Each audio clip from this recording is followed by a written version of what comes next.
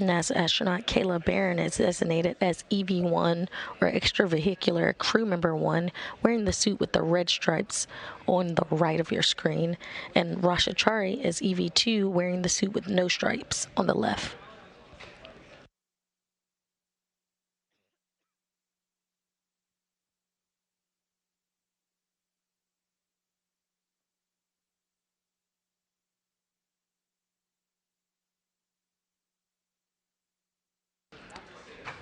At the beginning of today's spacewalk, the two will be working on the starboard truss, or S4, at the 3A mass canister on the 3A power channel, installing the modification kit. They will then translate to the starboard truss S6 to tie back multi-layer insulation on spare battery charge discharge units to support robotic replacement and relocation on our later spacewalk.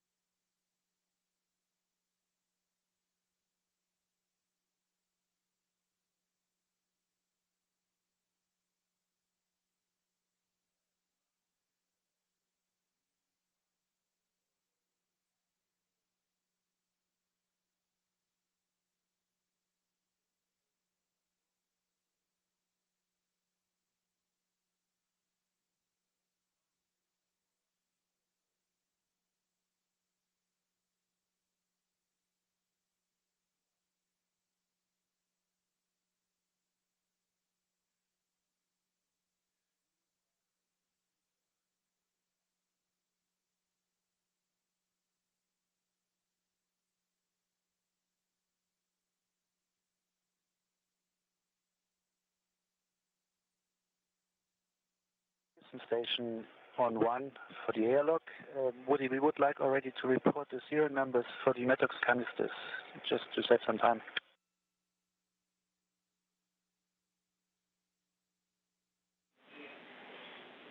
Houston copies, and we see in the video canisters 33 and 34. Those are good numbers.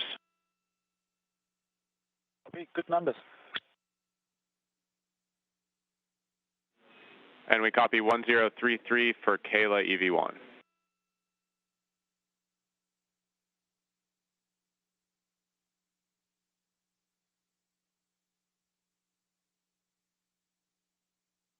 If you're just joining us, you're looking live into the Quest airlock of the International Space Station, where NASA astronaut Kayla Barron is suited up with the red stripe, and Chari in spacesuit with no stripes, preparing for today's spacewalk.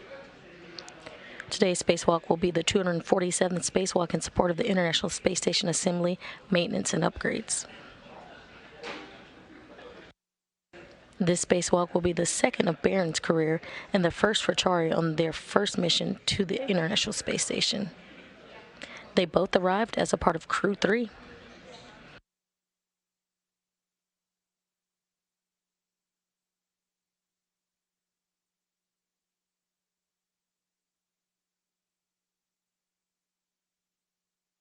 NASA's SpaceX Crew 3 astronauts are in orbit following their launch to the International Space Station on the third commercial crew rotation mission aboard the microgravity laboratory.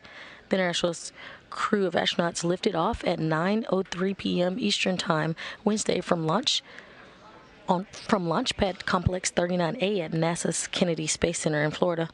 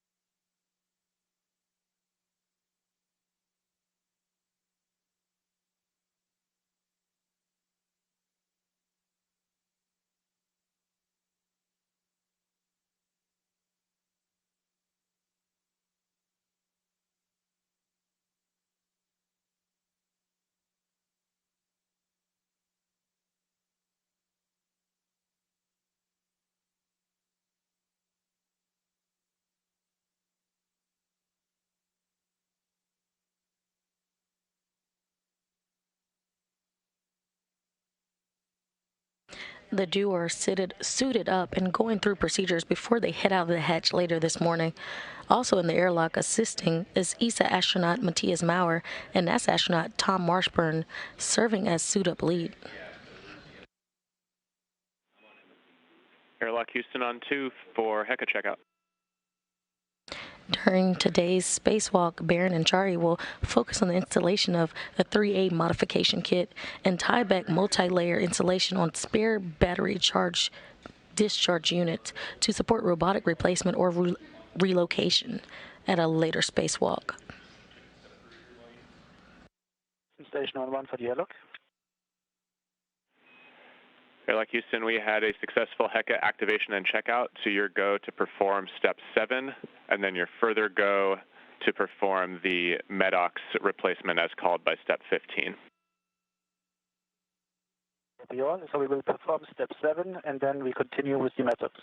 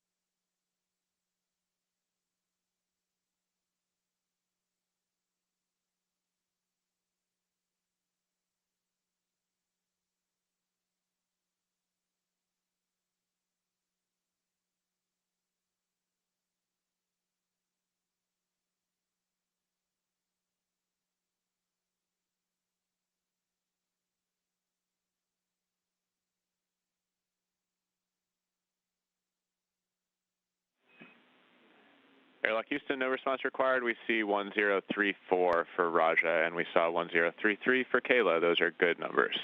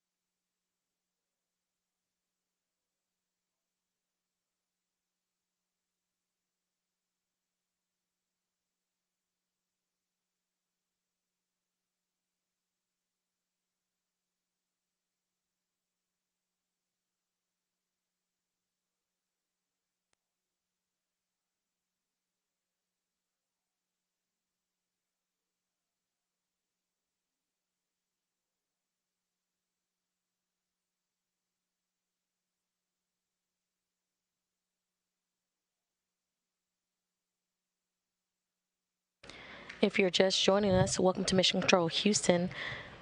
We're bringing you live coverage today of the 247th Spacewalk in support of the International Space Station assembly, maintenance, and upgrades. We have an animation to show you what NASA astronauts Kayla, Barron, and Chari will be conducting and will be installing today during a spacewalk.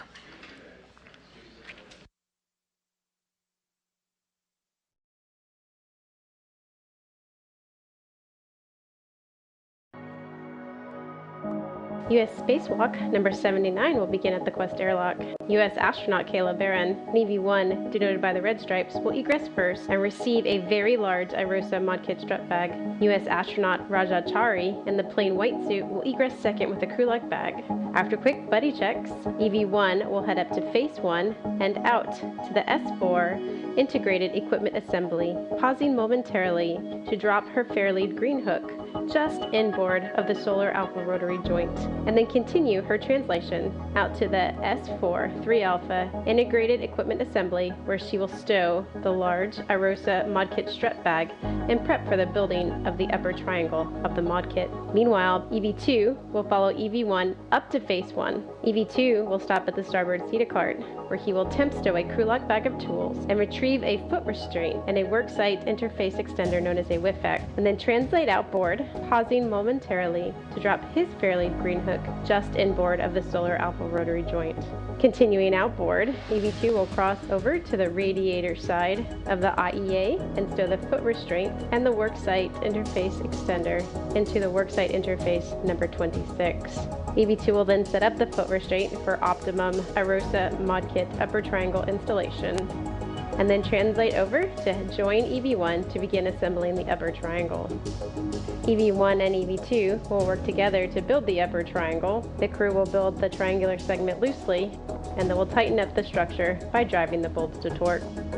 EV2 will then translate over to and ingress the foot restraint. EV1 will reposition for the handoff, and EV1 will hand off the upper triangle to EV2. EV2 will lay back and work to soft dock the segment onto the beta gimbal assembly and then drive 4 bolts. EV1 will temp stow her PGT with a short socket on a local handrail, while EV2 will egress the foot restraint and bias it to the left-hand side. EV1 will go over to the bag and retrieve the left mid strut and work to pass this off to EV2 for a body restraint tether stow. EV2 will then re-ingress the foot restraint, while EV1 retrieves the long 8-foot lower strut from the bag and hands it to EV2. While EV2 holds the long lower strut, EV1 will reposition to the solar array blanket box, or SOB, for the install of the left lower strut. As a team, the crew will move the strut into position, and EV1 will begin driving this bolt by hand 4 turns. EV2 will then work to align and drive his bolt on the mounting bracket side 2 turns, and then EV1 will work to complete the torque on this bolt by driving with the pistol grip tool to a high torque, and then following with an even higher torque on the torque wrench. Once the bolt is deemed good, EV2 will be given a go to drive his bolt to torque using the pistol grip tool, and this completes our minimum config. EV1 will reposition to the beta gimbal assembly, and EV2 will hand off the telescoping mid-strut for install.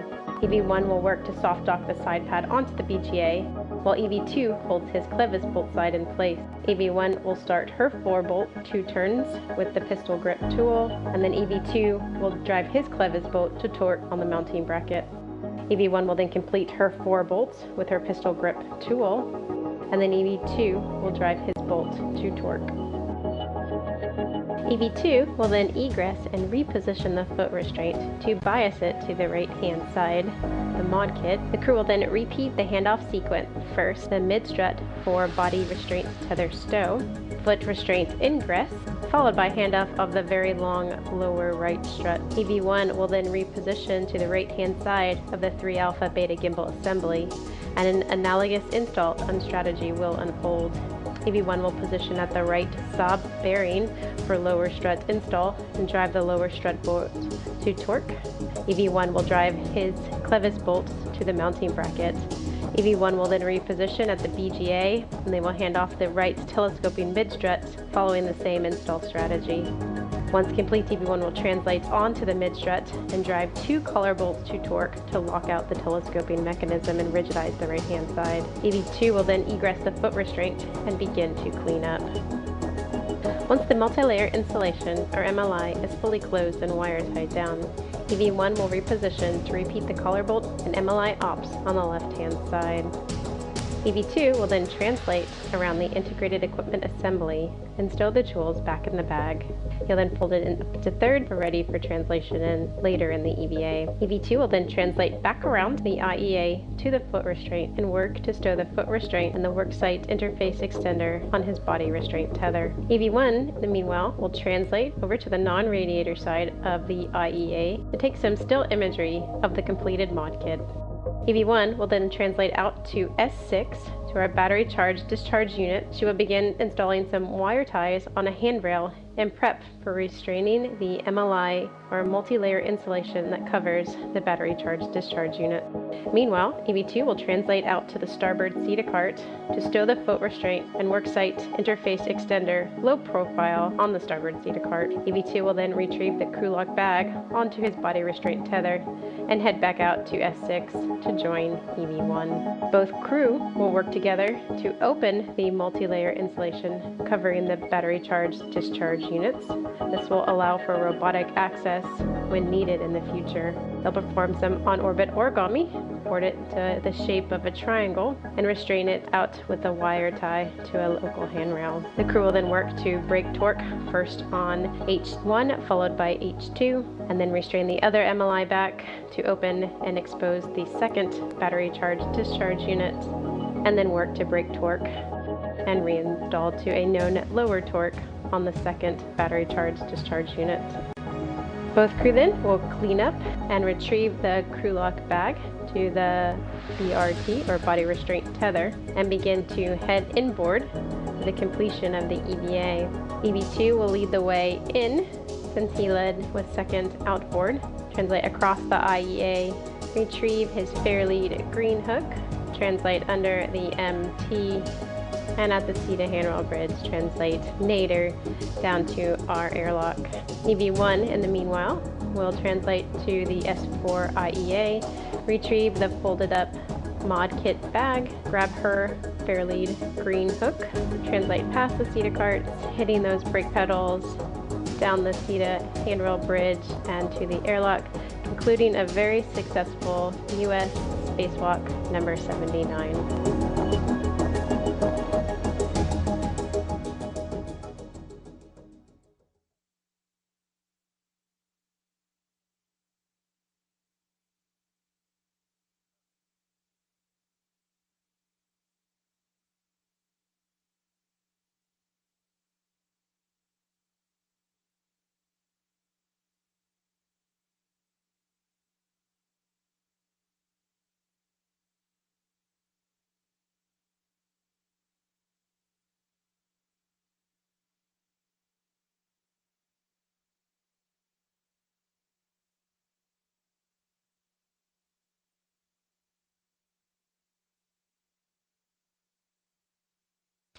You're getting a live look inside the Quest airlock.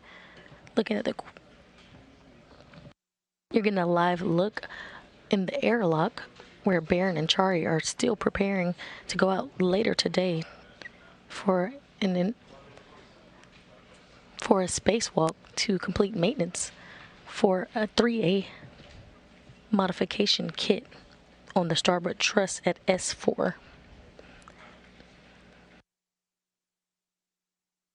The duo will be working at the starboard truss S4 for the 3A power channel, installing a modification kit where an IROSA or ISS rollout solar array will later be installed.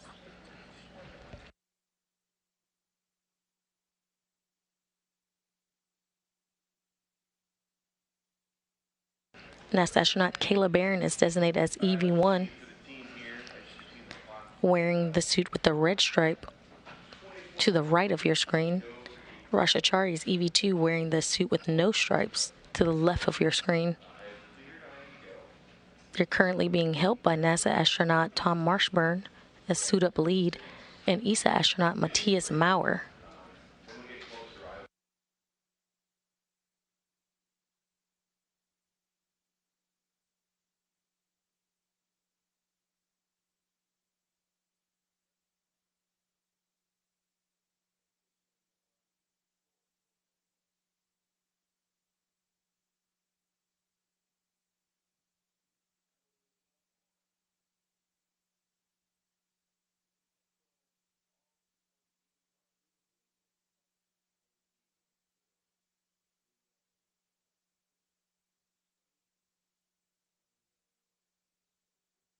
The crew is now getting their safers installed.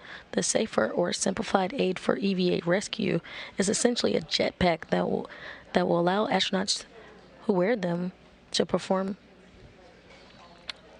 The safer is worn as a precautionary measure in the unlikely event that an astronaut were to become untethered from the space station. The safer would allow the crew member to safely propel themselves back to the space station. Once the safers are successfully installed on the astronauts, they will be moved through the equipment lock portion of the airlock you see on the top of your screen, now into the crew lock section. The hatch will then be closed behind them, and the final preparations will begin to depressurize the crew lock all the way down to vacuum. They'll then complete suit checks and communication checks with the flight controls team here in Houston before venturing outside the hatch.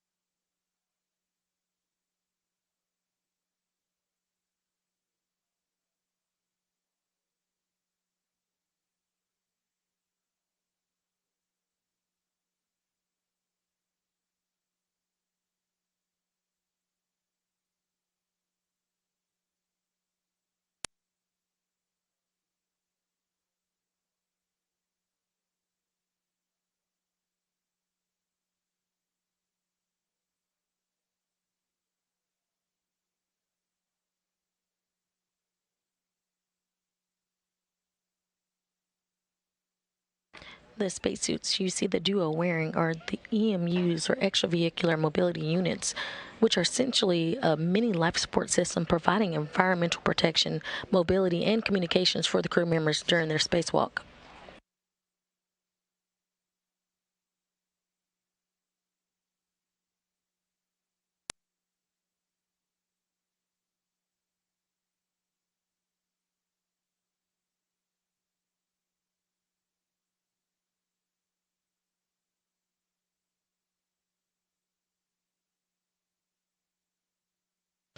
Later today in coverage, we'll have a special guest with us, Laura Kearney. Laura is the program manager for the newly created Extravehicular Activity and Human Surface Mobility Program. Laura will tell us a little bit about the future of spacesuits and how they'll affect Artemis missions.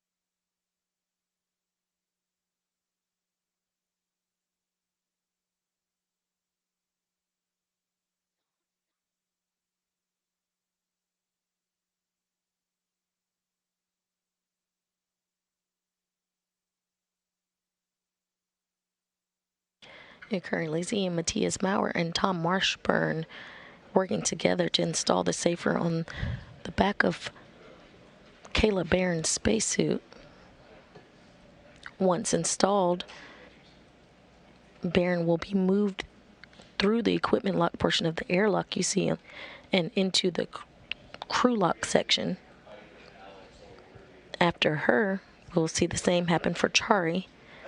And when both are successfully into the crew lock section, the hatch will be then closed behind them, and the final preparations will begin to depressurize the crew lock all the way down to vacuum. They'll then complete suit checks and communication checks with the flight control team here in Houston before venturing outside the hatch.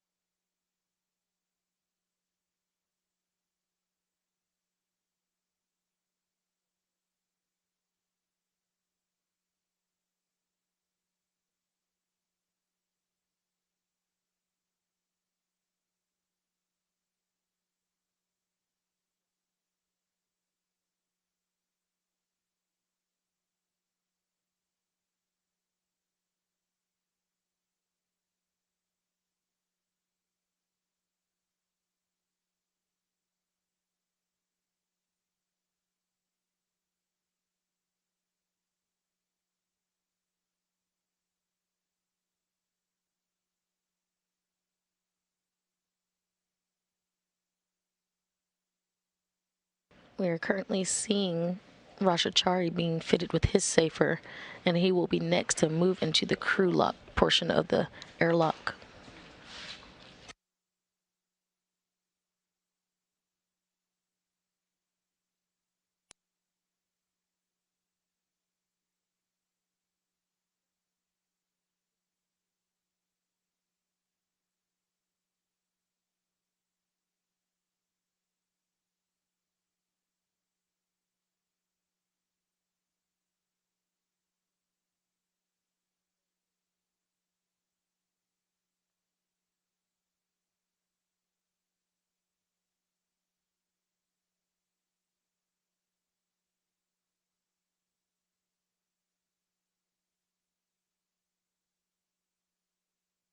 You just saw NASA astronaut Mark Vande Hei fly by.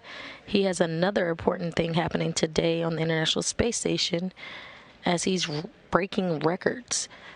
When the clock strikes 12:24 Eastern Time today, March 15th, Mark Vande Hei will claim the title of the U.S. astronaut with the single longest space flight in history.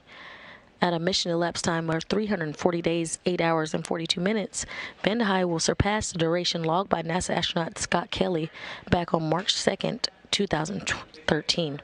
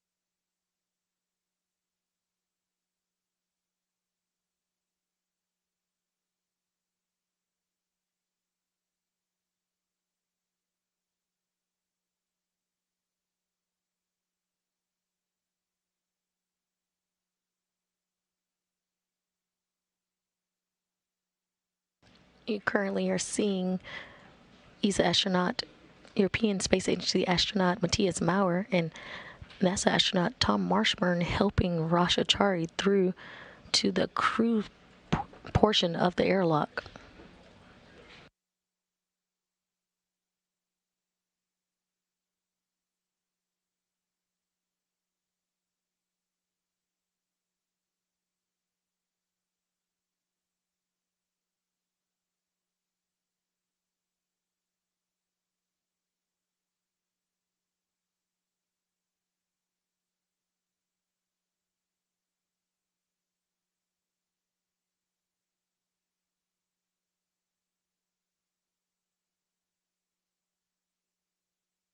So far, NASA astronauts Kayla, Barron, and Rasha Chari have completed pre-breathing and headed into the crew lock.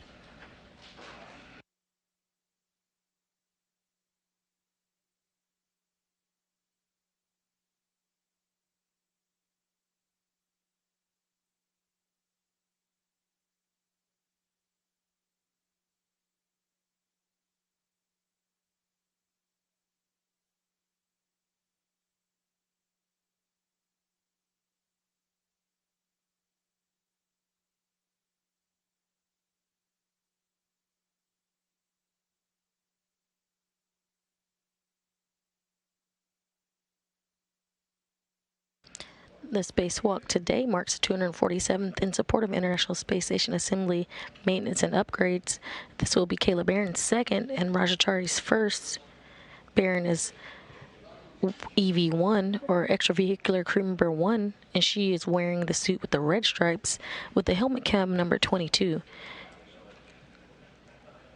Chari, as EV2, will wear the suit with no stripes and has helmet cam number 16. We'll see those feeds later today.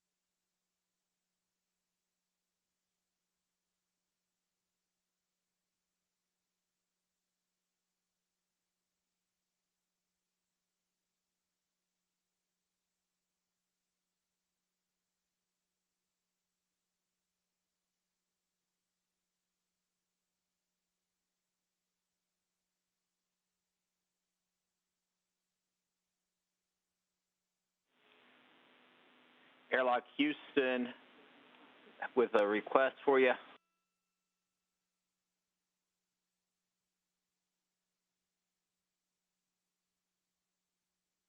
Go ahead on one. Yes, it looks like we may have bumped the EV2's HECA. Can you go ahead and turn it off?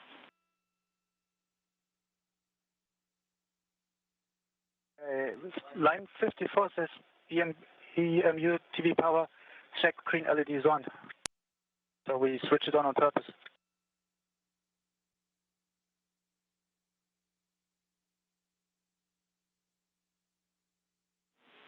Copy, checking.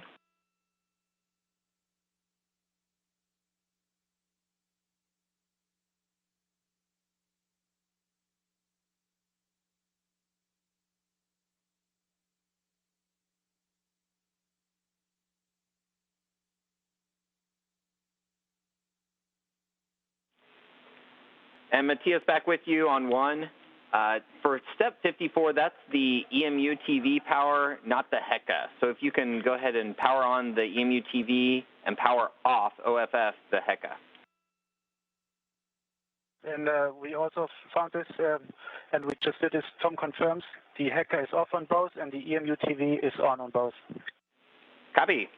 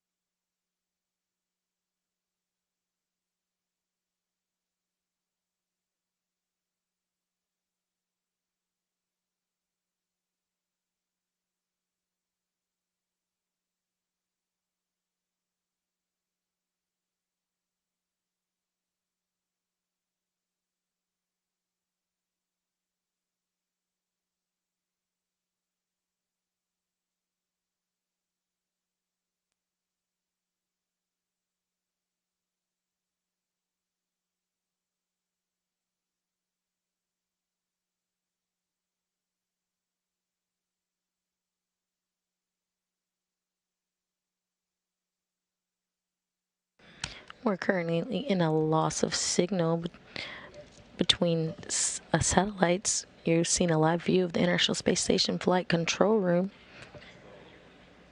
where the Orbit 2 team is being led by Flight Director Mike Lammers.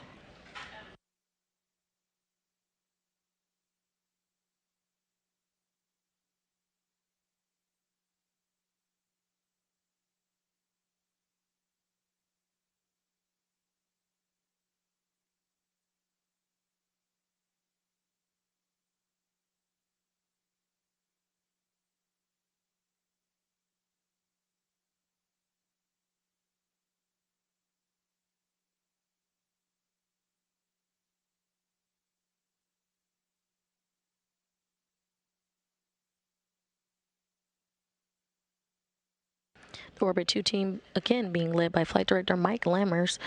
Next to him is Alex Kanalenkos, who's the Capcom this morning. And next to him will be Victor Glover, NASA astronaut, who will be ground IV today. Sandy Moore is the lead spacewalk officer.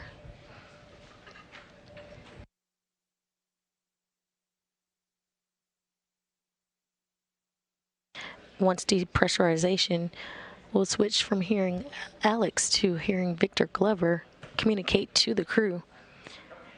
And it appears now that the hatch is now closed.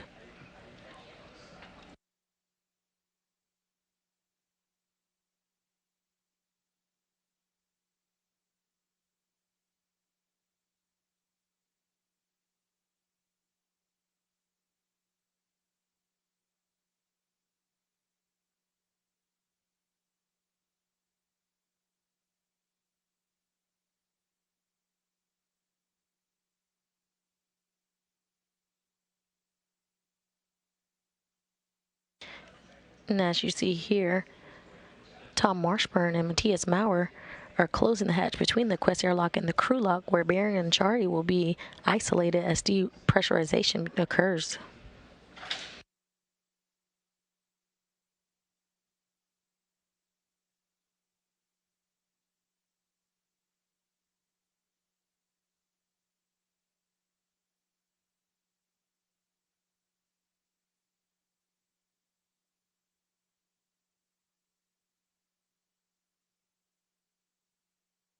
Once the crew gets the go from the team in Houston, depressurization of the crew lock will begin.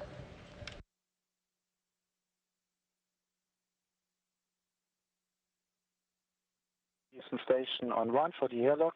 Step 72 and 73 are complete.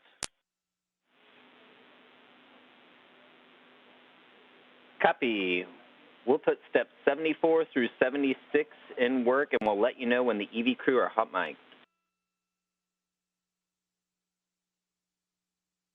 You're taking step 74 to 76. Good read.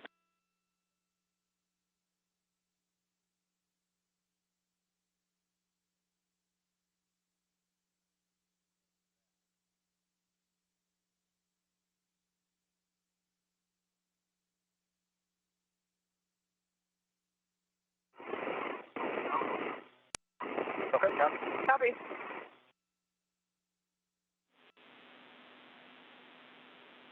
Station Houston, the EV crew are hot mic'd.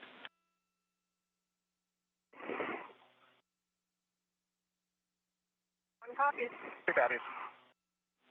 And we hear you both, EV1 and EV2, loud and clear. And Houston, both EV crew members copy. They are now hot mics.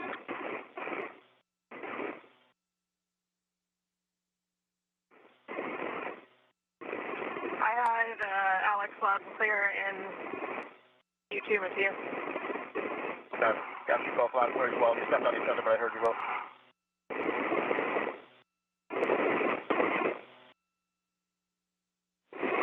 Good morning to you both. It's a great day for an EVA. Good morning. Loud and clear. Ready to go.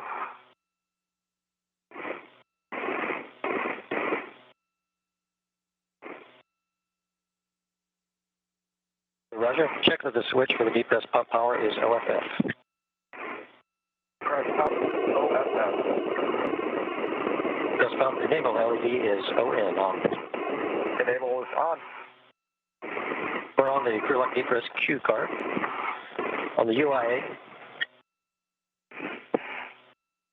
Houston, we're waiting for your go at 80. Stand by.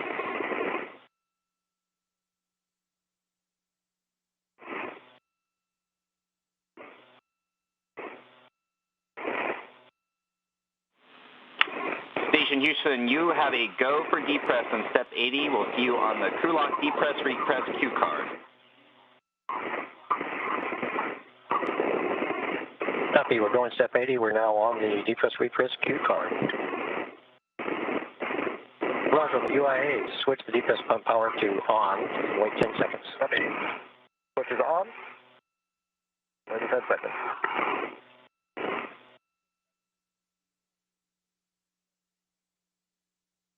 There's 10 seconds. So you can take the depress pump isolation valve to open and expect an alert turn. Copy. Going to open. Copy. You can both expect an alert turn when the crew lock gets to 6. Monitor your suit P gauge that stays less than 5.5. Let us know if it's not. Roger. Copy.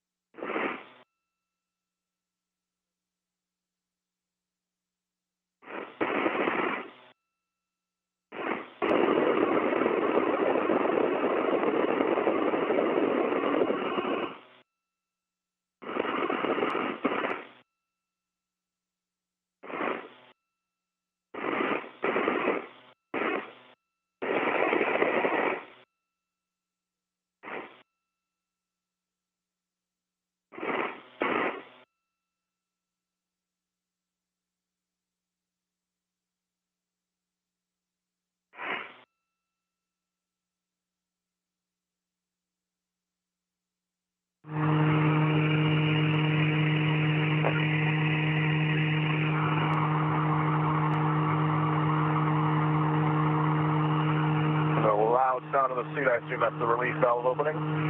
Yep, I hear it.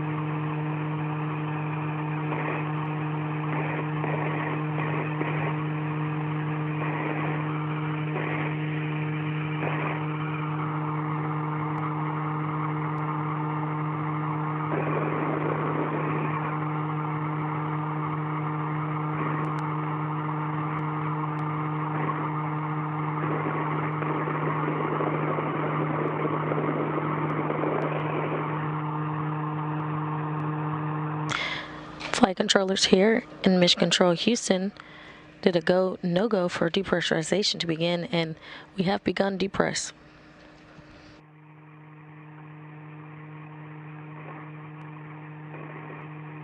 The depressurization of the airlock will be done in a two-stage process.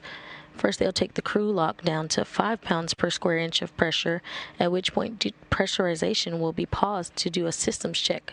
Following this, depressurization will resume and continue all the way down to vacuum. Once vacuum is reached, the two spacewalkers will complete suit and comm checks before placing their spacesuit on internal battery power, officially marking the start of today's spacewalk.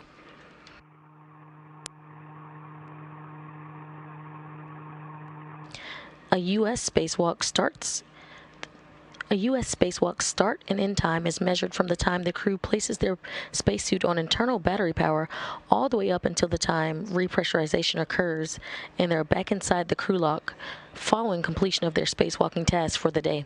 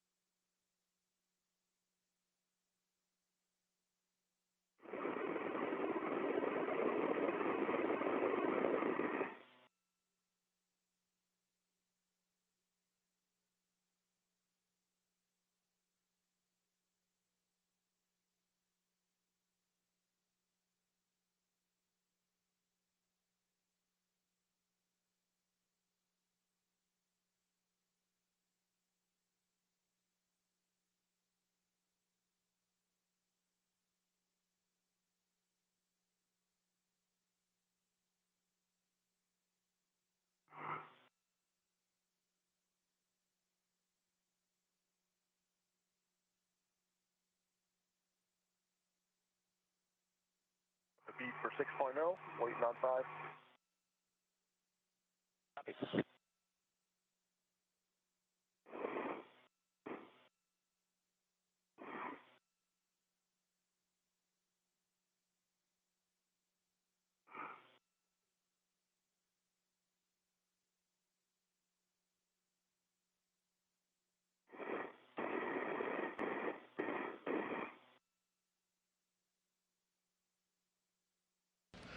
Maurer and Marshburn in the equipment section of the airlock continue to monitor depressurization on the Quest airlock, where NASA astronaut Kayla, Barron, and astronaut Chari are suited up and undergoing preparations to eventually venture outside.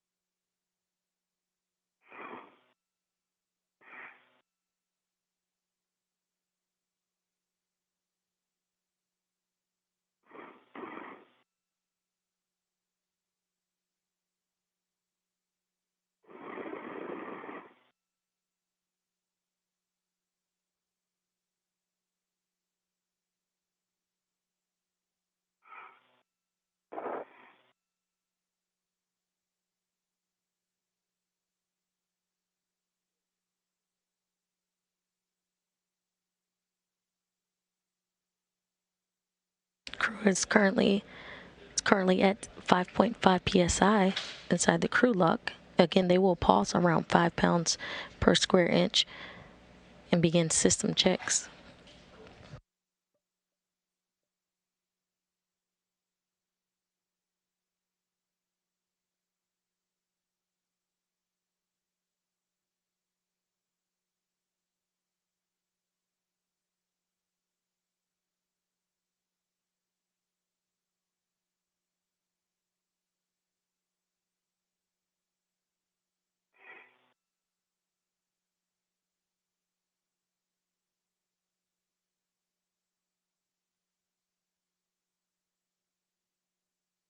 Right, we see the crew lock pressure at 259. Roger, take the depress pump isolation valve to close and expect an alert turn. Hey, it's closed.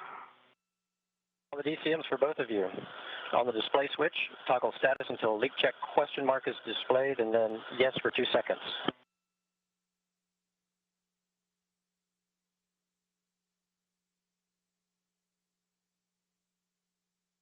1, 2 leak check, wait. EV2 is the check weight. Copy, and you'll just continue to follow the displayed instructions. Roger.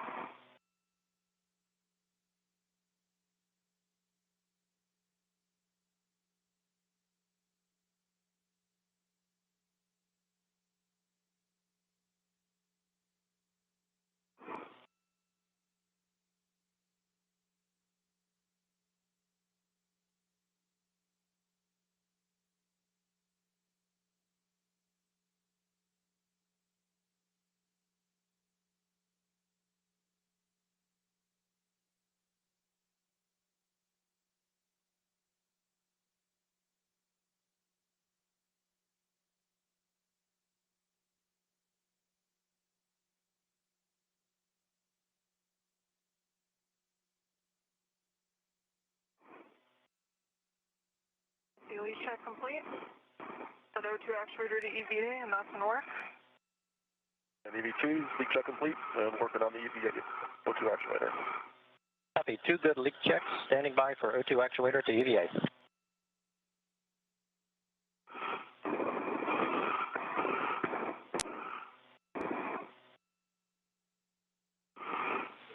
Houston copies. Good leak checks. I'm in EVA.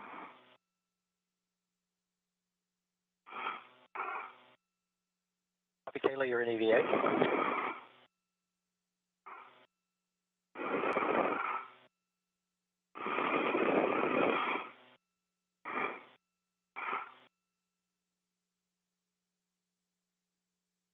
And I'm in EVA as well. Copy, 1 and 2 both in EVA. Roger, take the depress pump manual isolation valve to open and expect an alert turn. Come on, work.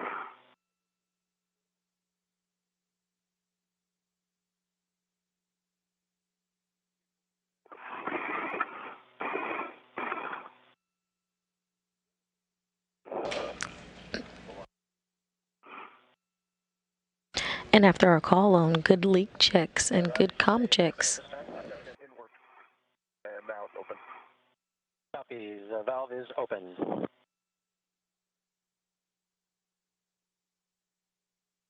and after our call on good leak checks and good comm checks, the crew inside the crew lock will continue depressurization. Gauge remains less than 5.5. Let us know if it's not. Roger. Copy. Your next step will be at 2 psi.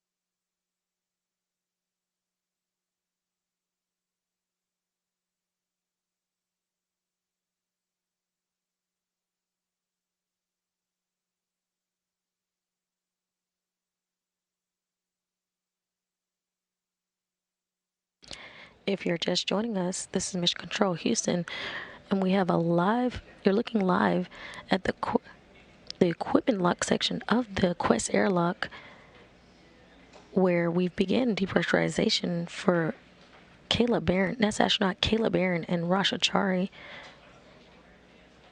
in order to begin the 247th spacewalk on space station assembly, maintenance, and upgrades. You're currently looking at Matthias Maurer of ESA, or the European Space Agency, and Tom Marshburn of NASA in the equipment section, continuing to monitor the depressurization of the Quest airlock, where NASA astronaut Kayla Barron and Rasha Chari are suited up and undergoing final preparations before they head out of the station's hatch today for today's spacewalk.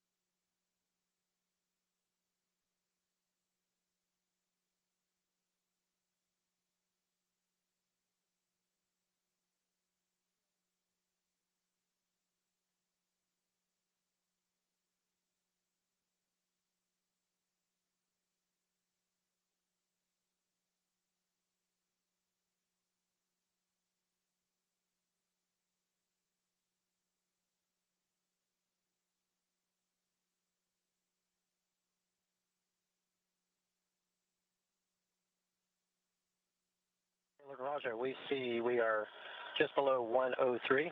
Roger, you can take depress pump manual isolation valve closed. Great, it is closed. Switch on the UIA, the depress pump power to OFF. The depress pump on the UA is off. Copy off. Report your initial tether configuration for egress. So if you could move a little to your right. Copy. All right.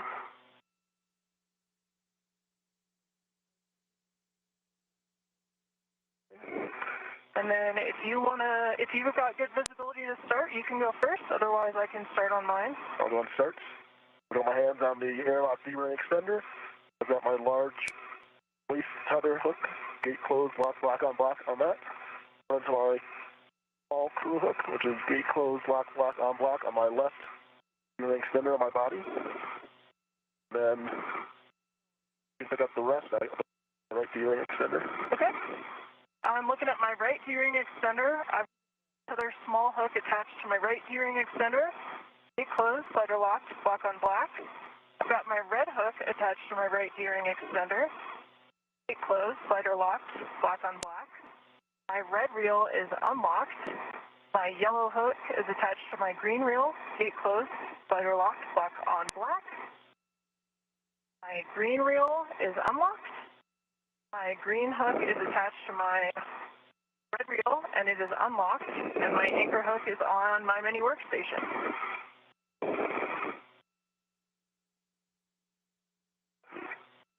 Some back my side here. And I might be able to help you out with some of that if you need it. I've got my eyes on my right waist ring, the right D-ring extender. On that, I see a red and white striped crew hook, gate closed, lock, block on black. Run into a red reel, which is unlocked. That's the top of that red reel is a green crew hook, which is unlocked. The yellow hook from the red reel is attached to the green reel. Slider lock, black on black. And then off the green reel, I see my anchor hook, which is marked white ED2, gate closed, lock, black on black, attached to your anchor hook, gate closed, lock, black on black. And one correction, it's attached to my waist tether. That's my waist tether.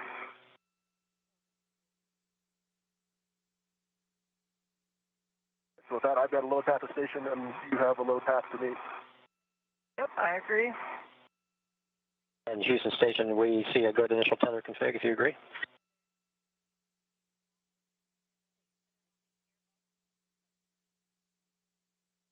Do I have the room, Kayla, to shift to my body left, or is that going to pin you in? For now you can. I'll probably need you closer to where you are now when I need to get to the hatch. Okay, copy. Okay, and airlock Houston on 1 for EV2. We need both of your small hook from your waist tether, and both of your small hooks from your waist tethers. Okay, so my right D-ring extender, I have two small hooks. One is both are gate closed, lock, black, and black. One runs to my mini workstation. That's my waist tether. The other one is the red and white striped one. That's the small hook, gate closed, lock, black, and black that runs to the red reel. What you're looking for? Copy. Yep. Thanks for that. And then also the small hook on there is a waist tether on the airlock D-ring extender. Yep. Yeah, I gave you that earlier, but sorry. The airlock D-ring extender, I have running to a large hook, gate closed, lock, black, and black, and the other end of that runs to my left D-ring extender, small hook, which is gate closed, lock, black, on black. And I'm noticing we're kind of got these intertwined. Do you see that, Raja?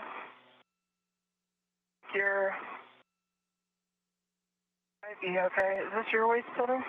Fine. See how this is like wrapped? Is it okay if I fix that? Yeah, I can't see it from here, but... Okay. What I'm going to do is I'm going to unlock your waist tether small hook from your left D-ring extender and reattach it. Okay.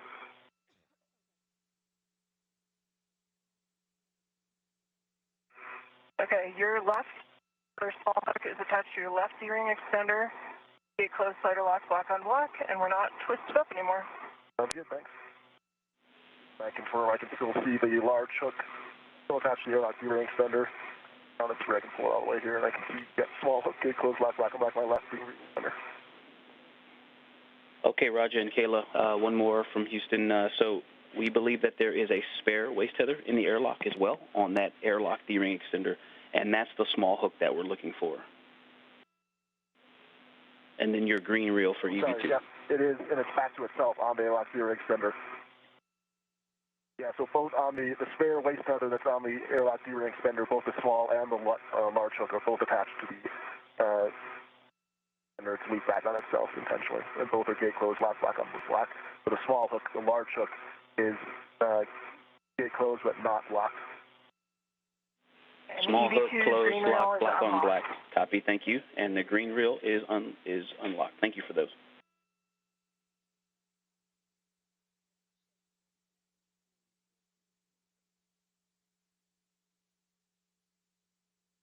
And Houston, from the airlock, if you agree, we'll press on in step 12.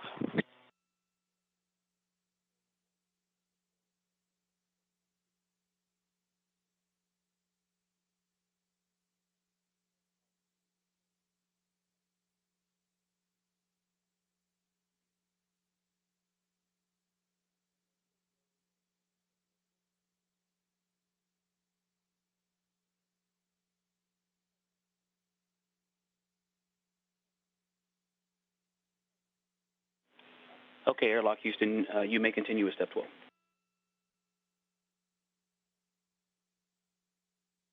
Yeah, we're just waiting for the pressure to come down, and we'll press on. Thank you.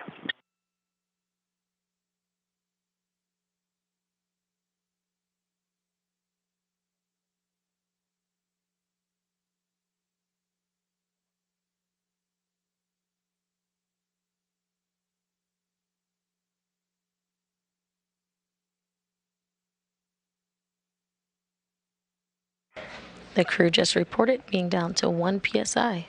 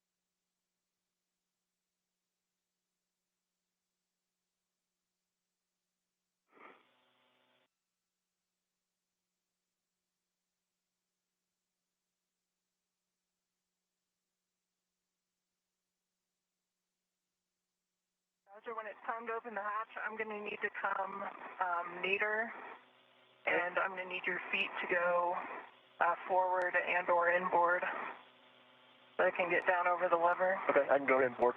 That's far enough. Yeah, that should be okay.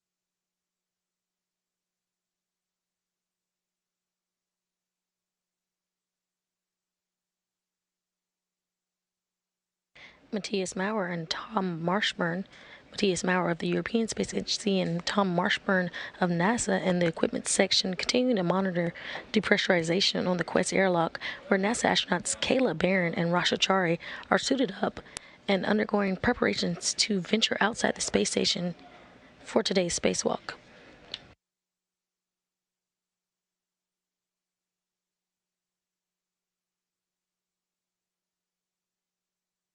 See .6 on the hatch gauge. Copy, we see 31.6, looking for 26.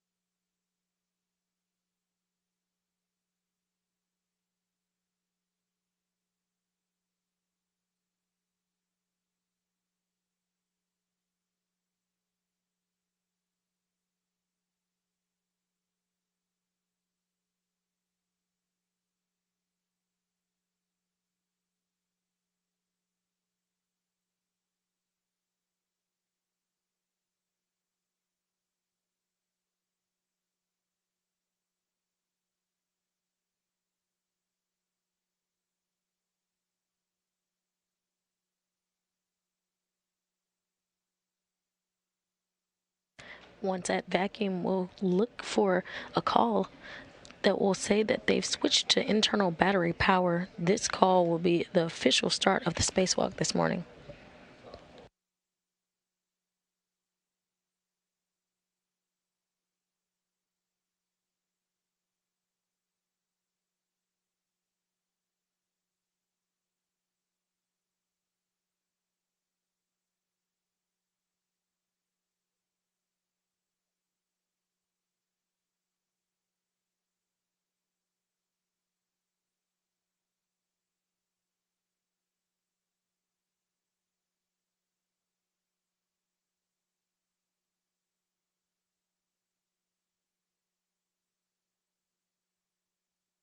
See just 0.5 on the hatch gauge.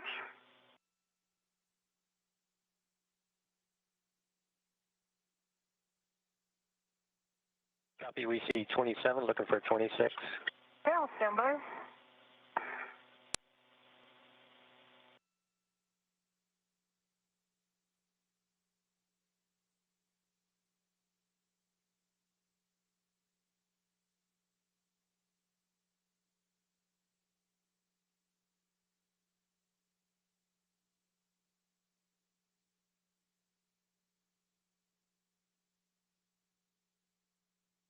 Station from the airlock, we see ourselves at 26, and Kayla's reported 0.5 about a minute ago. I just want to double check with you. We're good for EVA hatch open. And airlock, you have a go for EV hatch open.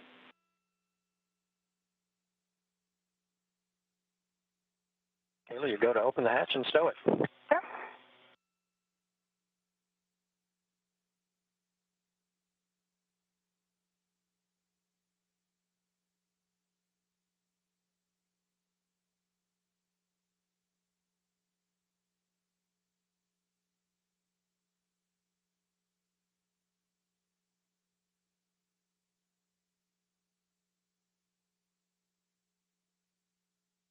So do you think you can roll onto your side a little bit? Which way? So that you're facing aft.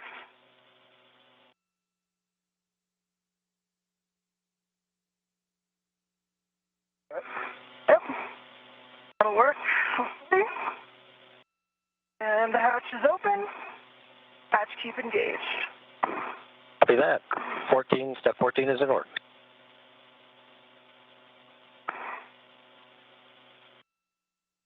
Houston Station, emergency IMPAV is closed. Kayla, Raja, Godspeed and have fun. And over to you, Houston. Copy. Thank you, Tom, Matthias, Mark. Nice work getting us to this point. Kayla, Raja. Good morning, spacewalkers. Good morning. Morning. All right, we're picking up with the post-depress on your DCMs. Switch power to bat and stagger switch throws. Expect a warning tone.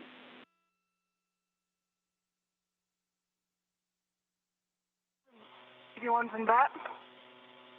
He's in bat. Copy, and switch display to Pro. Oh, copy EV1 and EV2 in bat. And now you can switch display to Pro to verify a functional display. EV1 functional. EV2 functional. All right, good news. Roger, on the UIA, switch power EV1 and EV2, two switches to off OFF. Copy. Power 1 and power 2 are both off. And check power EV1 and 2 LEDs, 4 LEDs total OFF. All 4 LEDs are off. Okay, EV1, EV2, you can demate the SCU from the DCM and install the DCM cover and then stow the SCUs in the pouch.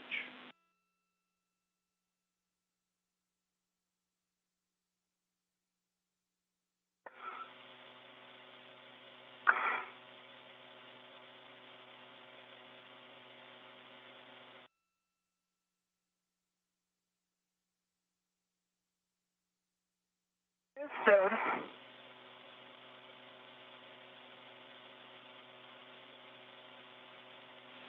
Copy, EV1. EV2, it's off. Still working on stowing it. Copy and work, EV2. EV2 is off and stowed. Copy, EV2. Confirm you're both ready to move on. They're stowed in the pouch. Ready. EV2 stowed in the house, ready. Okay, Roger. Check the depress pump man ISO. And at 7:12 a.m. Central Time, 8:12 a.m. Eastern, the 247th Spacewalk in support of station assembly and maintenance and upgrades has begun. Barron and Chari now will work to open the thermal cover and make their way outside the space station hatch to begin their work for the day.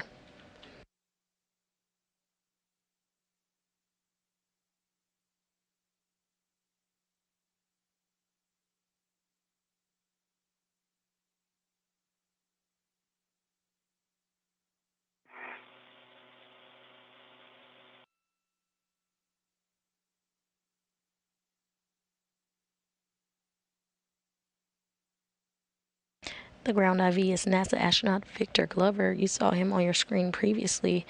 You're going to hear his voice as he speaks to the crew about the International Space Station. He'll be filtering information from the teams here in Mission Control up to the spacewalkers today. EV1 and EV2 max hot. Now you can switch water on, ON.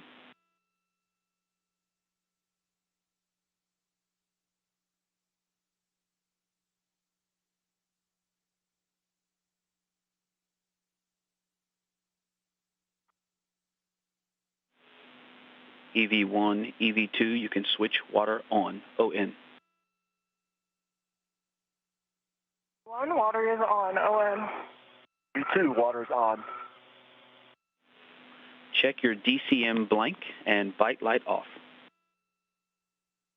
DCM blank, bright light off. Two's blank and bite light off. Copy. Now you can set your TCV as desired. Let us know where, please.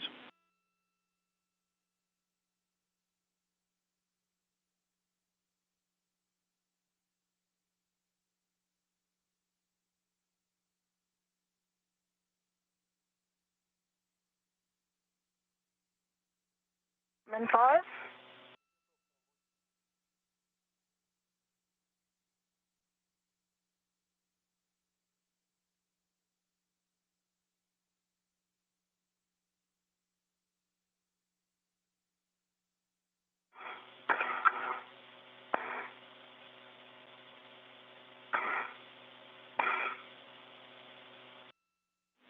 And copy EV1 TCV to 5.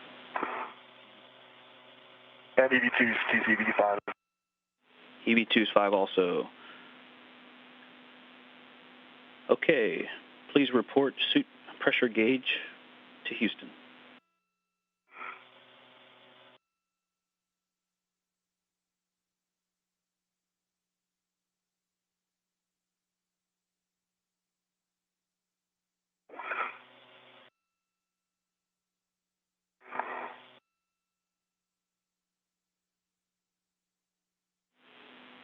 And EV1, EV2, report suit pressure gauge. EV1, 4.2. To 4.4. Copy 4.2, 4.4. Okay, set your visors as required. It is currently night. You're 10 minutes from sunrise and about to pass off the west coast of the United States. Roger that, my visor's up for now. Visor's up, my lights are on. Also have my lights on.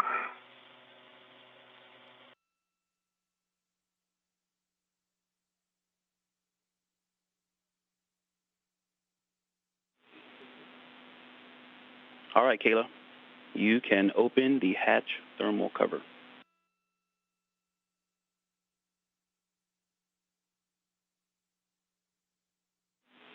And I've got some detailed steps if you'd like those. Ready to open the thermal cover? Hey, firm, you have a go to open the thermal cover, and I've got some detailed steps if you need them. I think I got it, but Roger, could you either rotate onto your right side or your feet are kind of blocking my access? I need them. Show me if that's okay. There you go.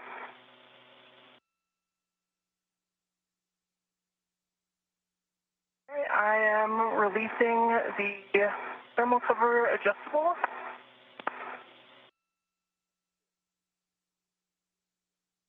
Hold it first.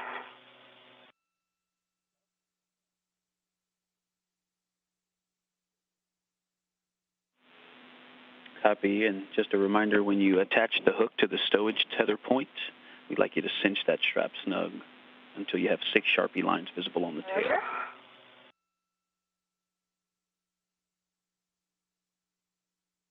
Got on the stowage point and cinching it now. 6 lines. 6 lines, thank you. Thermal cover's open. Looks great. When you're ready, you can egress the airlock. We recommend you position forward on the circular handrail. Okay, it works.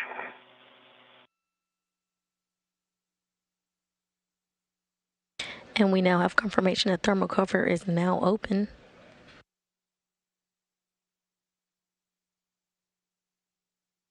Barron and Chari working to egress the space station.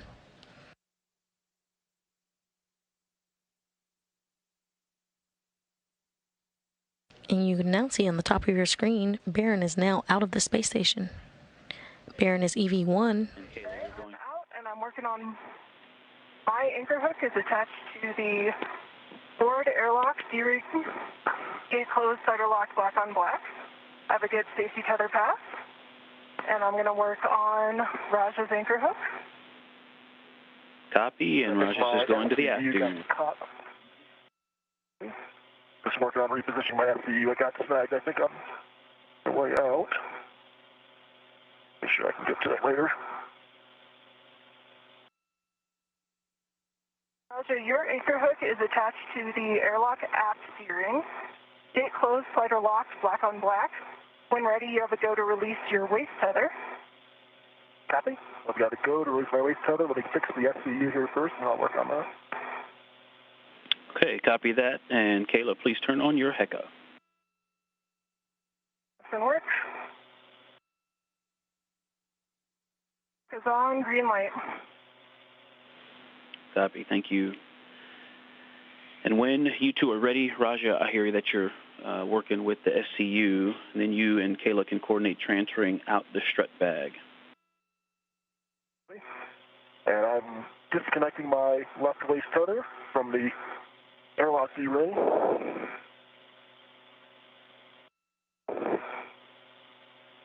And moving up to the strut bag. Okay, yes, and you're going to transfer the strut bag out to Kayla. And Kayla, when you receive the strut bag, you're going to stow it on your BRT with the tape side of the handrail toward your feet. Roger. And Roger, I got visibility under the airlock hatch. I'm ready to help guide it through. Okay.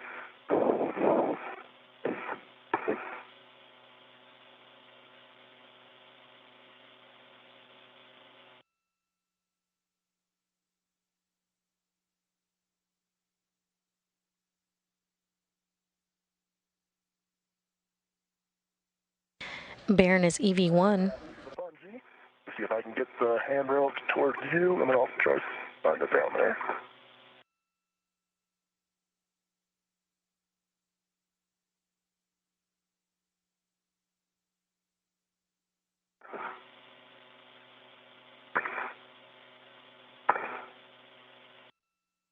It gets caught up on the hatch somewhere. Okay.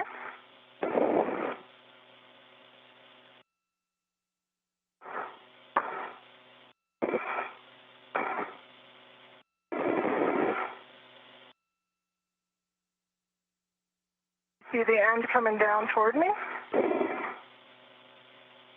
And it looks like the... Right now you're caught a little bit on the knob of the hatch lever. I think the soft goods handle, but it's snagged over there. Okay. Feels like it's stuck. I can pull it more towards my end of the airlock and then lever it down. Yeah, you could try pointing the outboard end of the bag towards the aft to kind of take advantage of that diagonal. Might help you get around the hatch knob.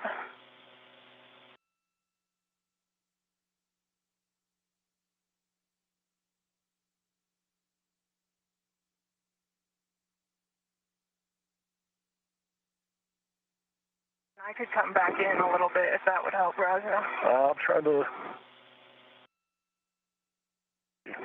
I need to get the other end towards me up higher. It's stuck in the hatching mechanisms of the inboard hatch, the IV side. I need to get that out.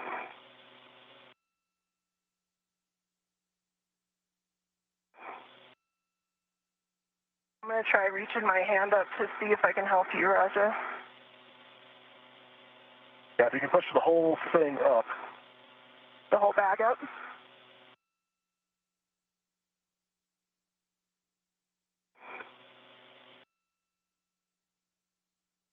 Barron and Chari are working together to get a strut bag so Chari can egress the hatch.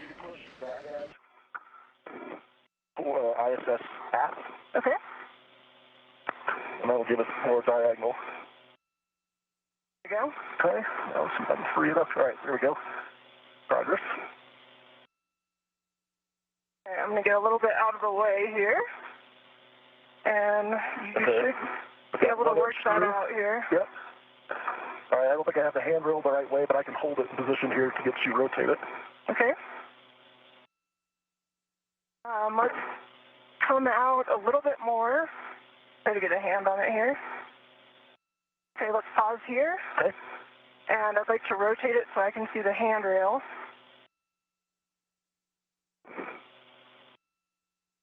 Okay, I see the handrail. Now, Raja, I'm going to put my BRT rod on it. Ready? I'm not going to try to catch the one that comes back because I don't have eyes on it, but once it comes back in, I'll try to get it on the airlock ring extender. Okay. And it rotated out of the way while I was grabbing my ret, so... I can spin it either way. I don't control it up here. You just tell me which way to rotate it. I can see the handrail, but I need you to push the bag, no, not further out. Sorry. My end toward me, toward forward. Okay. Yep. And then we could, yeah, that's good.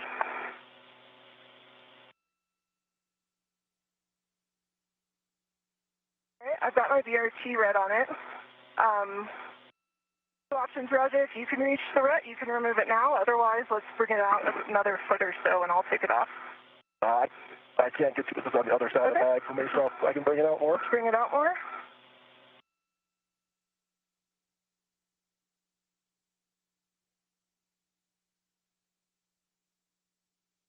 All right, airlock red's removed and coming back. All right, I saw it come back. Good retraction. Okay, Roger. Now I'm going to reposition myself a little bit, but I've got the bag in my hand. Take your time. And I'm going to work on getting it on my BRT here.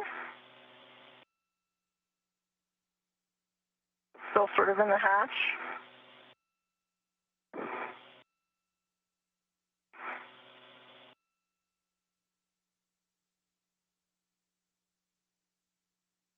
I've got it on my BRT, so I'm going to pull it the rest of the way out.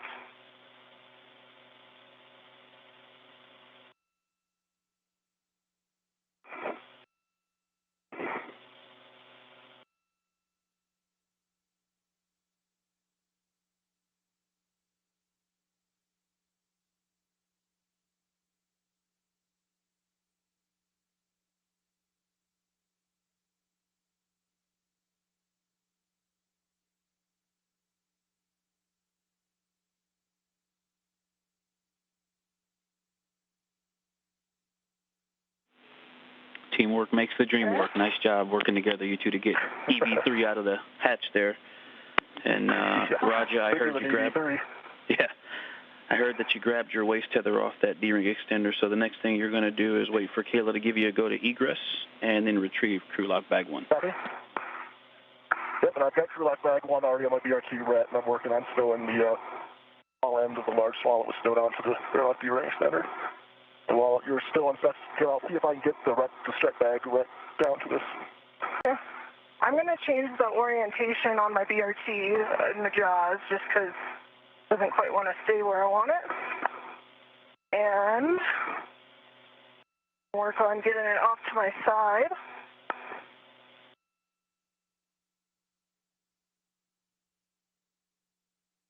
Okay, if I come out partway with my legs, yep, you're go to come out, Raja.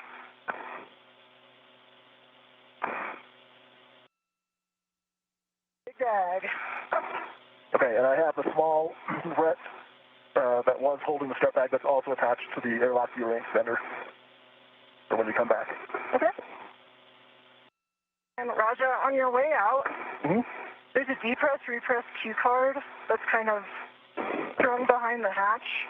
You have to turn around. I don't know if you're able to, yaw around. It could come out to your waist. I think I see it. Yeah, if you could feed that back in, probably shouldn't have even had it out.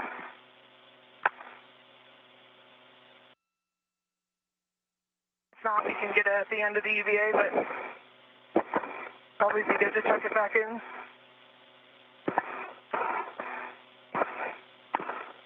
And the sun's coming out, Raja, if you want to put your visor down. Okay, thanks. I'm going to increase my cooling a little bit.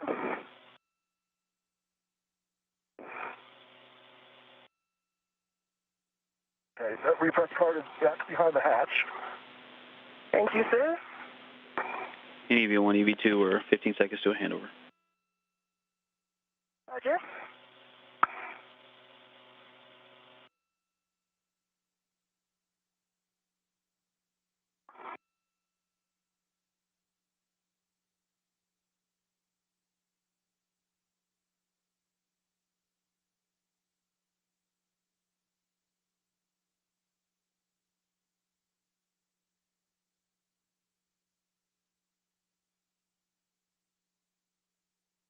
And we're currently in a brief handover between satellites, which you're currently seeing International Space Station Flight Control Room. Right here. I'll move away from you.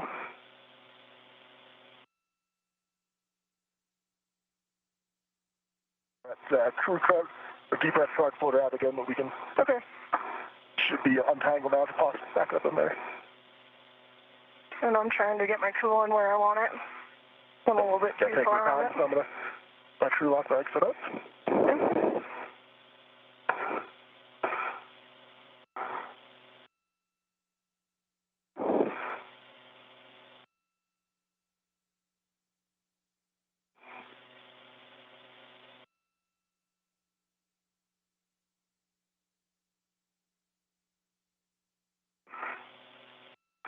Wait for the crew lock bag to come back.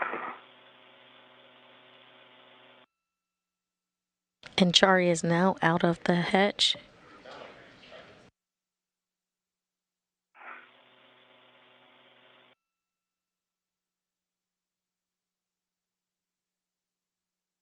Barron EV1, or extravehicular crew member 1, No problem.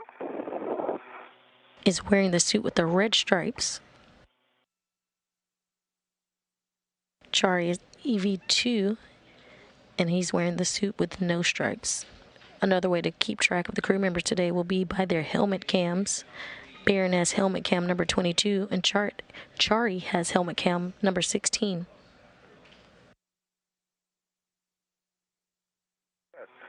Got the crew lock bag.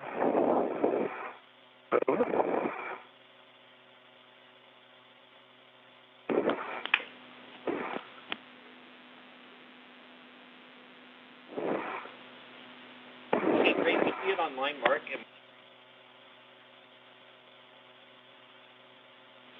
Let me know when you feel like you're ready for buddy checks, Raja, and Ike, let us know if you're back with us. Yep, I'm with you. And once, Roger, when you're done with the bag and you have a free finger, you can turn on your HECA. Copy. Ike, And the Kayla. thermal cover is closed. Copy. Thermal cover closed. Thank you. And let's see. Can you verify the stiffener D-ring strap is not over the magnet? It is not. Okay. And you've got that long wire tie there if you need to use that free end of the hook around the soft goods handle. And just let us know. And if you guys remember where you tucked that cue card, we'll take that so we can remind you on the way back in to make sure it's still stowed. It's just behind the thermal cover at the moment. It's tethered. It's just kind of in the way of the hatch actuating. Just need to tuck it in. Copy. Thank you for that. All right, ready for buddy checks if you are. All right, Raja. I see green echo light. I don't see your WBS light, however. So the white button on your EMU TV. We're going out before.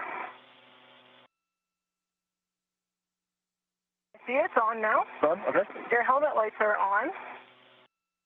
You've got 3 tabs up, 2 main workstation, 1 BRT. Both of your safer handles are down. And you've got the crew lock bag on your BRT. That looks really like a good position. And I think you got good eyes on your safety tether. Looks like you're in a good config there. Copy. And my baseline half check, half is dry. Copy. And for you, I see 1, 2 TV lights on, HECA and TV. Both your lights are on. Just one of each if you want the floods for later. 1, 2, yaw your body. That's good. Okay, 3 tabs up. And 1. Safer handles down. Okay. And the strut bag looks good. It's a little tilted towards your head, but I think that's fine. And then wider at your feet, but looks like a good stable position, tucked in close behind your arm. Yeah, I see it in your reflection. I think I'm okay with how that is. Yeah, I think that's probably better if that's a little tighter in by your head, so it's flagging, I think. Okay.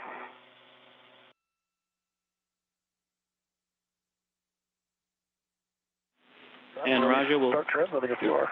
We'll take a buddy, a baseline half check from you. Dry. Yep, half is dry. And gloves look good. Okay, copy that. Nice job, you two. And Kayla, that's a big bag with a long moment arm, so, it's only going to stay put for so long, so don't fight too hard trying to keep that where it is. And if you two are ready to translate, you, Kayla, are going to the S3, S4 interface inboard of the Sarge, and you will be leading. Roger, you will follow, translating to the starboard seated cart. Copy. Arming up the toolboxes. And Kayla, we'd like you to fair lead at the base of the CETA spur. I copy that. Just going to take it nice and slow with this big bag. Yep.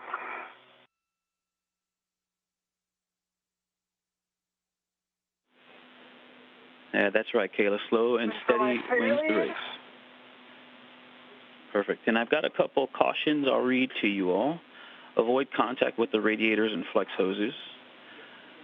It'll probably be obvious and self-correcting, but translate slowly, especially with the strut bag on the BRT, and avoid inadvertent contact with the deployed test cables. Okay. I've got that fair lead in, and I'm heading out to put in my adjustable fair lead. Copy, and that'll be at S0 handrail tree 410 for EV1. And EV2, you're going to do an adjustable at tree 409er. I see 3410. I'll stop here to get that adjustable down.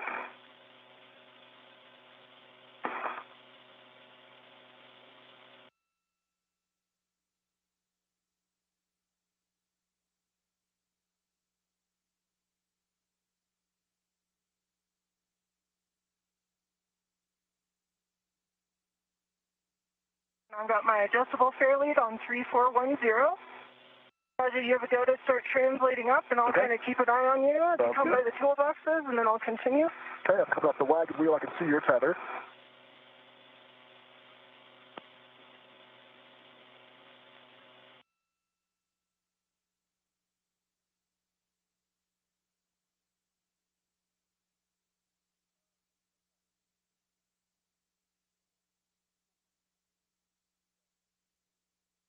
Looking good, Roger. We continue up to the cedar rail. Stay out of your way. Copy. I'll hold to the base of the cedar rail until you're at the top. Okay, I am at the cedar rail. I'm going to start slowly heading out forward, Roger.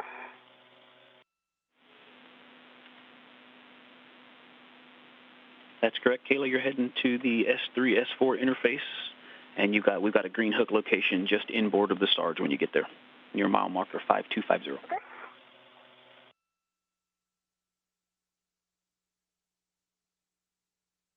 I'm 3409, which is where I'm putting down my adjustable tether.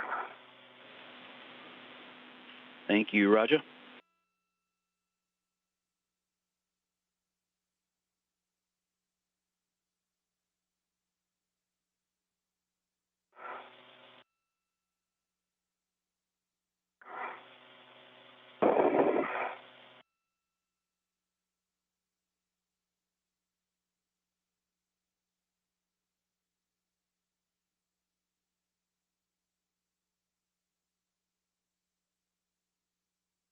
Barron and Chari are currently translating to the starboard truss S4 work site, where they will install a solar array modification kit.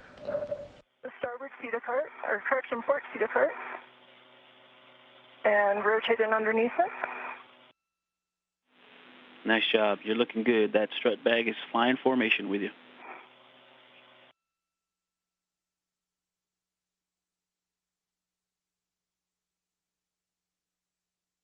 The adjustible's down at 3409. Thanks, Roger. And you're heading to the starboard cedar cart to stow the crew lock bag.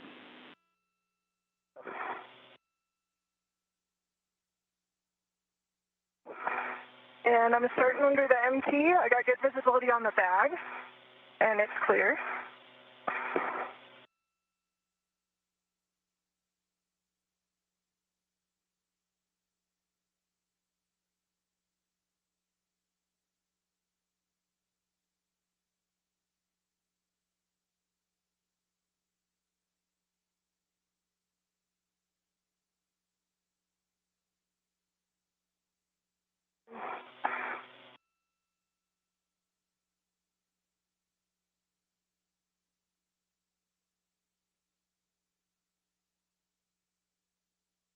Up to see the handrail starting to go starboard.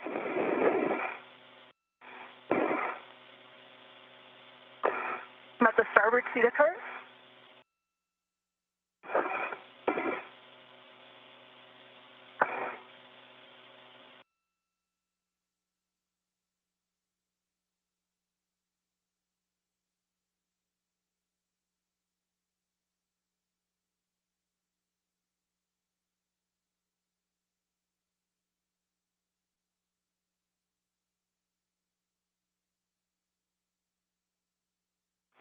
We're currently seeing live views from helmet cam 16, which is EV2 Raja Chari's cam, as he translates to the S4 truss.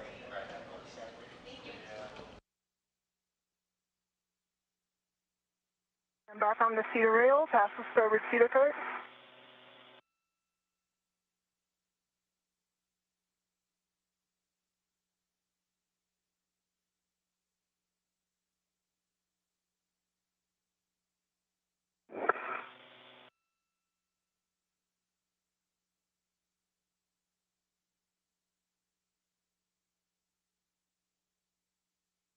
And I'm approaching the spot where I'm going to head nadir for green hook. Copy that. Yep, just inboard of the Sarge, you're looking for S3 handrail 3060, and yours will be the more nadir of the two vertical handrails there on the nadir side of the Sarge. All right, I see 3060. That is your green hook location.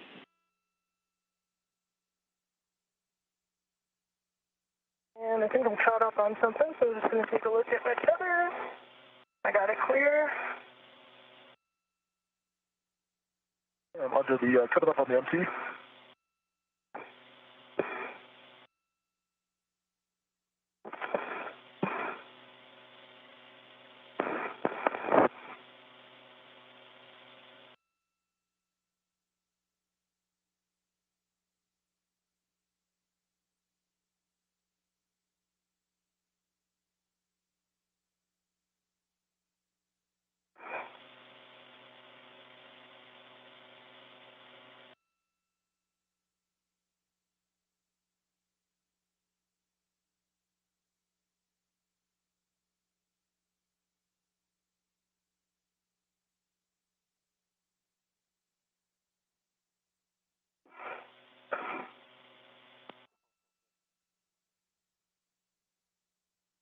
All right, my green hook is on 3060. All right, nice job. And now you're going to translate to the 3 Alpha IEA, non-radiator side. So please check your gauntlets in place prior to crossing the Sarge.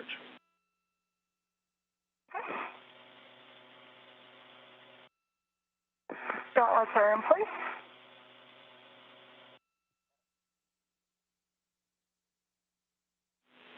Sounds good. You're heading out to the IEA to stow that strut bag.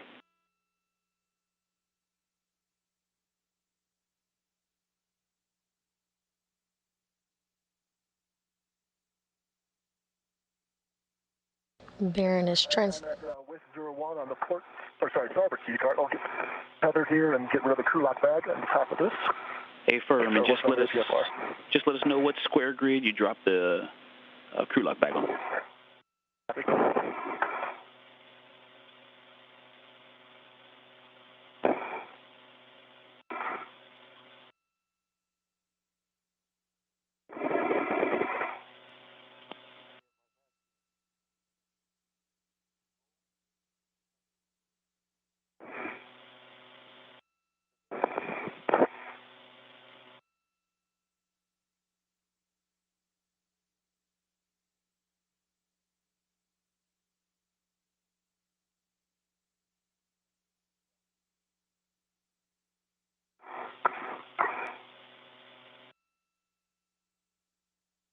All right, I made it to the IEA, and I'm heading further outboard. Affirm, station forward and outboard. And you're looking for handrails 2207 or 2206, and then we'll stow the strut bag. All right, I have them in sight.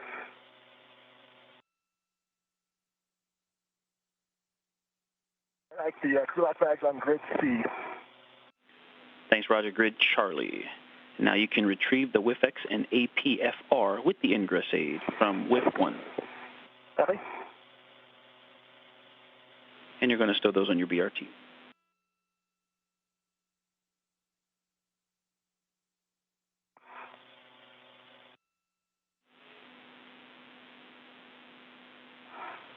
And Kayla, it looks like you're close to your position, so when you find those handrails, the way you want to orient the bag, the strut bag handrail goes toward the radiator, or if you can just see the way the lid opens, you want the lid to open toward the center of the IEA or toward the radiators.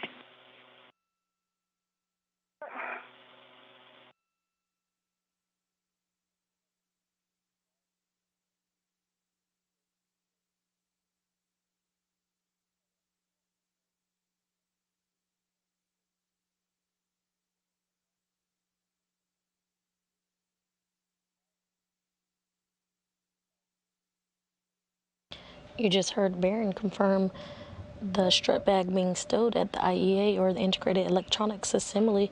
And Kayla, I believe also that means that the tape on the handrail will point toward the mass canister. Copy that. Working on the necessary rotation now.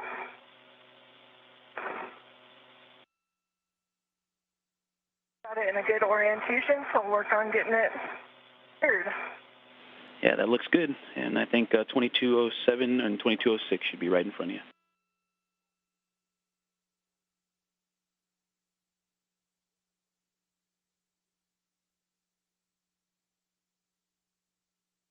Got the BRT rep to the APFR, which is locked on the WIF X, and the WIF X is in by BRT with the gate closed. Okay, copy that, Roger. And now you're going to translate to the starboard Sarge. And you're going to also, near Kayla's green hook, you're going to drop your green hook just zenith of hers on handrail 3061. Copy, 3061.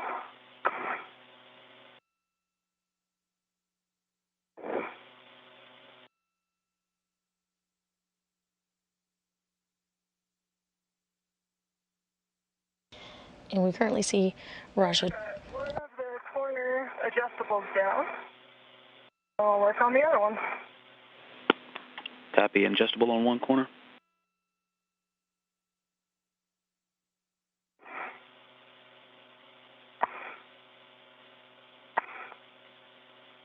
We currently have views as Chari translates back to the worksite after retrieving APFR or the articulating portable foot restraint. Now that the bag is independently. Copy.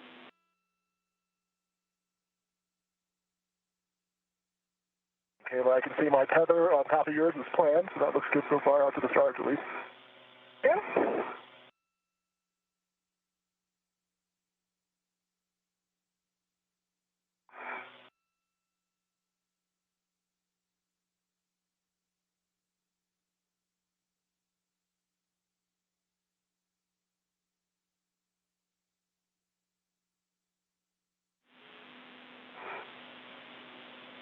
And Roger, I see you approaching the Sarge there, just zenith of Kayla's hand green hook. You're looking for 3061. 3061.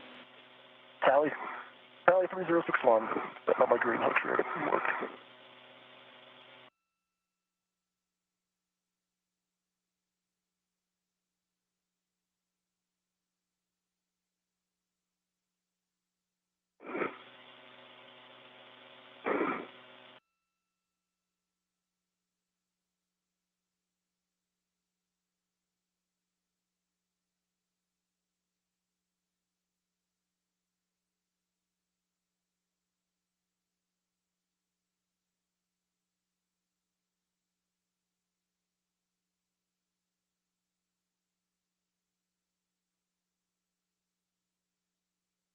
I've got two corners down, and what I'm going to do is open the lid and then probably tie back with one of the lid adjustables.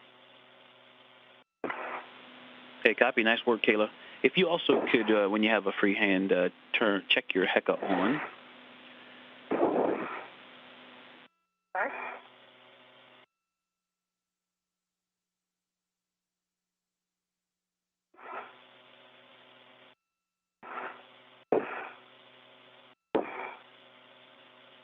Got a green HECA light. Copy. Thank you for the HECA light. And Roger, just confirm your gauntlets are in place after your green hook. You're going to translate to the 3 Alpha IEA as well on the radiator side, station aft. Copy, my gauntlets are down. I'm just getting ready to go across the Sarge.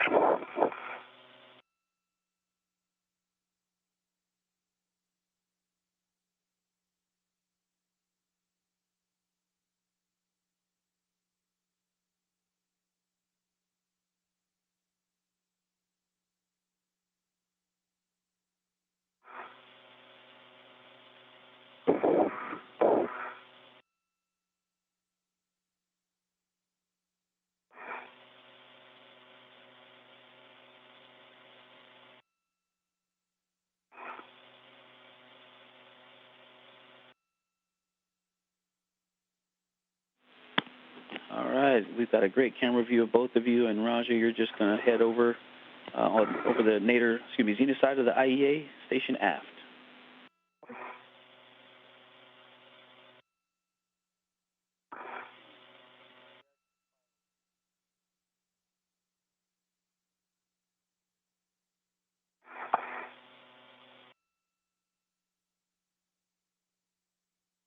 GoPro's on.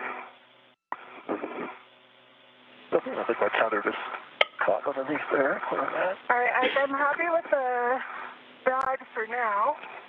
I think I'll maybe tighten actually the outboard strap real quick, and then the mounting bracket has very kindly presented itself.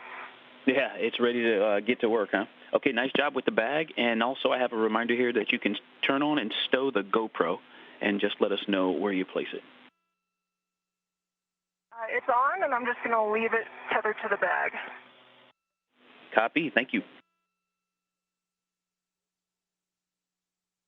And Ike, I think I'm going to take a second to put down my BRT, get a little more stability here.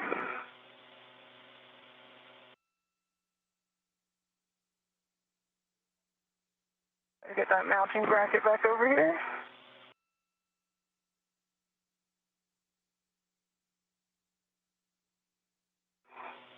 Okay, and I've got my eyes on whiff 26, which is my destination. Affirm, yes, and when you get to whiff 26, you want to install the WiFX, and you will clock it to 6. I'll remind you again when you get there and give you the rest of the settings when you're ready. Like, I've got the mounting bracket, and I'm going to start going for the upper right strut. Okay, so before you start on that, we would like a glove, hat, and gauntlet check, and then we'll get into the upper triangle. Okay, that's going to work. I'll check my gloves now. If you're just joining us, we're bringing you live coverage today of the 247th Spacewalk in support of International Space Station Assembly, Maintenance, and Upgrades. NASA astronauts Kayla, Barron, and Chari have begun a spacewalk to assemble and install brackets and strut kits for an upcoming solar array upgrades. In place. All right, so yes, we are going to start on the upper triangle build, and you said you have the mounting bracket, and yep, it's going to be the right upper strut from bag straps 1 and 2. Those are in the upper left corner, as you're seeing them. The duo exited the airlock this morning, starting the EVA at 7:12 a.m. Central Time, 8:12 a.m. Eastern Time, and now have translated to the starboard truss to the S4 worksite.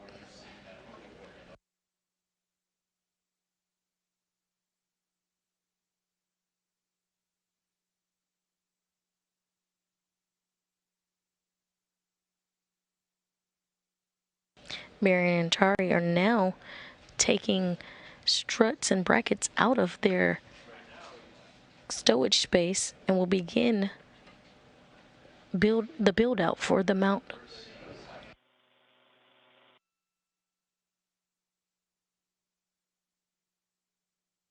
The main focus will be on the installation of the 3A modification kit, but then they will then go to the S6 truss to tie back multi-layer insulation for spare battery charge-discharge units. Pitch knob is popped out. Barron's working on 5 for their WiFX extension. Copy, 6 Golf 5. Those are your settings, and thanks for the pull twist test. This is the 4th set of brackets, first one on the starboard side of the vehicle. A modification kit is the support structure needed for future IROSA or ISS rollout solar array upgrades. Bracket right side, and that's the one to remember. You have that strut tab that needs to go under the mounting bracket guide. The pieces should be flush together.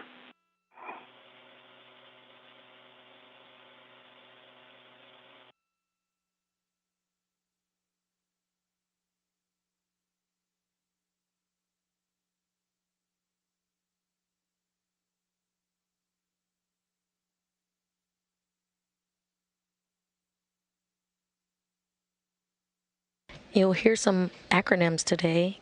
I'm sure you've heard BRT. Before I do the Golf 5, I'm thinking maybe I'll set up the APFR settings just so it's easier to reach it. Okay, copy that. Settings 12, Tango Tango, Fox 12. 12 is set. I got M13 and 14 hand started. Okay, copy. M13 and 14. We're looking for 4 turns, and I've got PGT settings. Actually, you've already hand started them, so next you're going to retrieve the left upper strut from the bag, and that's the one on the right side, straps 3 and 4.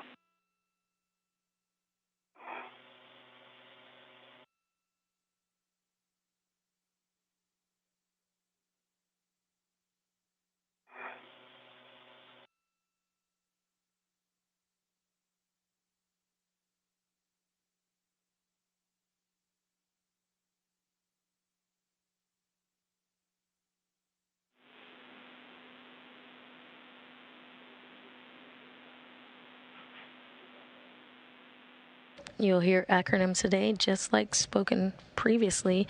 Roger Chari mentioned his APFR, or articulating portable foot restraint, that will help him during the assembly today. The crew is at the proper work site and are starting the 3A upper bracket build.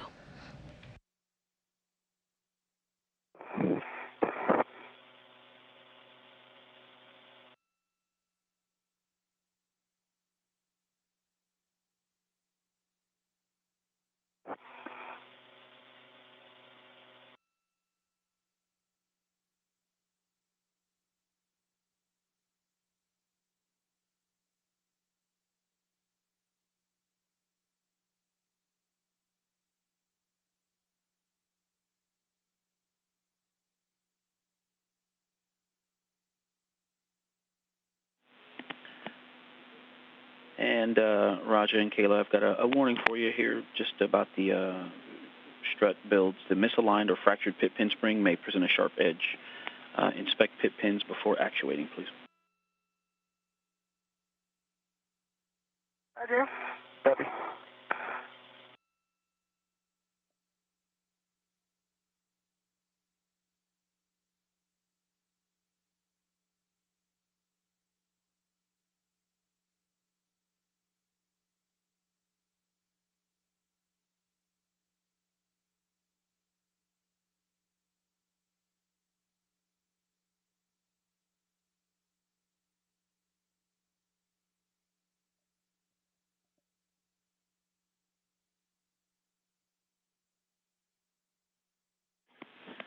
Okay, Kayla, and you're going to install the left upper strut L2 to the center pad L2.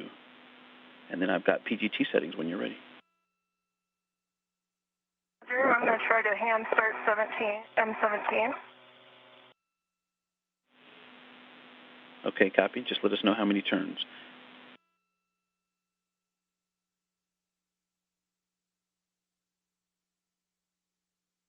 The APFR is 12, Tango Tango Fox 12. I have not done the WIFX extension yet. I'm going to get my BRT right off there first. Untangle with my safety tether, then I'll work on the WIFX extension. Okay, copy that. And for the APFR, please verify that pitch knob has popped out. It did pop out. Yep, good news. Good Took news. a little bit of force. Okay, All right, copy. I'm hand started one turn on M17. Copy, one turn M17. PGT settings are Bravo 1, clockwise 2. Roger.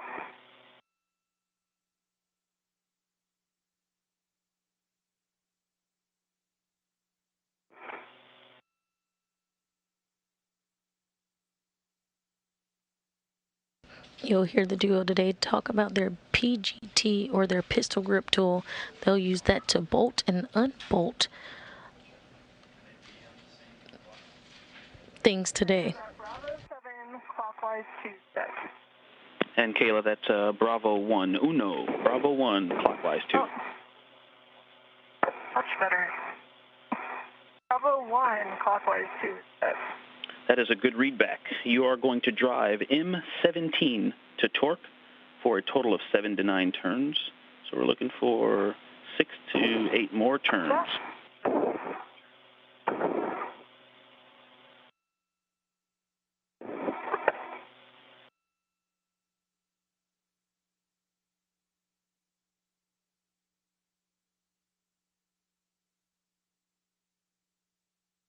Via Kayla's Barron's helmet cam.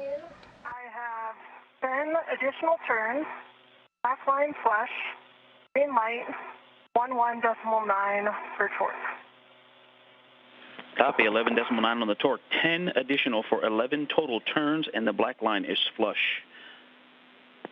That is a good bolt to M17. Okay, now, I know we just drove the bolt on the left upper strut, but once your PGT is put away, you can release the ret from the right strut. The ret from the right strut. Understand. That's going to work.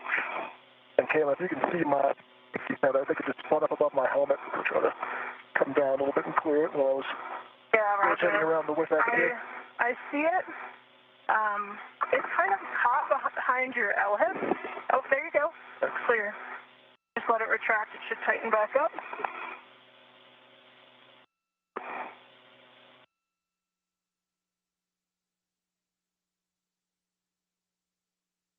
And I EV1, EV2. Removing the ret from the upper right strut.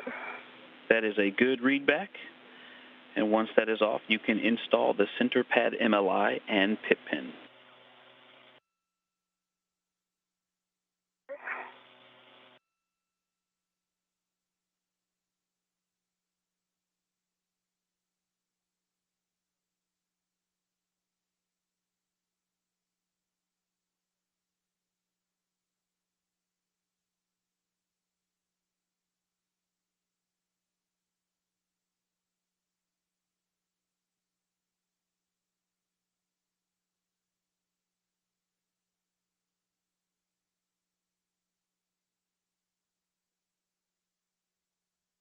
Engine installed, working on MOI.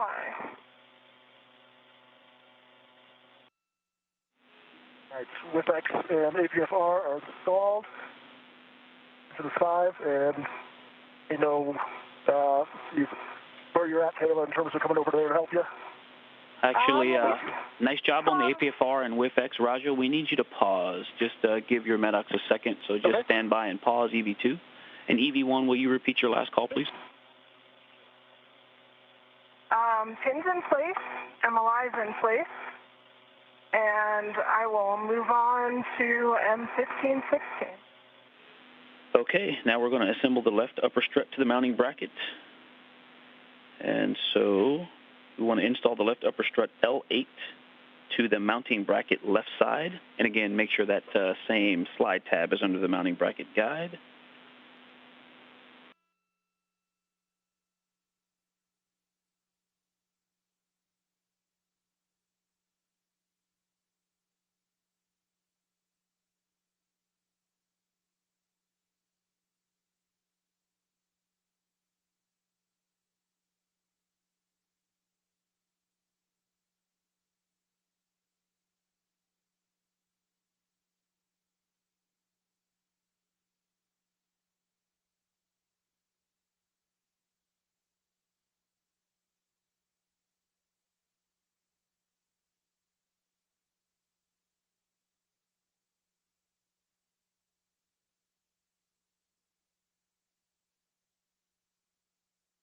We are currently in between satellites, but we should have signal back to the EVA shortly.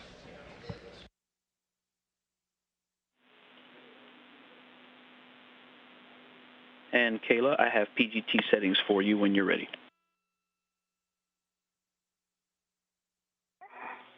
I've got 4 turns by hand on M15, and I'm going to see if I can get M16 and engage 1 turn, and then I'll go for my PGT.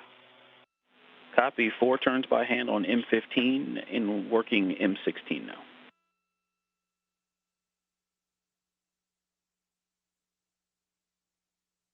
Okay, I've got 1 turn by hand on M16, and I'm just going to reposition the triangle a little bit, and then I'll grab my PGT. Copy, 1 turn by hand on M16. Standing by with PGT settings.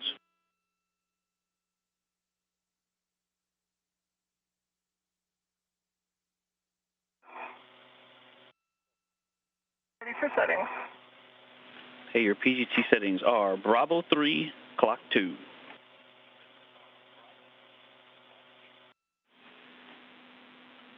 And we're going to drive M16 first. Right, Bravo 3, clockwise 2 set. And starting with M16, you're going to drive 16 and 15 to torque. You have a go. Turn.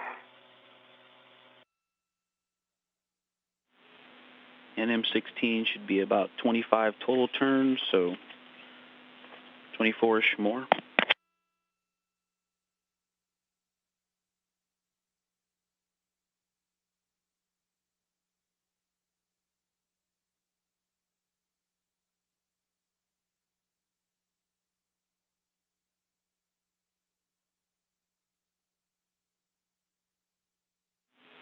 And Raja, how's your HAP doing? That's dry. Copy, dry HAP, thank you. All right, I got a red light, low torque, 21.24 turn, and that matched my count of 22 turns. Figured I should try it again.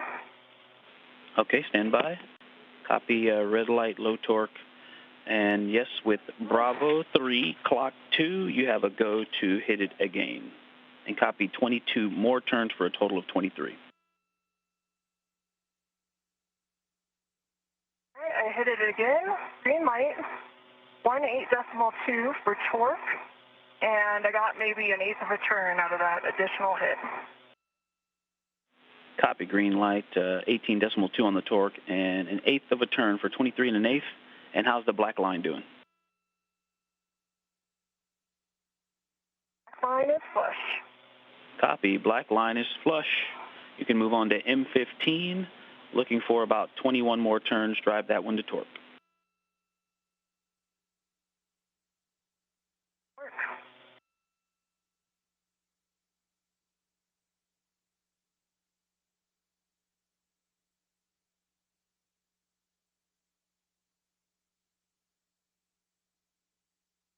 Currently seeing views of Kayla Barron using that pistol grip tool.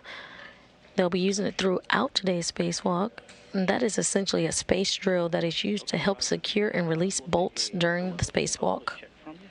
And then we can move over to help Kayla out, building the triangle.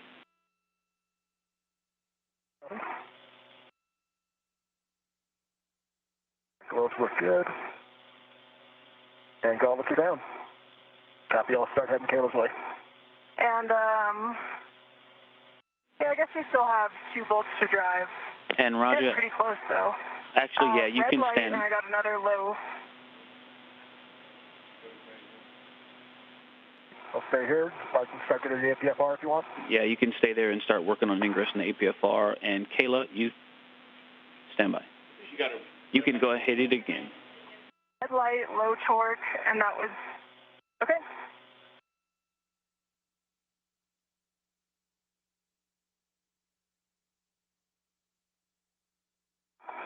Okay, now I got a green light, 18.3 on the torque, and that was 0 additional turns.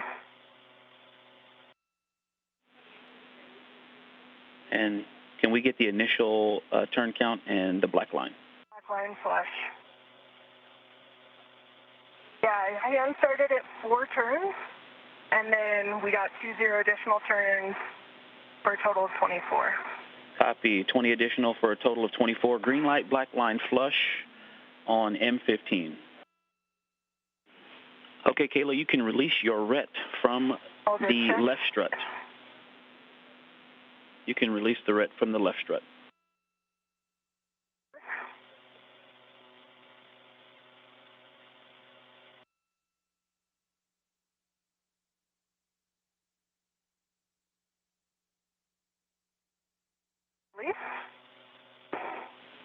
All right, you can install the mounting bracket. Get back to M1314. You can install the mounting bracket MLI. Oh, sorry, go ahead. Mounting bracket MLI. Okay, roger that.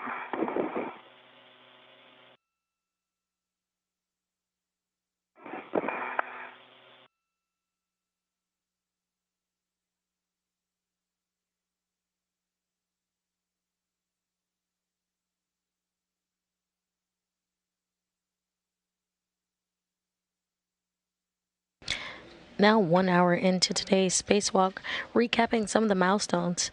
The spacewalk began at 7:12 a.m. Central Time, 8:12 Eastern, when suits were switched on to internal power. Barron and Chari have now arrived at their workstation and have begun the upper 3A bracket build-out.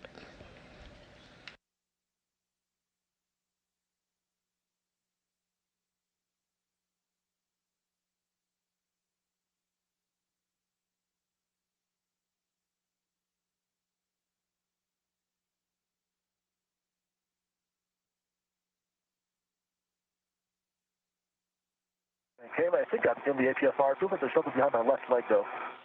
If you get a chance. Your safety tether is between your legs. Aha, that's what it is. Okay. Be a factor for up here when I come back so I can fix it. I agree.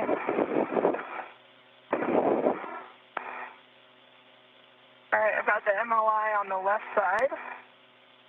Mounting bracket. Copy that. Now we're going to go and torque the right upper strut to the mounting bracket.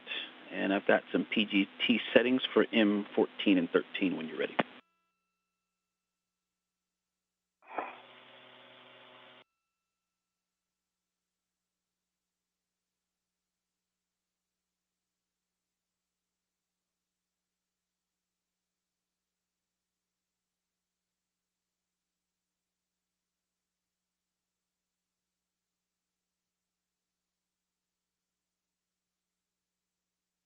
For settings. All right, you're looking for Bravo 3, clock 2. And you're going to drive M13 and 14 to torque in any order.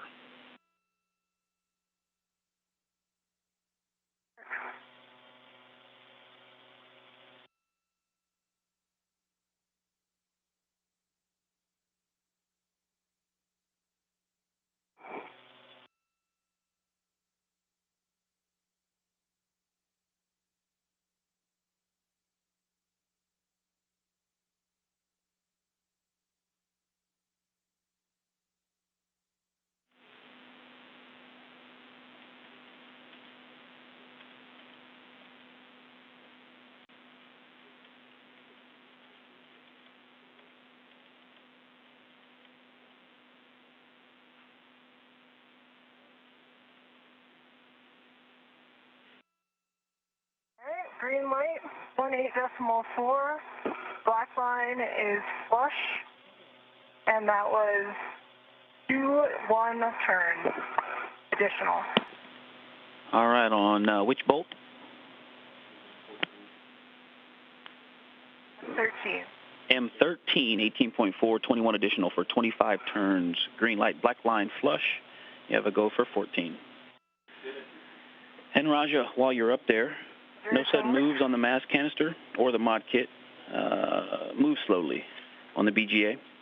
And maximum lateral loads are not a whole lot, so be gentle up there. Avoid cyclic loading.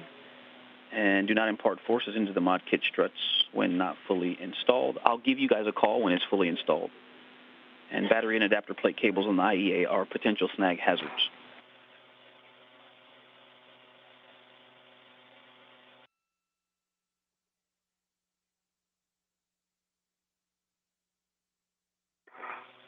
Green line, right, black line flush, 18.4, 0 turns additional. And I believe I copied 20 additional turns for 24 total green light and a black line that's flush.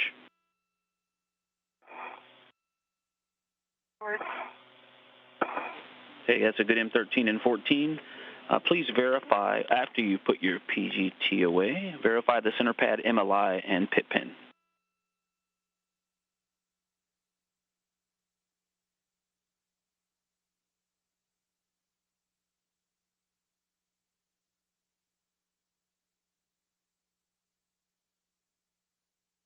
Center pad MLI and pit pin look good, and the MLI on the mounting bracket side is in work.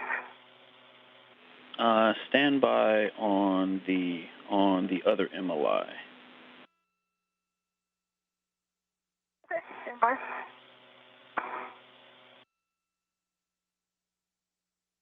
Yeah, just the center pad MLI and pit pin. And then you're going to move the long PGT. So once you've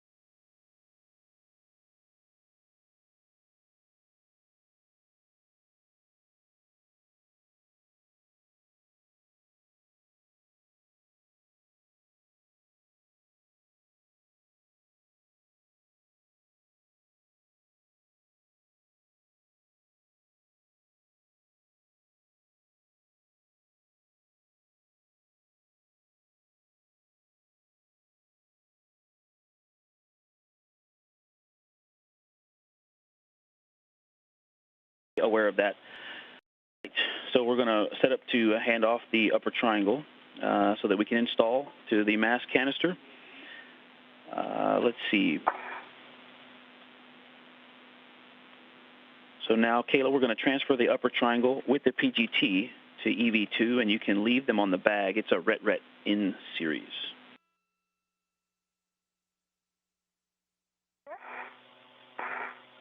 So let me know when you got visibility on the triangle. I can see part of it, but can't quite reach it yet. I'm going to work on rotating it around a bit to give you the right side first.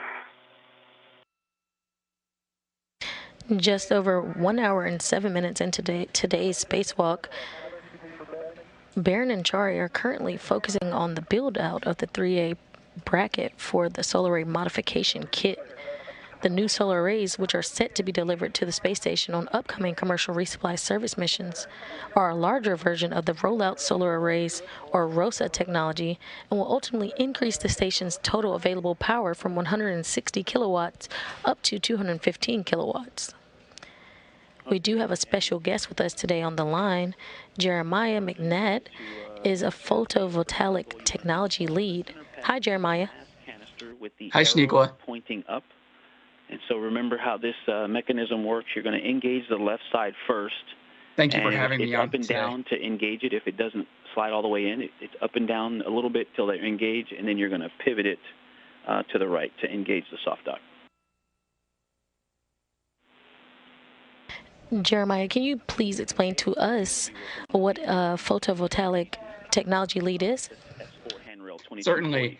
I'm the photovoltaic technology lead at NASA Glenn Research Center, where we do a lot of research and development efforts for new photovoltaic devices through arrays. Actually, and Kayla, my role as the tech lead PGT, is to oversee all of the projects that we have that we're working on, look for new ideas and new concepts to start to pursue in the future, and then support flight missions such as what's happening with the IROSA arrays and with Gateway and Artemis to photovoltaic systems on the lunar surface. That is amazing. And you did mention just now the IROSA solar arrays. Why are they important technology for us right now? ROSA and the IROSA arrays are super important. As you said at the beginning, they're going to add more power to the space station. The ROSA arrays were developed over the past 10 years or so, and we've seen in the past couple years a demonstration on space station, and they were just used on the DART mission. And the benefits of ROSA is that you can store a lot more solar array in a much smaller package. So the arrays that are being deployed for IROSA are about 20 kilowatts each, and they're stowed in one very small, compact rolled tube that can then be put into different commercial resupply vehicles. So a much easier way to get a lot of power up into space. We're going to continue that when we use them on Gateway, on the power and propulsion element, and also maybe on the lunar surface. Okay, copy, Roger. Good job on getting that soft dock. I've got some PGT settings for you when you're ready. That's awesome, Jeremiah. And I know you mentioned the Gateway. Can you explain a little bit about Gateway and how the technology that you guys are looking at now will help for future exploration in deep space? Certainly. So I'll first talk a little bit about IROSA to Gateway. Okay, and then it's going to be... The IROSA arrays are around 20 kilowatt each. The arrays that are going to be on Gateway on the power and propulsion element are 30 kilowatts each. So a little bit larger, about 50% larger in size. And what's really unique and what's different between what's happening on Space Station and what's going to happen on Gateway is that when the power and propulsion element of Gateway is launched, those arrays will open autonomously. They'll open on their own. Currently, what people are seeing right now on Space Station is an adapter bracket is being installed, an installation bracket, and then later on, when those IROSA arrays make it up to Space Station, they will be deployed with support of the astronauts. For Gateway, they'll be deployed on their own and will provide power throughout that mission. The power and propulsion element is just one of the different components of Gateway. There's also going to be other modules that will attach to it.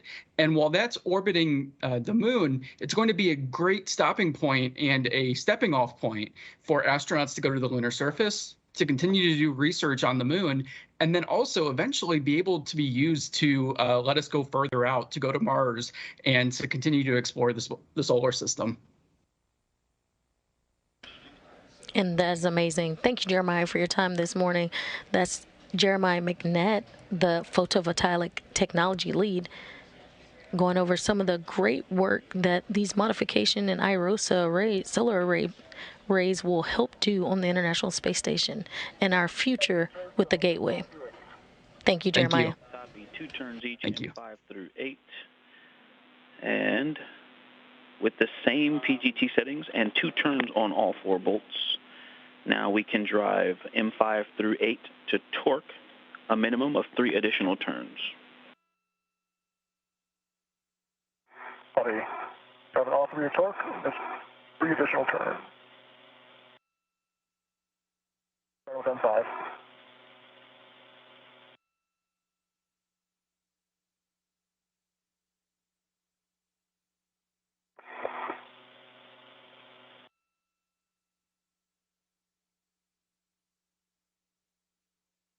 And an update, the crew is complete with the 3A upper bracket build task and are beginning the installation of the center pad to the mass canister. But you guys are already getting some interesting lighting conditions up there.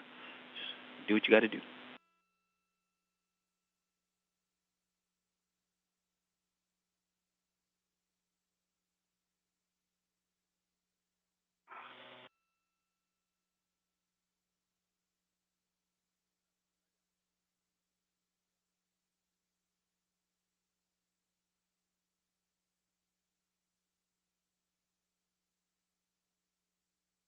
AM5, 4.7 additional turns, good green lights, and 3.1. Copy. Was at 4.7 additional turns, green light on M5.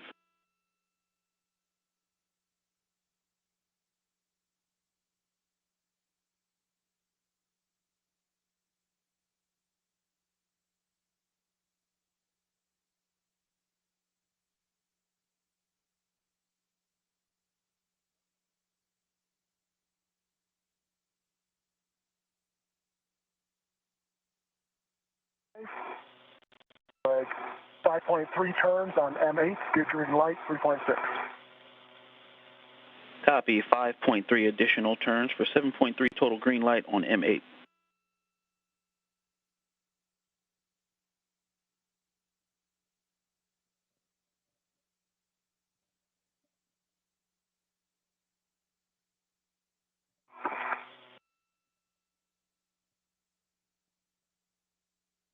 M6, 5.3 turns, good green light, 3.8. M6, 5.3 green light.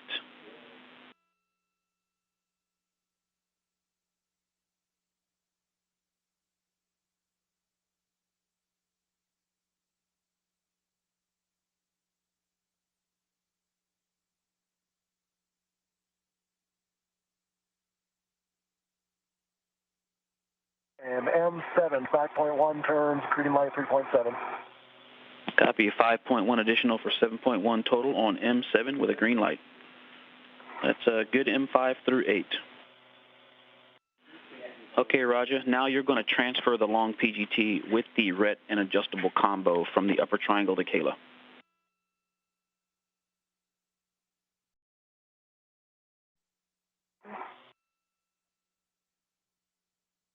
Work on getting in position for that, Roger.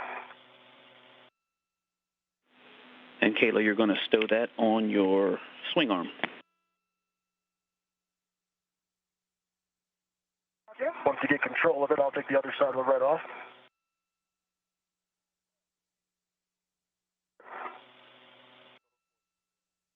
It's above your head. Trying to put the socket down in front of you. I got it. All right. Once you have it red out, let me know and I'll let go of this one. I'm back.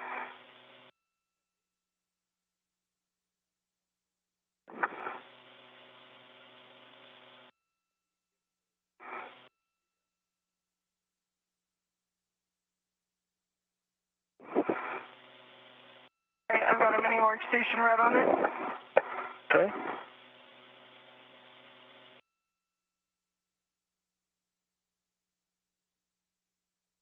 It's coming back. Okay. It's back at the PGC. Okay. Got wound around the mounting bracket red, so I'm just gonna work on doing that. Roger that, Kayla. Take your time, and that's going on your swing arm. And Roger, you're going to release the mounting bracket ret when you're ready.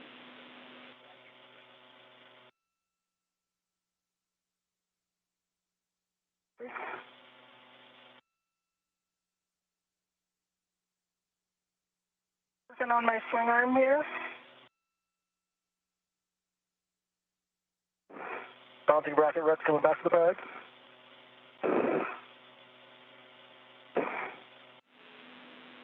All right, Roger, and we're a minute block, and the MLI for the left and right upper strut is closed. And I believe we left that left upper strut MLI for you to do. I'm working on that right now. Both grounding fit pins are installed, and I'm just tightening the MLI now.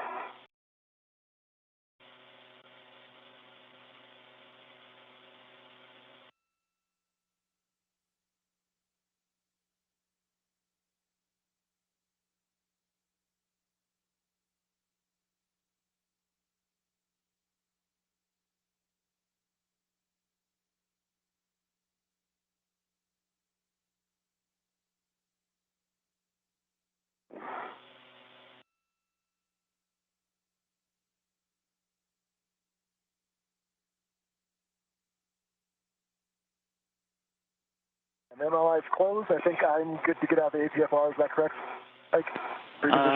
In just a second, yes. Verify the upper triangle is not rotated up.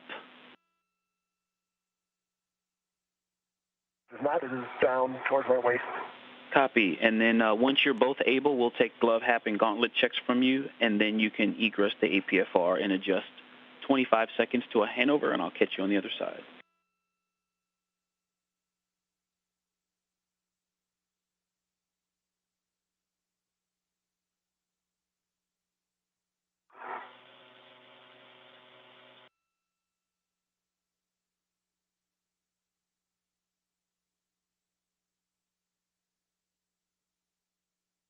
When I do this APFR egress, Kayla, I may need your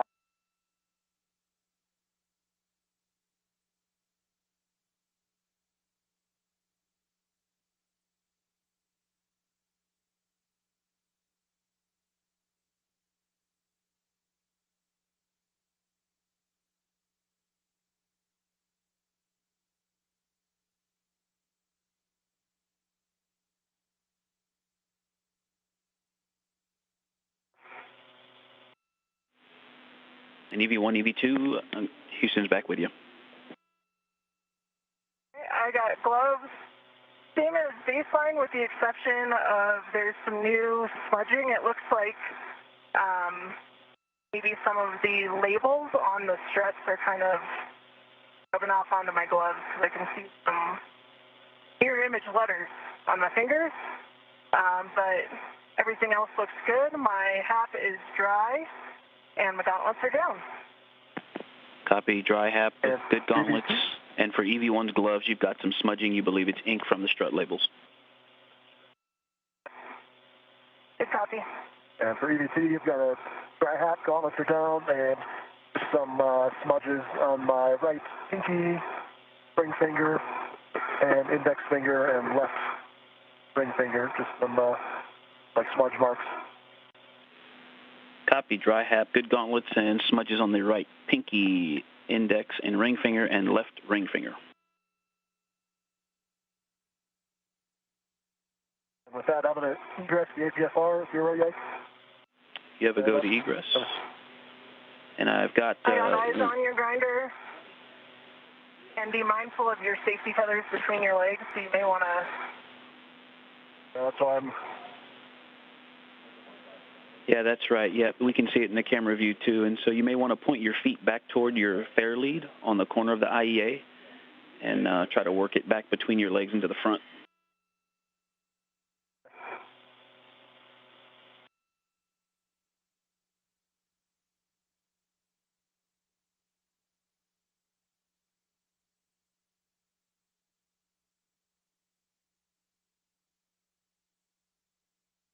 Move your heel outboard. Now kick it back. Yep, there you go. Inboard. Yep, now it's back in front. Thanks. And it's kind of crossing over the right foot of your body. Now 1 hour and 22 minutes into today's spacewalk, recapping some of the milestones today. I didn't know if you, I think normally you would have wanted the tether off your right side. Yep. Let's go off my left. So far today, the crew has gotten to their work site, completed a 3A upper bracket build out, and now has begun the installation of the center pad to the mass canister. They're currently doing a hap and glove check.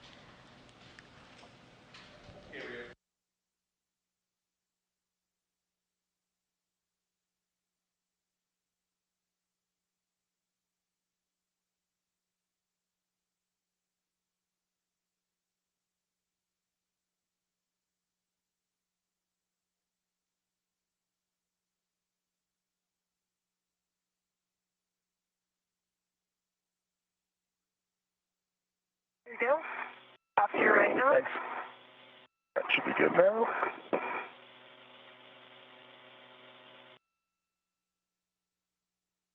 I gotta go into 12 Papa Hotel, 12 on APFR, and shrink into WIFX. Yep. Good APFR settings. Upper left strut. Or mid left strut. And confirm, Roger, you said adjusting the WIFX extension to 1. Correct. Copy. And then, hey, before you get back in the APFR, if you want to run a fairlead down to that outboard aft corner of the IEA, that's off to your right. That may also help keep your tether in a good config. Yeah, let me do that while I'm down there doing the APFR or the WIFX. Perfect. Good idea. And then last one, and I'll remind you before you get back in, if you want to loosen the friction on the ingress aid a little bit, that might help you tuck it away.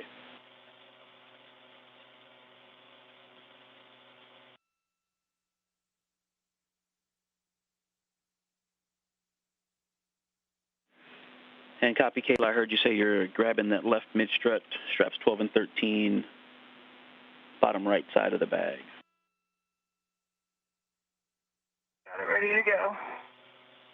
Copy.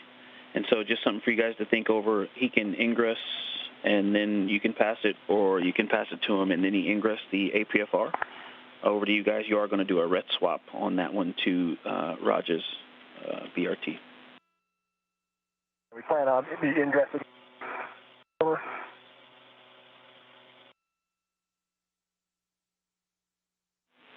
Copy. You said ingress before the handoff? Yeah.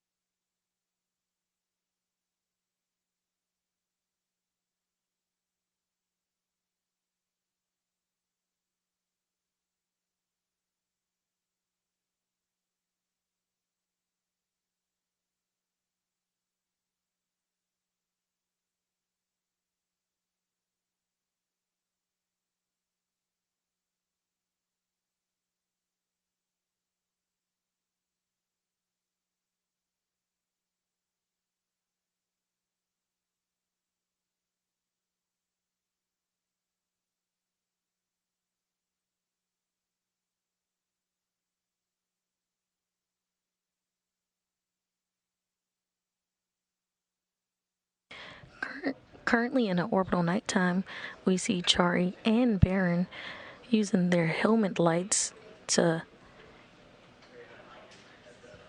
fully install brackets.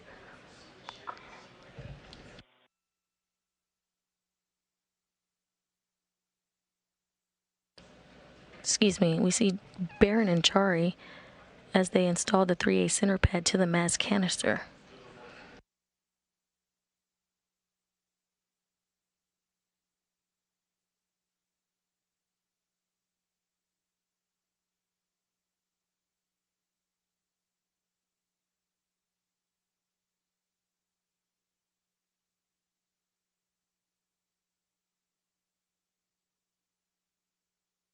The crew has completed the center pad install, and they are now moving on to the installation of the left struts. Came up again, so when I'm done setting this, I'm going to go back and maybe put an adjustable down there. Roger that. We copy.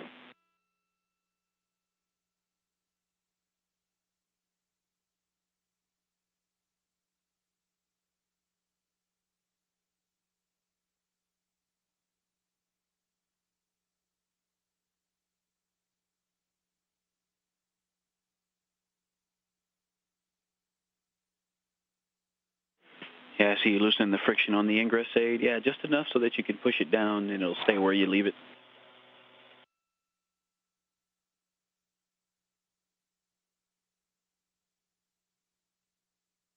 All right, we got 12, Papa, Hotel 12. The lift X is back down to 1. Copy. Those are good settings and confirm the pitch knobs popped out. Pop out, yep. I'm going to go work on trying to put this tether somewhere so it doesn't keep snagging on me. Roger, you may want to give your waist tether a tug just to get it a little higher. You reel? There you go. I wanted to get caught behind you again. Thanks. I popped off this handrail, so it's behind my legs, though. It's crossing your body over your left knee right now. There you go. You should see it now coming around. Tally, thanks.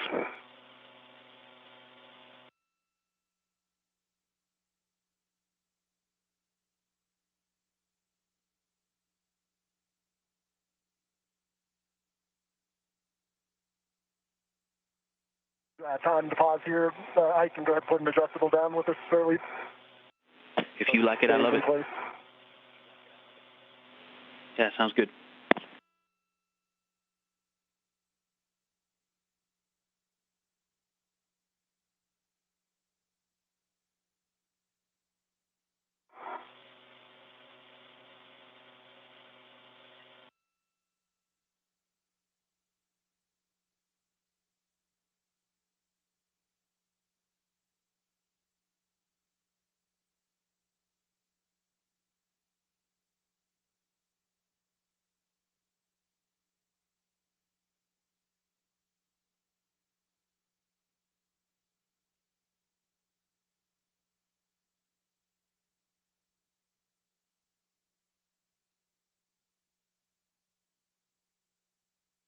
All right, Kayla.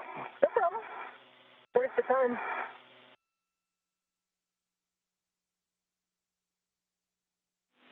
Yep, take your time, Roger, and then if you could, let us know the handrail that you put the adjustable on, or where you put it. That's inboard recessed one. The one just 42, after. 42. Say again, Roger. 242. Is that 2242? I think it's the place. Yep, yeah, it was the original one we were going to set. It's just I put an adjustable there instead of wrapping it around.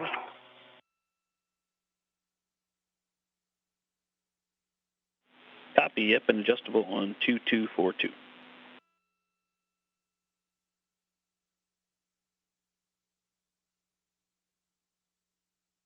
What eyes on you for the thin grass grinder? Okay.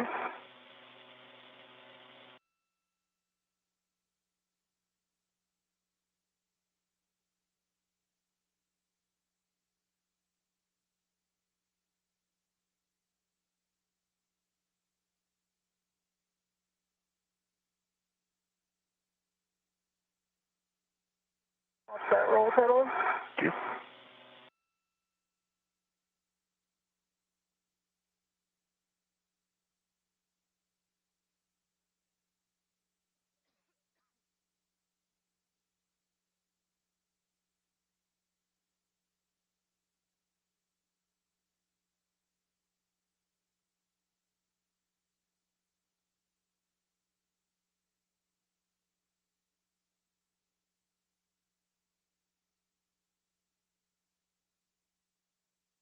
Reels. Yeah, there you go.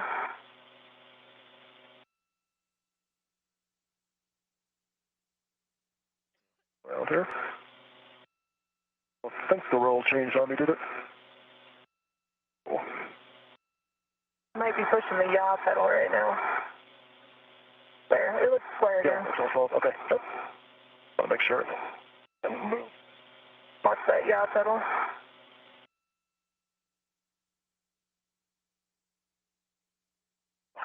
Unfortunately, I made this ingress aid too loose now.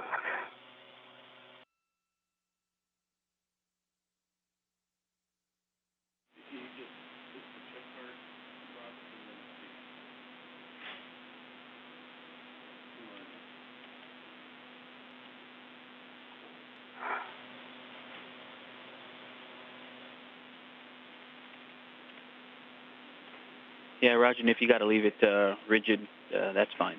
We'll just keep an eye on that BRT. Well, I'll definitely give you a hard time bending over before, so I want to dance that since this time I have to bend over for those bolts in MLI. Yep.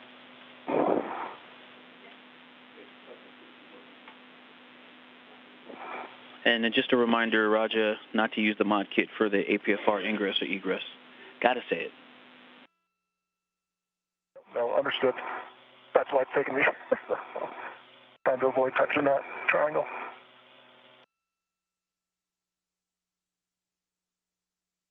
Let me tighten it a little bit more here. Way enough, I can still move it.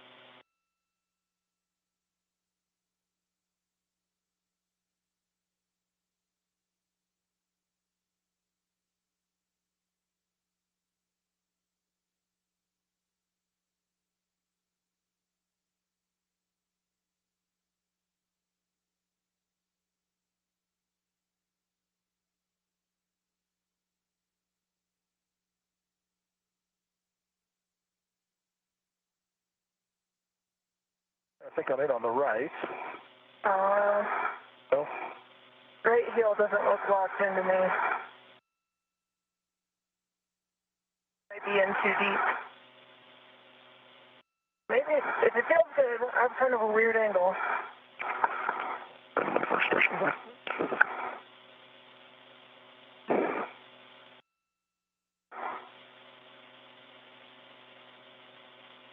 The left is in. Nope, you're right. The right's not quite in.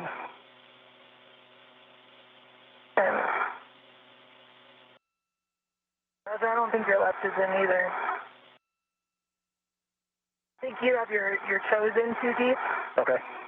So you need to back the one you're going to actuate out before you rotate inboard.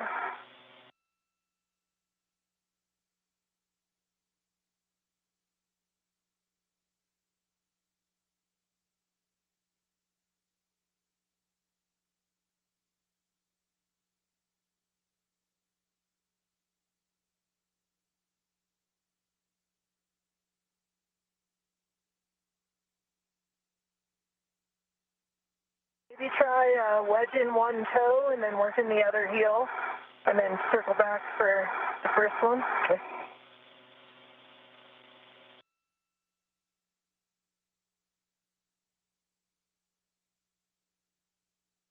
Right a little, if you're working your left, you might be in a little too deep. So back your toe out a little bit.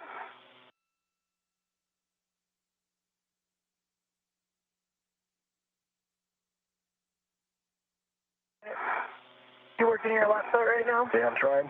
Yeah, you're in too deep, so I would start again with your heel out and up.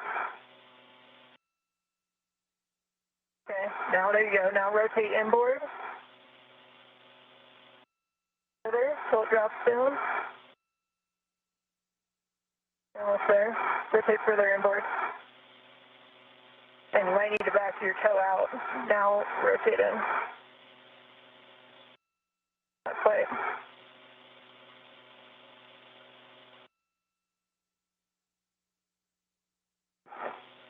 Almost like my toe got wedged in there.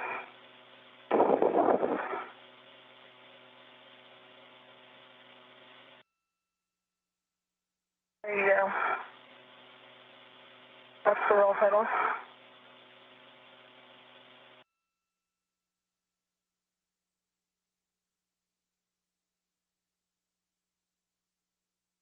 I don't think anything's blocking you. I think your toes are going in too deep? Yeah, your toes are in too deep. So you need to keep your heel back, rotate your heel inboard till it drops down. Then come forward. And hey, Raja, one other thing that helps to keep your feet flat to the boot plate, it's tempting to lean forward and look at your toes, but actually squat down a little bit, put some bend in your knees, and even slightly lean back, just a tad.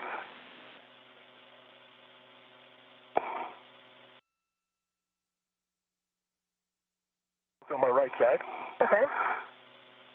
I don't have great visibility on it because of where your safety tether reel is, but I might be able to check once you think you're in.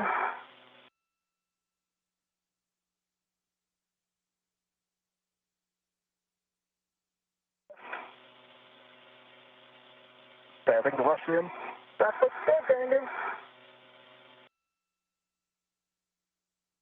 Right, I think I'm in too deep. I agree.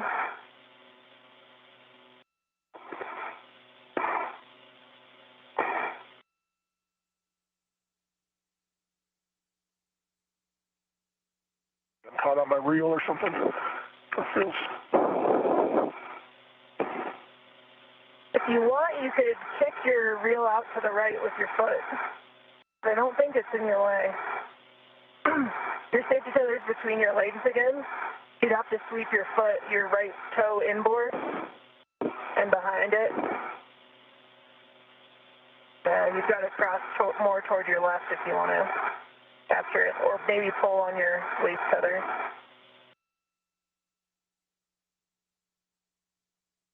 It's almost there.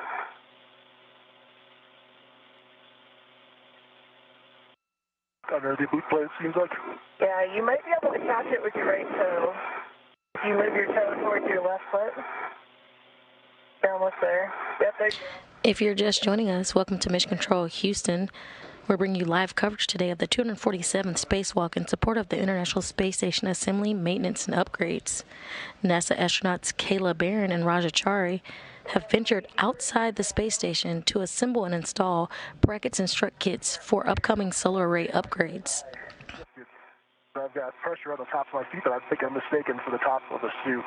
I think it's actually the BSI, but anyways. You're locked in now, though. All right. And I can collapse. Nice work, Raja. All right. Yeah. All right. Way to stick with it.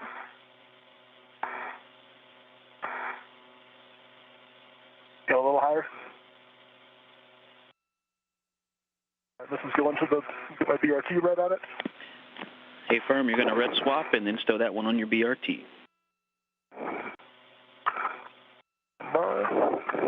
To recap some of the milestones, at 7:12 a.m. Central Time, 8:12 a.m. Eastern Time, NASA astronaut Kayla, Barron, and Chari turned their suits onto battery power, marking the official start of today's spacewalk.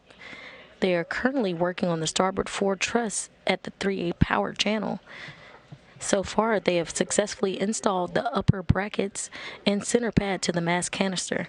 They are currently working on the left struts. All right, Kayla, looks like you're back to the bag, grabbing the left lower strut, straps 5 and 6. Can work.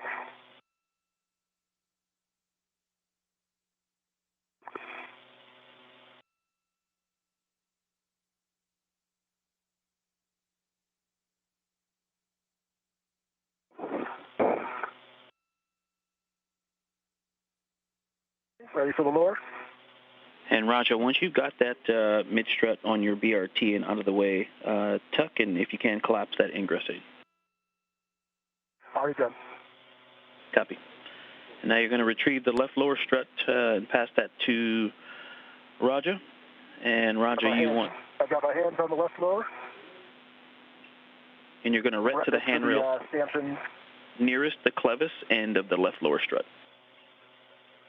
Yep, I've got that. It's the same stanchion that has the wire tie on it, and I've got control of it, and I've got my red on it. I'm going to release the bag ret. It's released. Okay.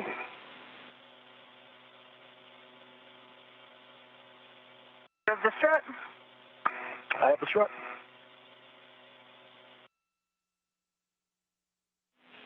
Okay, Kayla, you can translate to the Saab launch bracket at the base of the mass canister left side.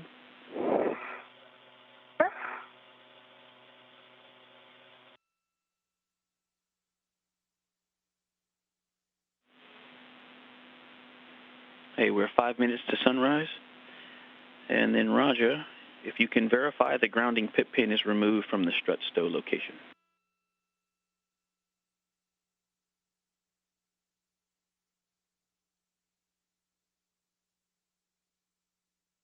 The pin is actually in, if you can see in my camera, so you want that out, correct? That they need to put that into the mounting bracket. Hey, firm, we like it removed. It's removed now. Copy.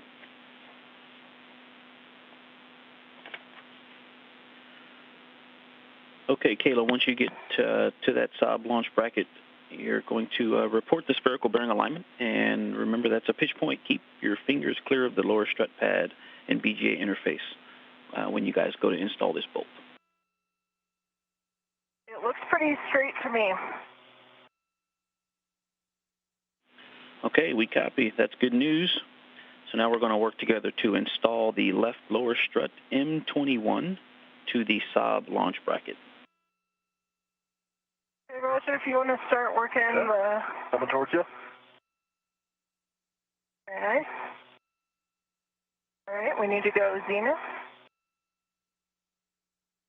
And if you could push your end a tiny bit toward the mass canister. It's good right there. Okay. A little more zenith. Okay. Maybe, yeah, that's good for now. Okay, Kayla, and you're going to hand start M21, 4 turns. And I've got PGT settings if you're ready.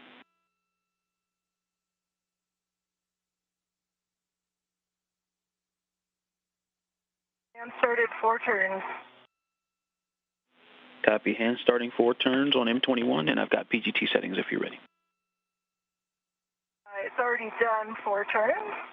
And Copy.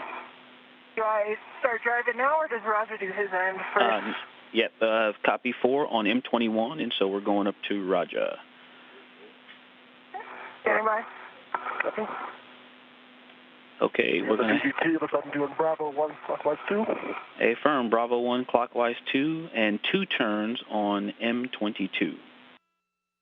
Copy. I'll use this PGT, it's going to count it. And Kayla, you're going to PGT Bravo 7, clockwise 2 next.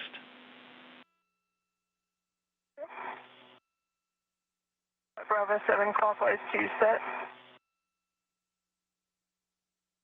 Okay, good count, 41.1 volts. Bravo 1, clockwise 2. A firm, Bravo 1, clockwise 2 for Raja. And this is that bolt that has the multiple diameters, and so you've got to get the thinner part that threads through, and then the larger part has to come through. So there's going to, you can kind of wiggle and get that bolt all the way through the different brackets there. And then you want to put 2 turns on M22, Bravo 1, clock 2.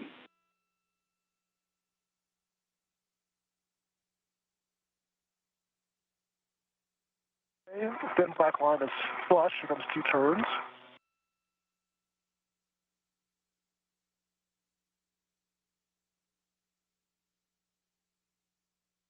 Okay, 2 turns. Copy, 2 turns on M22.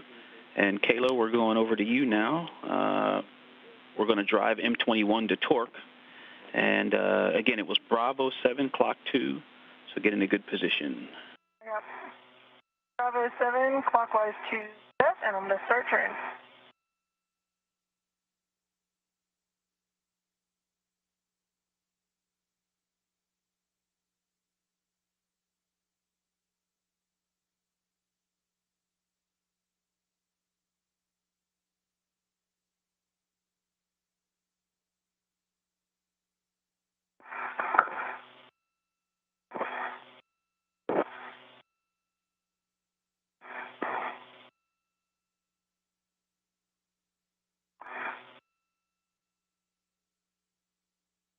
And I got a low torque, but I wasn't in a great body position at the end there, so I'd like to give it another go, if you agree.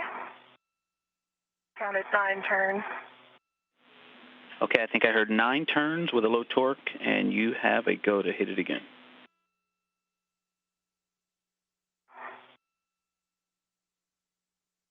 And I got a green light, 25.4, and that was maybe half to 1 additional turn. And I'm going to get in a better position to tell you black line.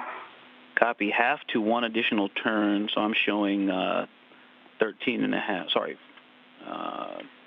to 14 turns with a green light, and you're checking the black line now. Actually, we aren't in final torque yet, so the next thing you're going to do is socket swap the 2-inch socket off of your PGT to the torque wrench, and we'll final torque with the wrench.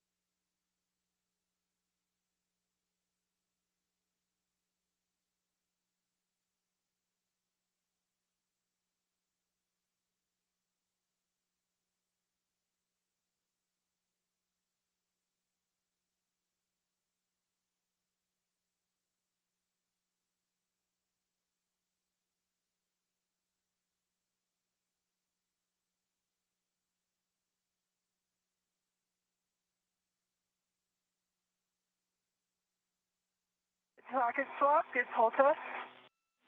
Thanks for the pull test. Good socket swap, and now you're going to final torque with the torque wrench, and it should be set to clockwise and 60 foot-pounds. This is the untaped torque wrench.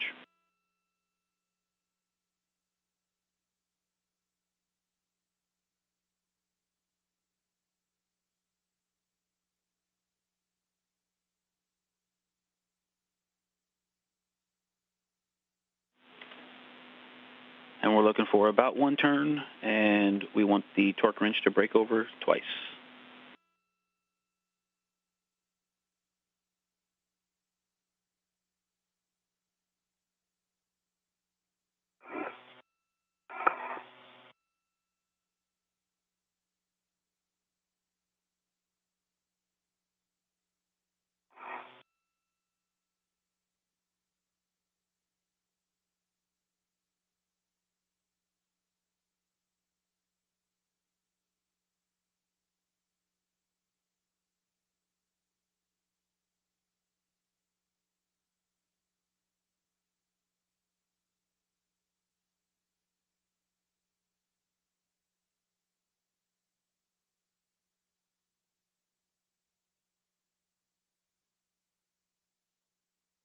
Top.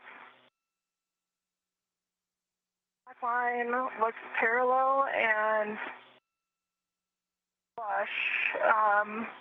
There's maybe a tiny bit of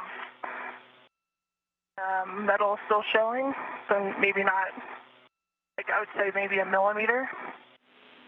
Okay, the black line is a millimeter. I would say about a little over one additional turn.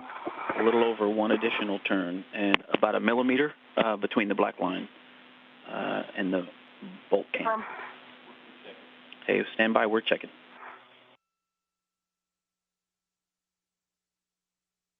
Okay, Kayla, and if you could check the gap between the strut boss and the bearing surface, and also give it a wiggle test.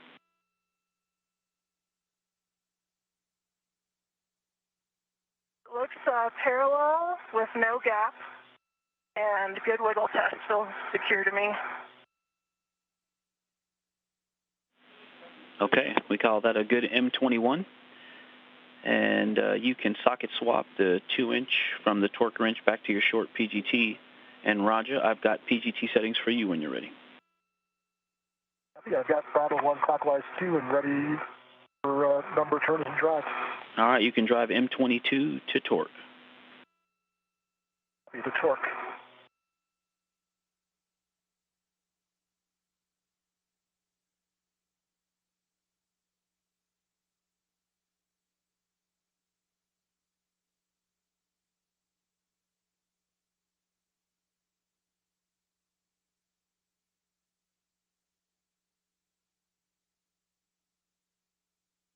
Hey, M22, I had 6.9 turns, good green light, 12.0.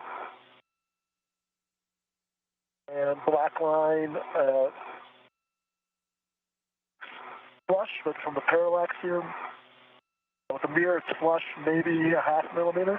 I can try hitting it again. Okay, 6.9 for a total of 8.9 turns.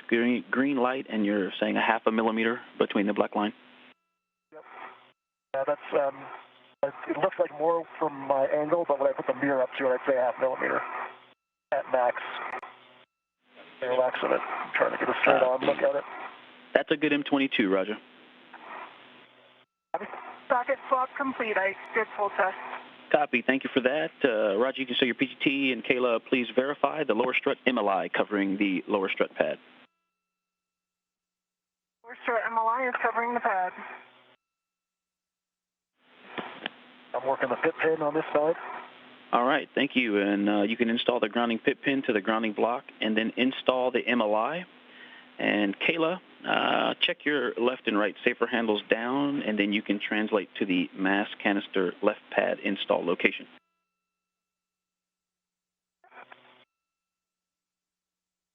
Okay, grounding pit pin is into the mounting bracket. And MLI is around the M22 bolt. Okay, sounds good, and you can release the ret. That's to the left lower strut. That's coming off the left lower struts.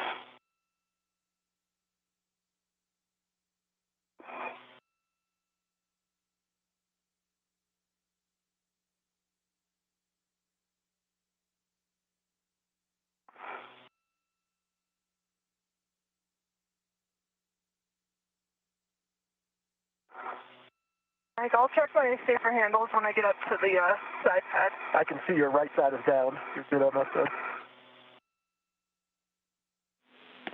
Thanks, Roger. Copy, Kayla.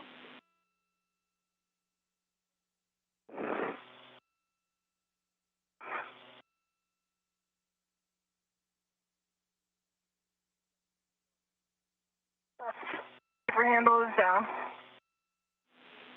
Thanks, Kayla. Left and right safer handles down. And Roger, when you have a free hand, you can grab that left mid strut from your BRT.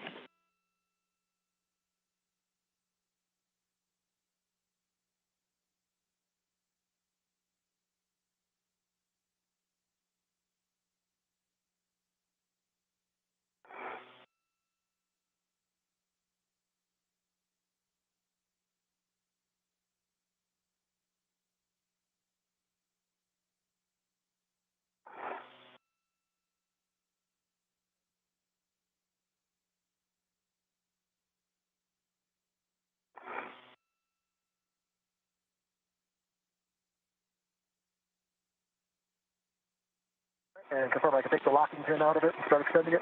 Okay, yeah, you can release the middle grounding pit pin from the lock position. It's opposite the handrail.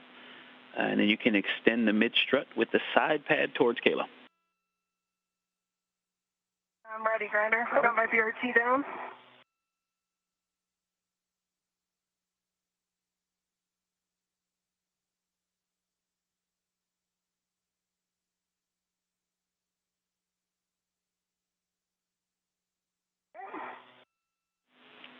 All right, Kayla, and once you have that side pad, you're going to engage the right side first. Remember, it's a little up and down to engage that clevis, and then you're going to pivot it outboard to the left to engage the soft dock.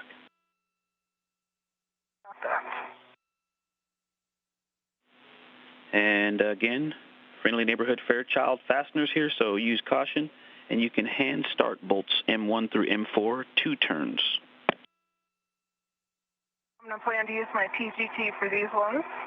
Copy that. PGT, it's the long PGT for M1 through M4. And then, Raja, over to you two on the sequence. But and can I get settings for that?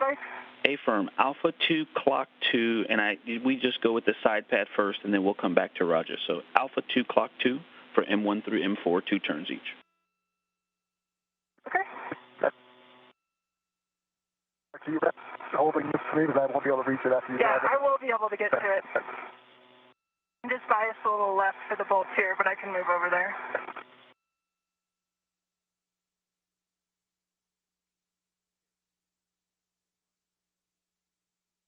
Turns on M1. 2 on 1.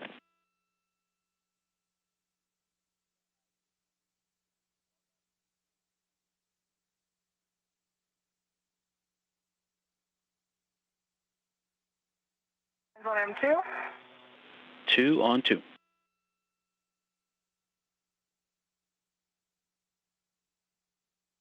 Turns on M3. 2 on M3.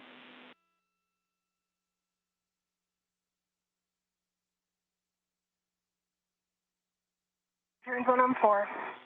Copy. 2 on all M1 through M4. And Raja, if you can install the left mid strut L8 to the upper strut L8. If you need to pop a foot out, you can do so from the APFR. And then I've got PGT settings for you when you're ready. Okay. I think I've got it hand started, actually. Got 1 turn by hand. Copy. 1 turn by hand. Now 2 hours into today's spacewalk, recapping some of the milestones of today. Okay, I got 2 turns by hand if that works. Otherwise, I can do it with the PGT. Okay, Bravo 1. At 7:12 a.m. Central Time, 8:12 a.m. Eastern Time, Barron and Chari turned their suits on battery power, marking the official start of today's spacewalk. And this is on M28. You say you got 2 turns. You're going to drive M28 to torque. M28 to torque.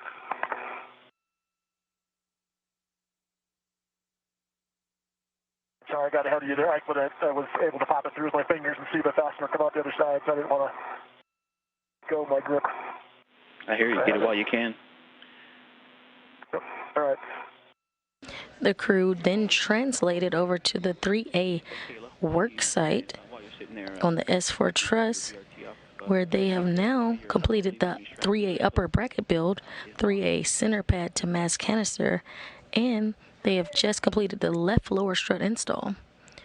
The ISS mod kit is in a good minimum configuration, and the crew is continuing to be on time on the current timetable.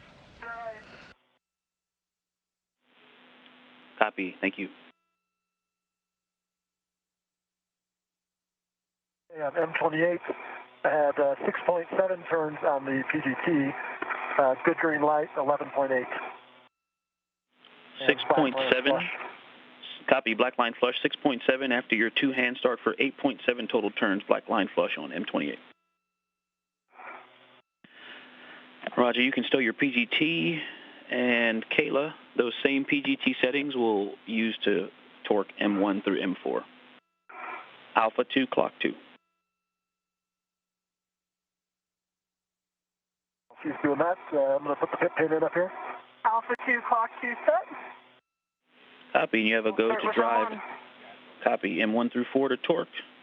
And Roger, you can install that grounding pit pin to the grounding block.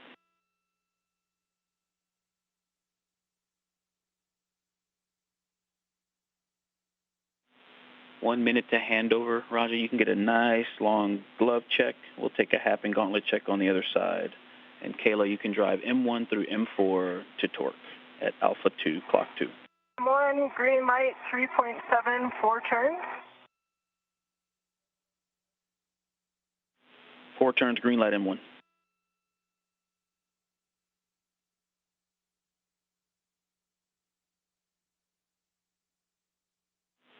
$30 seconds to handover. Green light, 4 turns, 3.7 on the torque, M2. M2, 4 turns, green light.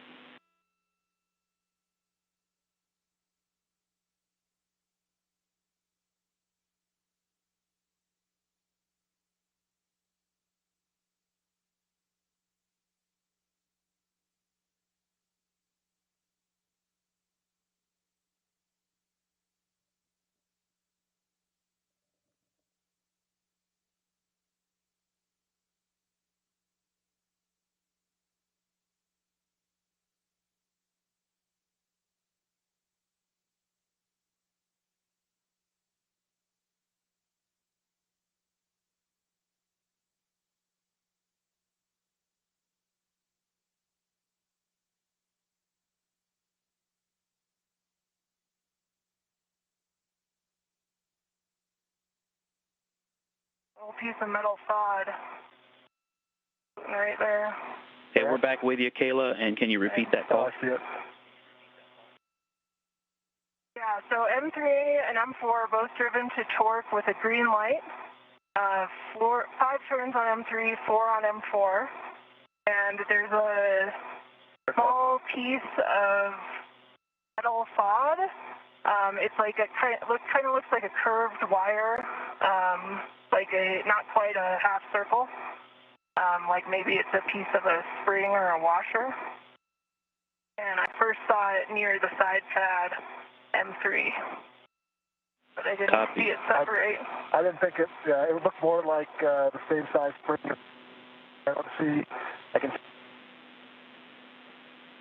see the wire. It looks like that kind of thing. So I don't think it was the back of the Fairchild fastener. Yeah.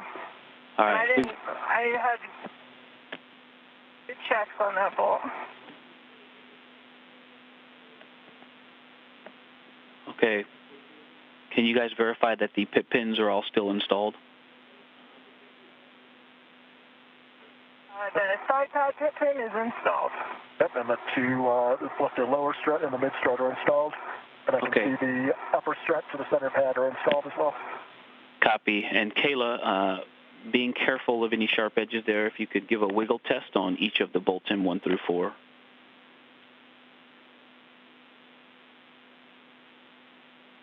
Recessed, so it's a little bit hard to get my fingers in there, but they do look flush. I didn't encounter any resistance while the bolt was turning, and I watched it engage, and I got good torque in light, and I don't think they're wiggling. They all look good to me. Okay, copy. Thank you for that report, and I copied your M3 and 4 reports, 5 turns on 3, 4 on 4 with green lights on both. And you said a small half circle-ish piece of FOD, looks like a curved wire or maybe a part of a spring, and you saw it initially near M3.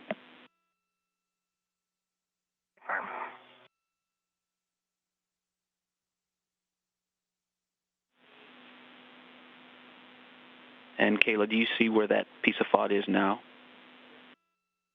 It floated toward Raja and then away. I tried to stop it with my glove and then it bounced station forward. Copy. Thank you.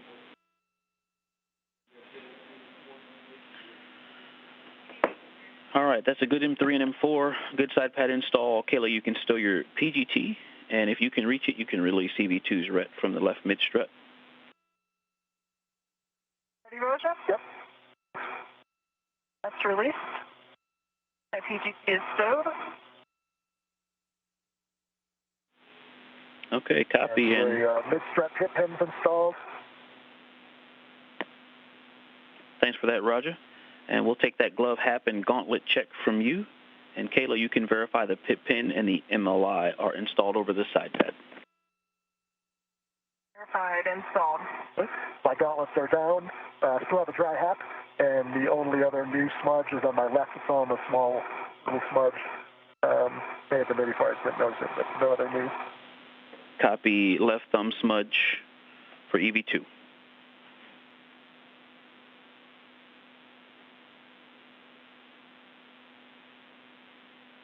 I think I'm egressing the APFR and reconfiguring it. Is that true? That is true. And Kayla? I think I'm headed to get the torque wrench and PGT. Affirm the short PGT and the torque wrench from S4 handrail 2240 and the torque wrench from the left lower strut. And you're going to bundle them together and take them to the strut bag. And Raja, one other thing, if you could power on your WVS. I think we saw it power off.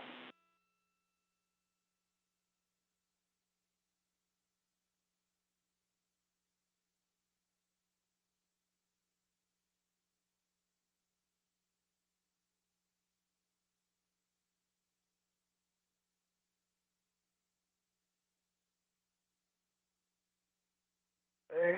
I push the button. It looks like the light's still off. I'll push it again. I still don't see a green light. Try it one more time.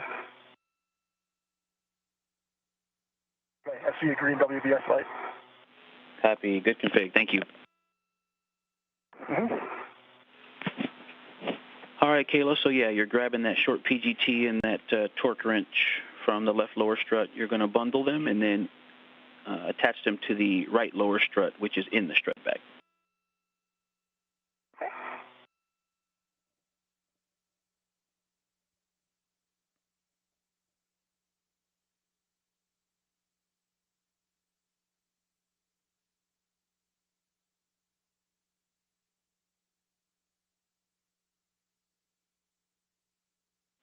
Okay, Roger, and I've got APFR settings for you if you need them.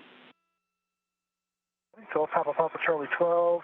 I can just change the roll. Good copy.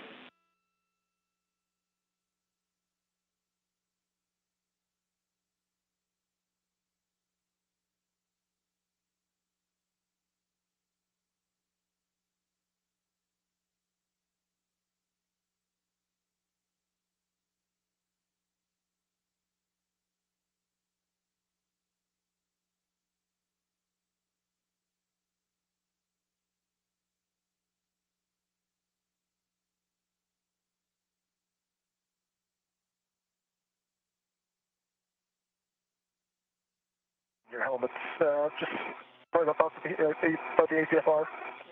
You're fine, but just so you know.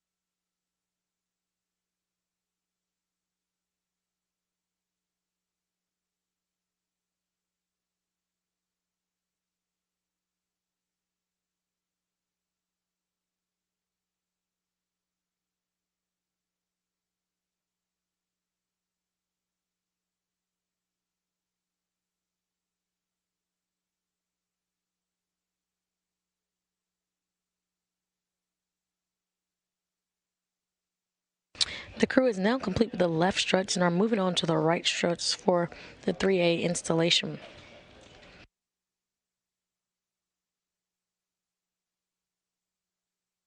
If you're just joining us, we're 2 hours and 12 minutes into the EVA where the crew has gone to the 3A work site and has built an upper bracket build, as well as completed the center pass to mass canister install.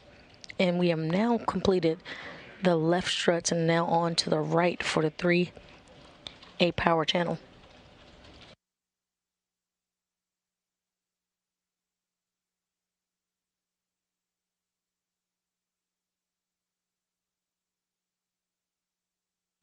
On your screen, you see EV1, Kayla Barron at the top of your screen, and you see Chari in the articulated foot restraint.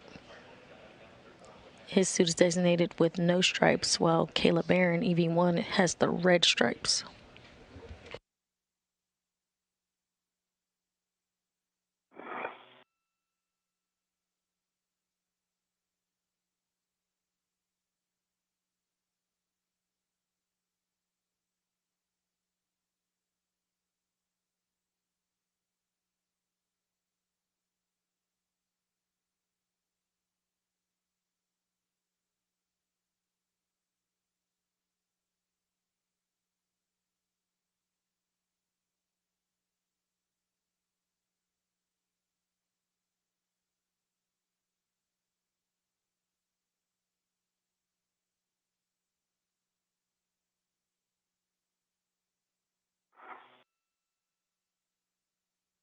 Can you tell if I'm in, Kayla, or am I in too deep? I can't get my heels up, so I think I'm in. Stand by a minute, Grinder. Yeah, no problem. No rush.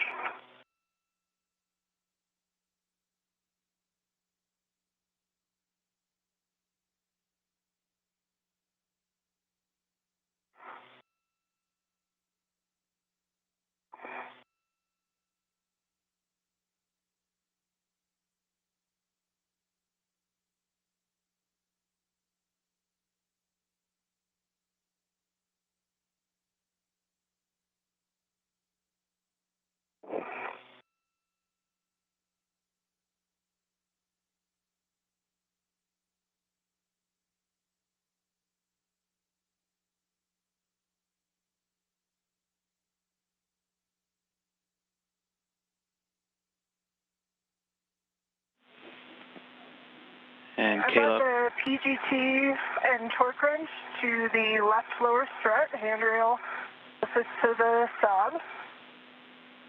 And go ahead, Ike. perfect. I was actually going to just remind you where you wanted to put them, and then you can lock the PGT ret and or use the strut wire tie to stow the tools as needed. And then we'll take a glove, hap, and gauntlet check from you. Yes, stand by.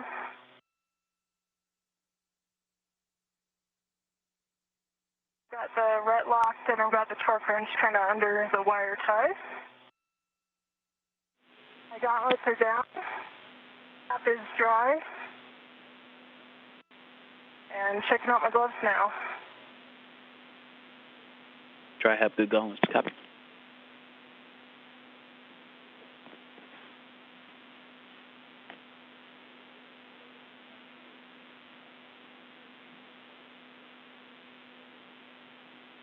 Gloves, baseline.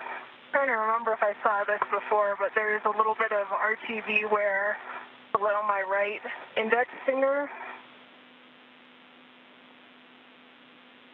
Okay, copy. Was that? Spot that's come up. Did you say below your index finger or on the right index finger? Just below it, in the transition between like the pad RTV and the turtle skin RTV below it. Okay, right index finger, and we've got a good video of that as well. Thank you. We copy. Right index finger RTV wear. And Roger, just because of your orientation, I can't tell for sure if your heels are in. Yeah, I can't pull them up, so I've either wedged in so good or I'm in, but either You way, look pretty secure to me. either way I can't move. What I can tell, you look like you're in. Okay, Kayla, you're going to retrieve the right mid strap. That's back straps 9 and 10 to transfer to Roger. And he's obviously a little farther away, so you're going to have to work together to get that handoff. You're more of a blind handoff when we get those. Yep. And you're going to stow that mid strut on your BRT, doing a ret swap to the stanchion closest to the side pad.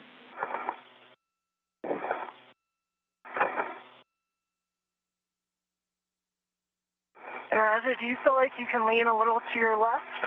I can, yep. Okay. I may have to, let's see how far we get here. And get to about, that's kind of oscillatory, like I come that way and then the momentum swings, so I come back the other direction. Without grabbing onto the mounting bracket, I can't hold myself too far that direction. Coming up onto the triangle here. I can see it coming towards me. Wish I was taller. Actually, taller may not help in this situation. Got it? I've got fingers on it. Okay, I've got contact. I've got control. Let me get a red on it, and then I'll send it back towards you to get the red off. Nice job. And you want to ret to the stanchion closest to the side pad. There's me. And Roger, it looks to me like you can probably reach the bag rat, and that might be easier if you feel like you can get it with your left hand. Yep, I can do that.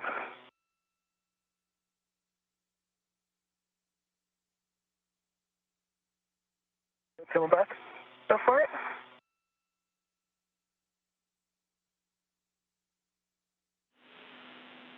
All right, nice job. Now, Kayla, you're going to retrieve the right lower strut to pass off to Roger when he's got a free hand.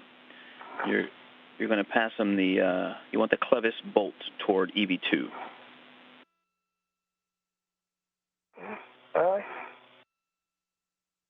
And that's backstraps 7 and 8, right in the middle of the bag.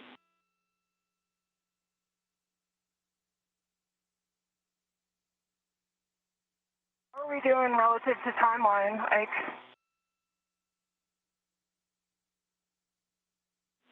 EV1, EV2, you're about 15 minutes ahead. Slow and steady. Very nice. Here. All right, ready for the lower.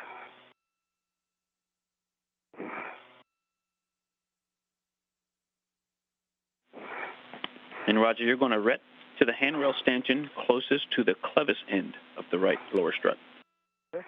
Could you tip it towards the mass camp or towards the center? And then it's a little towards me. I've got a hand on it, don't have control yet. Now I've got control. And you set the handrail closest to the clevis? Affirm. Handrail stanchion nearest the clevis end. And Ike, am I good to start translating around? Once he does the ret swap, you're going to have to release Okay. Yeah, the bag ret. I've got my red on it. It's coming back to you. Yep. We know how far. And then Kayla, you can translate to the mass canister right side sob launch bracket. We recommend going outboard of the mass canister to the radiator side, and please fair lead so that your tether stays off of the BGA. You can use S5 handrail 2102. Bag ret's removed. Okay, I've got it. And Roger, just a reminder, there's a PGT and a torque wrench on the bottom of this one, so you've got some tools down there as well that you're moving. Perfect. Okay. And I can see the spherical bolt from here. It looks flat. The right side. Thank you for that. Right side spherical bearing looks flush. Yep.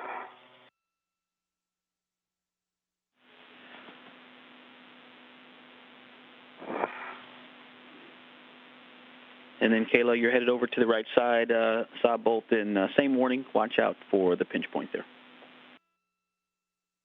And could you say again the handrail you want me to fair lead on? Recommendation is S5 handrail 2102. But the important thing is just if you keep your safety tether cable off of the BGA, there's quite a few options to do that.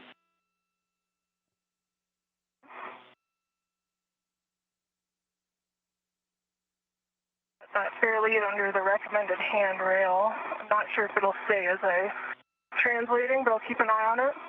And if it comes out, I will fair lead it.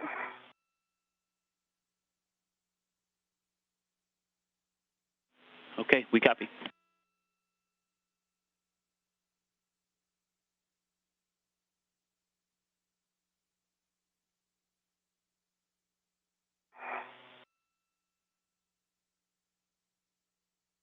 Like it stayed in place. Good words, thanks.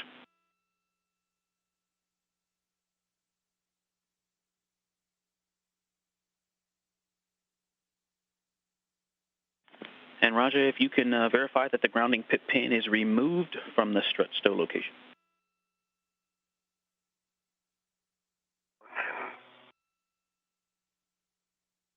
It is removed. Copy.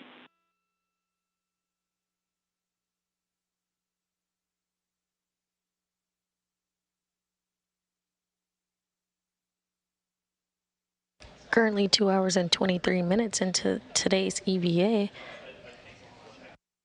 we see Kayla Barron translating over to the right side of the 3A mass canister to help Raja Chari install the 3A right struts.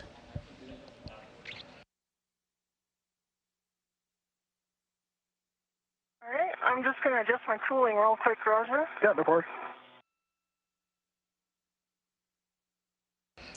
Recapping some of the milestones today at 7:12 a.m. Central Time, 8:12 a.m. Eastern. NASA astronauts Kayla Barron and Raja Chari turned their suits on battery power, making their way out of the hatch to start today's spacewalk. They are currently on the starboard 4 truss at the 3A power channel.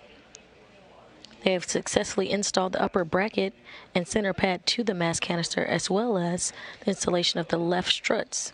They are currently working, again, on the right struts for install. This is all for the modification kit. Let me check in my rear seat and I'll see if I can get a hand on that bolt.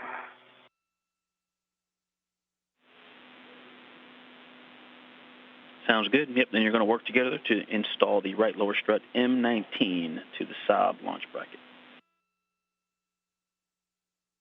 This install will be for future IROSA or ISS rollout solar array upgrades. And we want to. There, Grinder? Yep, I'll hold it there. And we're going to start with 4 turns. I've got PGT settings if you want them.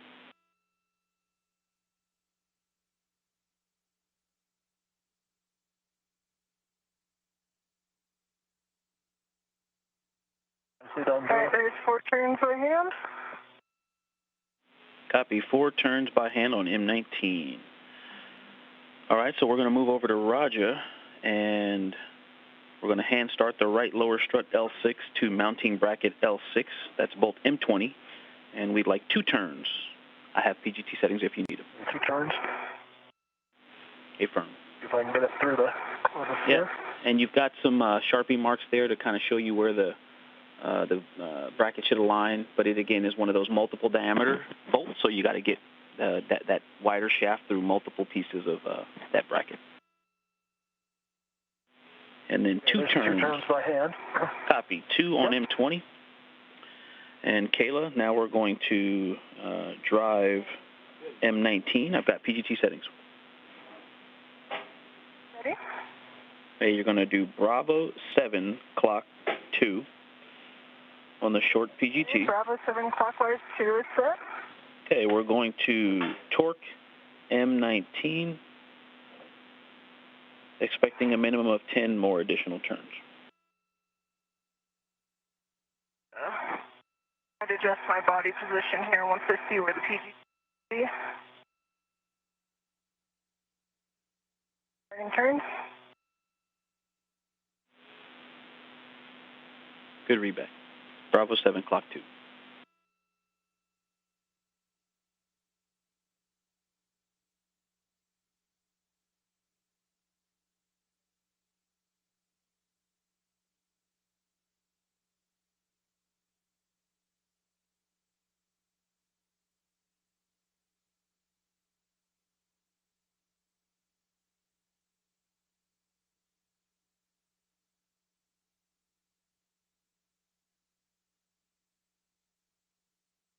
I'm watching the Strut.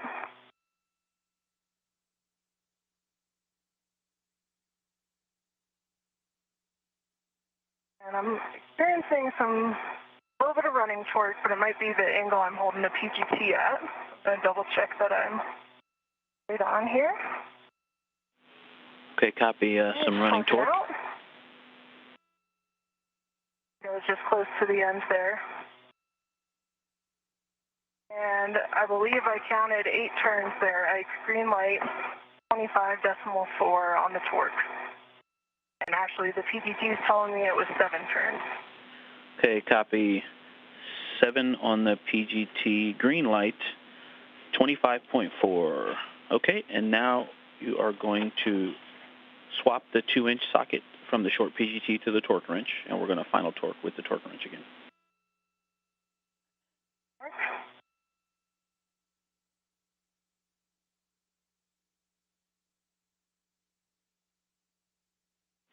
All right, and I'm showing 11 turns total, so we may expect more turns on the torque wrench. But we're looking for, again, breaking it over twice.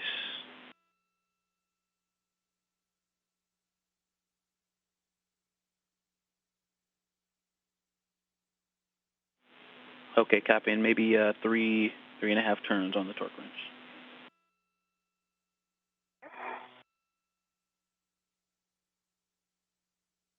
Okay, swap complete with a good pull test.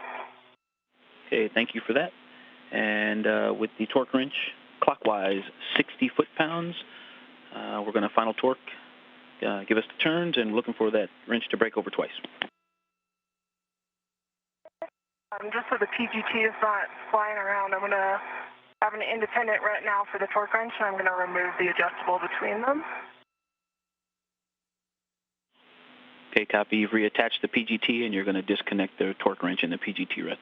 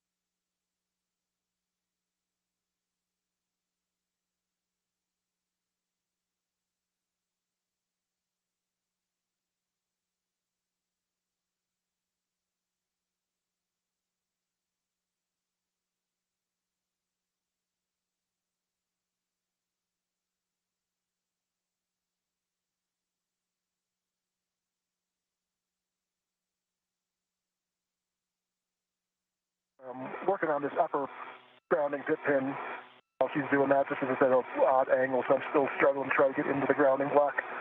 I know it's only getting harder once you grab the bolt. Copy. Yeah, it looks like that cable's got a little memory making it hard to line up. Yeah.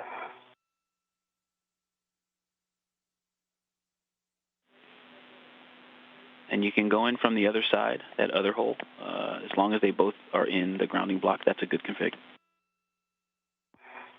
Yeah, this one that's facing towards me, I'm saving for the mid-strut, because I think that's even harder to get around the corner with. Okay, copy. Looks like that one you got a good start on it. I was going the wrong way on the torque wrench, not doing myself any favors there. And double check that it was going clockwise. Okay, and about how many turns, Kayla? I did 32 throws of the torque wrench, and it was about an eighth of a turn per throw. Okay, so we copy about 4 turns counterclockwise, and now we've reset it to clockwise. So we're looking at maybe 7 or more turns.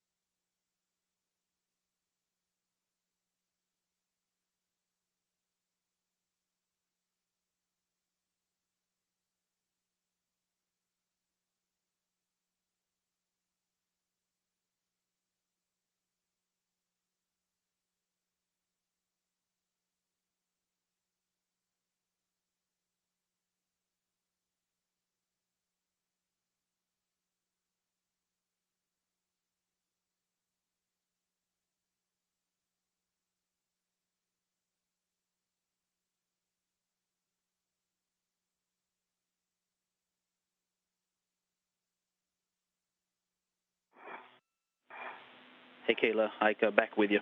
Sorry about that, not giving you a heads up about the handover. Still working the torque wrench.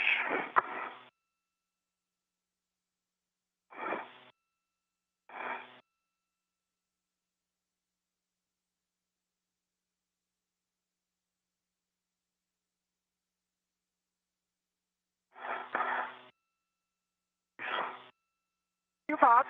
That was 120 throws.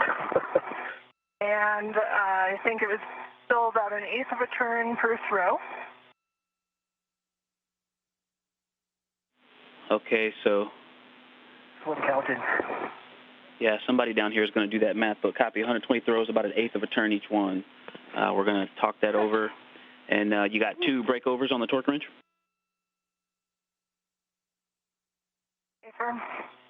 Okay.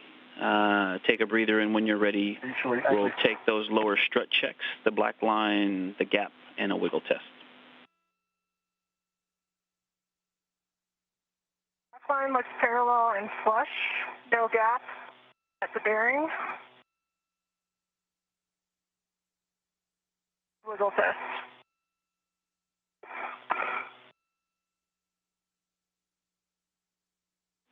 I just heard wiggle test. Kayla, confirm a good wiggle test? Good wiggle test. Copy, good wiggle test. That's a good M19. Nice work there. Take a breather, and you can leave the short PGT and the torque wrench on the right lower strut handrail. And when you're ready, verify that MLI covering the lower strut pad. Roger, I've got PGT settings for you when you're ready.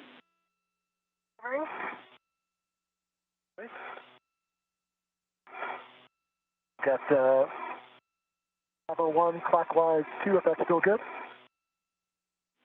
That is a good readback. You can drive M20 to torque, looking for a minimum of 5 more turns. The M20 to torque, looking for 5 turns.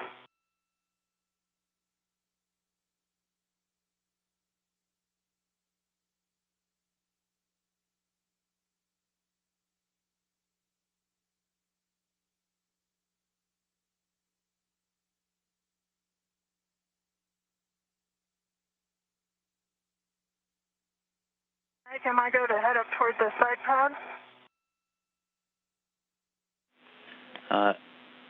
We'll take a glove, hat, and gauntlet check, and then you do have a go to translate to the mass canister right side pad install location. Got a low torque light, 7.8 with 4 turns. You want to hit it again?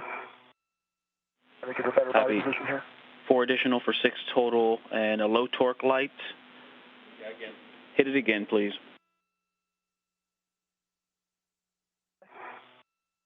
Bravo 1, clockwise 2.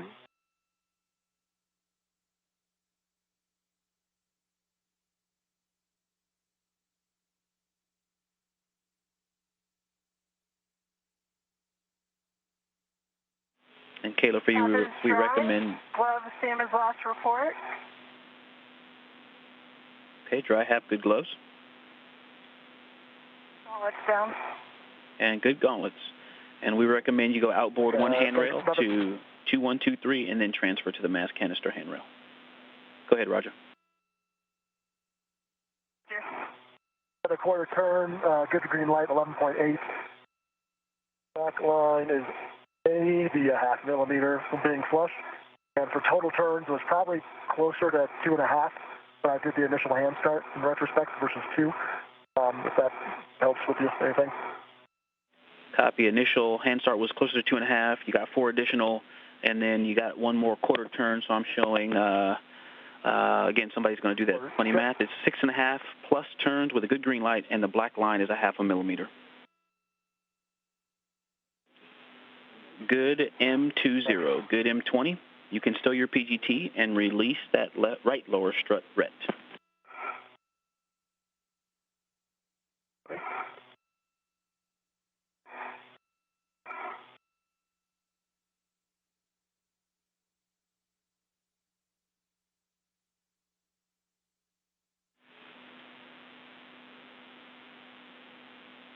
Pit pin is in. We know you got the pit. On the upper strut here. The ret is released. Perfect. Good ret. Did you say the MLI is in work and the pit pin we heard you install?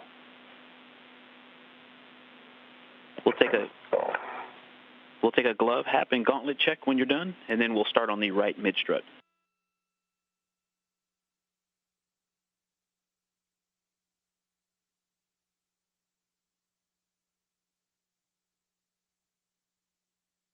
Yeah, dry hat gauntlets are down, and no change on the gloves. Copy. Good glove, hap, gauntlets. Okay, when the two of you are ready, Roger, you can grab the right mid-strut from your BRT, release the pit pin from the locking position, and when Kayla's ready, you can extend that side pad toward her. I'm ready.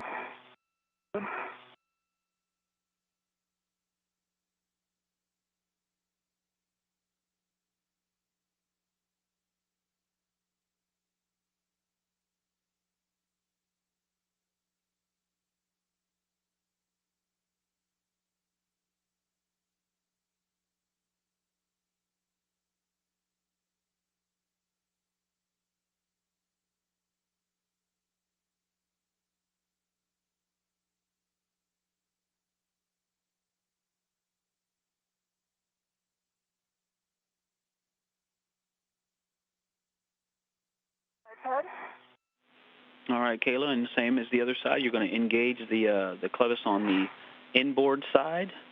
As toward the top of your head, you're going to have to go a little side to side, which is station up and down to get those teeth engaged, and then you'll pivot it toward your feet, station outboard to engage the soft dock. Very nice. It is soft dock. And when you're ready, you can either hand start or use the PGT, the long PGT, to put 2 turns on M9 through 12. I'll use the PGT, and I'm ready for setting. Alpha 2, clock 2.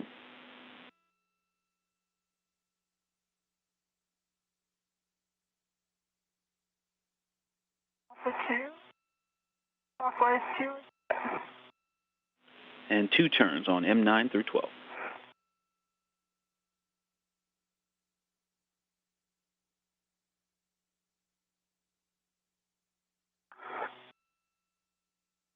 On M10.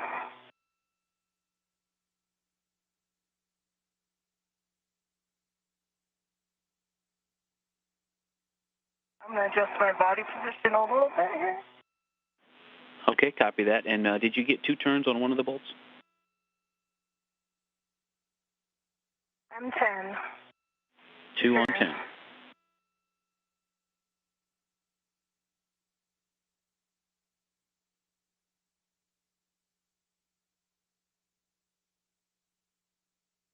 Turns M9. 2 turns on 9.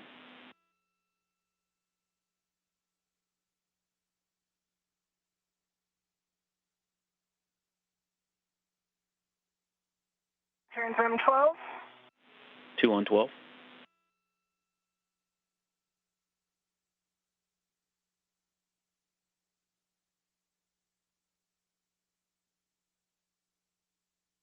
Turns M11.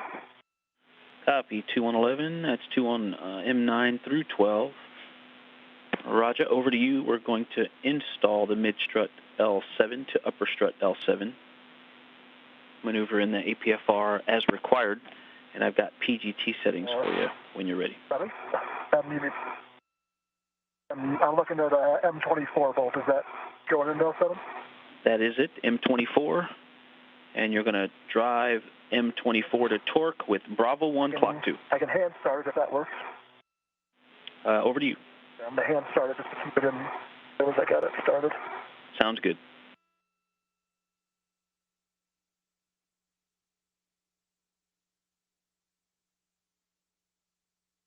There's 2 turns hand started, and Bravo 1 clockwise 2. Copy. 2 turns hand started, Bravo 1, clock 2. Good readback. You can drive M24 to torque.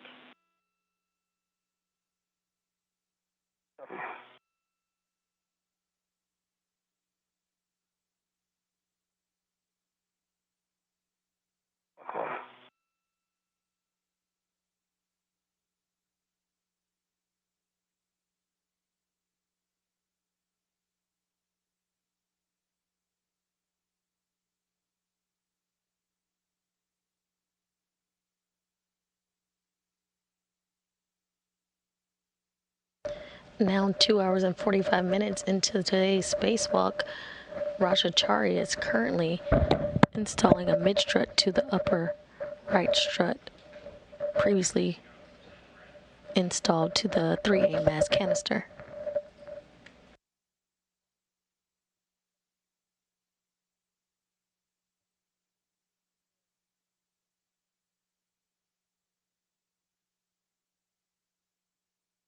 Good catch. Looks like 4.5 turns. I had a low torque, so I can hit it again. Red light looks flush, black line. Copy. You can hit it again, 4.5 for a total of 6.5 with a low torque. Go to hit it again.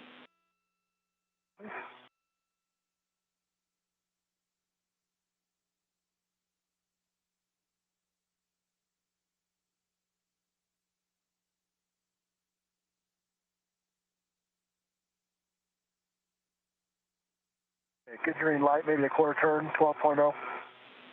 Like 0.4 turns is what the PGT says. Good green light, and I heard you earlier say the black line is flush.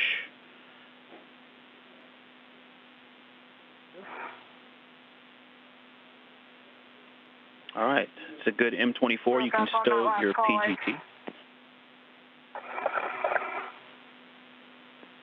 Say again, Kayla? On the PGT. I just said you broke up on your last call, so we might have missed something you said. Okay, that's a good M24. PGT, and I'm looking for a go to drive M9 through 12. You can drive M9 through 12 the torque.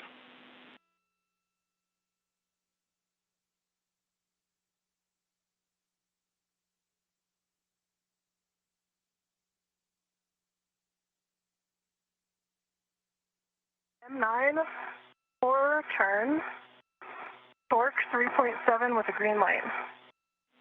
Green light, 4 turns on M9.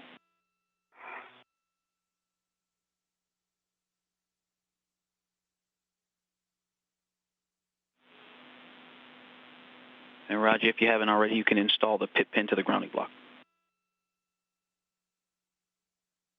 Pit pin's installed. 5 turns on M10, green light, 3.6 on the torque. M10, 5 turns, green light.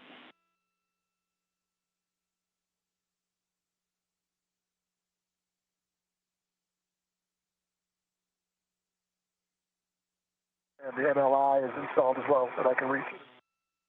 MLI over the mountain bracket side. Green light, 3.7, 4 turns on M12. 4 turns, green light, M12. And stand by on the MLI there. Getting a good spot for M11.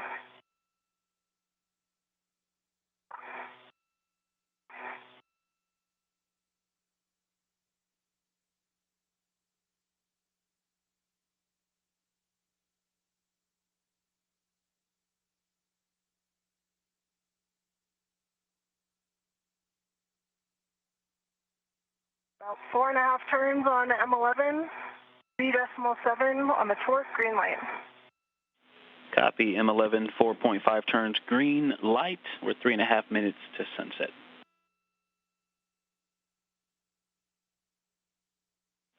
Okay, Kayla, once you put your PGT away, you can release EV2's ret from the right mid strut and then verify that MLI is covering the side pad clevis.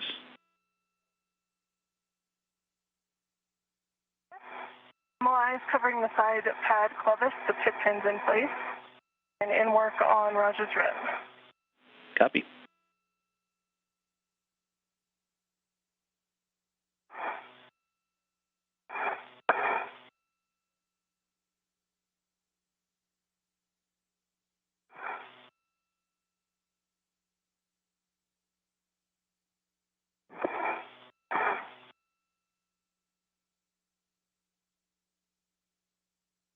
Coming to you. All right, so next thing we're going to work on is the clamps and the MLI. And so the right mid-strut adjustment collar, all the struts have been good so far. And so Kayla, if your BRT to the mid-strut handrail, minimize normal and torsional loads into the mid-strut, counter torque wrench loads, please. And so you can translate to the right mid-strut collar bolts. Roger. and then verify the middle locking tip pin can reach the receptacle, but do not install it yet. North.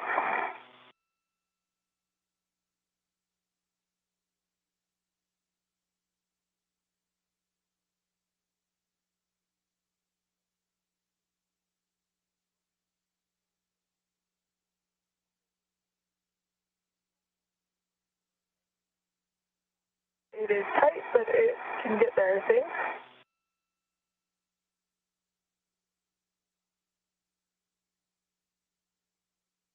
And that is. All right, thanks, Kayla. And so I've got PGT settings, and we're going to drive collar bolts M25 and 26.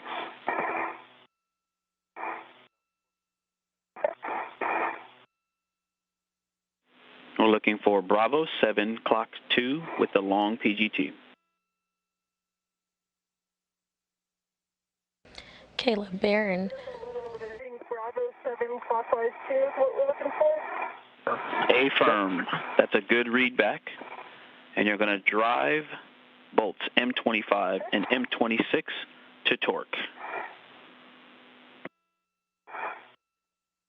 North. NASA astronaut Kayla Barron currently being seen on screen with a PT designated EV1 with the red stripe. She has her pistol grip tool where she's driving 2 bolts on the mid-strut collar. I'm going to try to get a little bit higher here.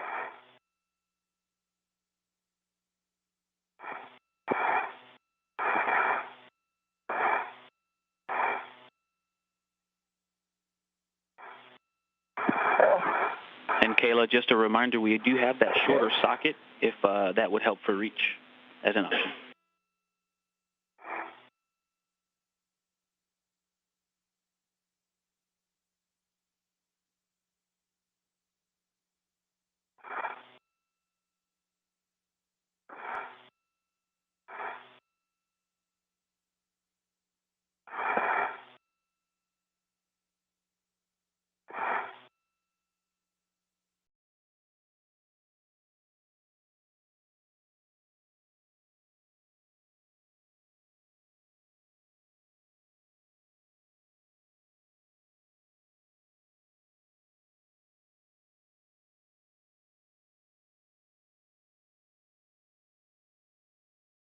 I've turned green light.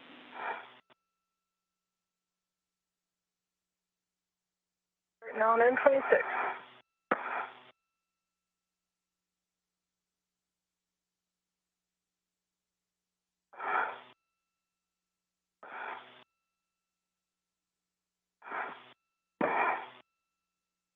Alright, that was 4 turns on M26 with a green light, 25.4, but I'm still seeing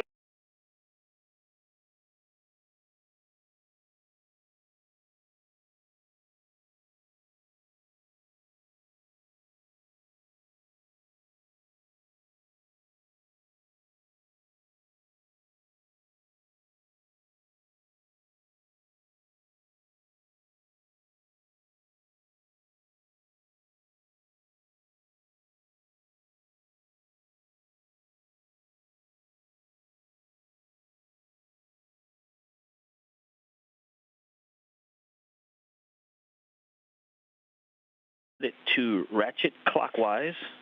Check the MTL to 30.5.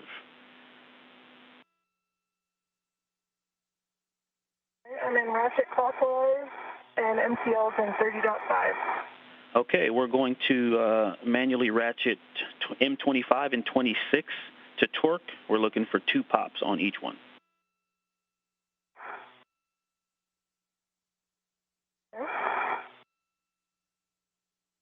Figure out my best body position here.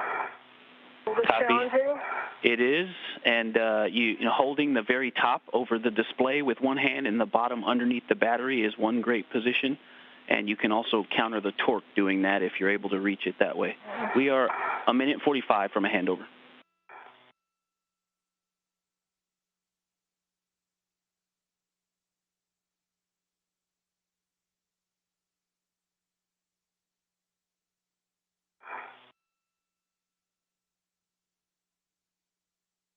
to get any leverage on this.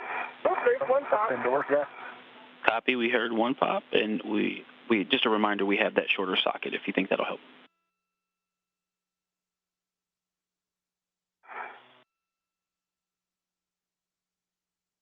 Pops. 2 good pops.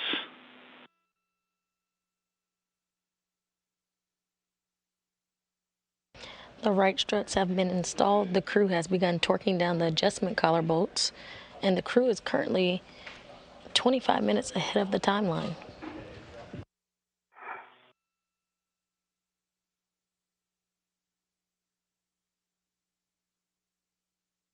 Quiet on the phone. And it came off there.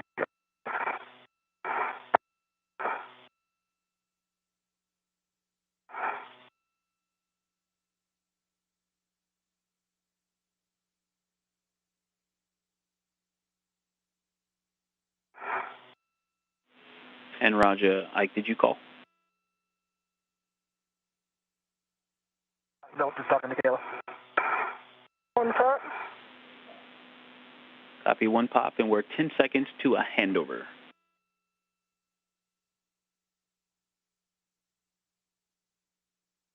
Two pops. I'm done. Copy, 2 pops, 25 to 26.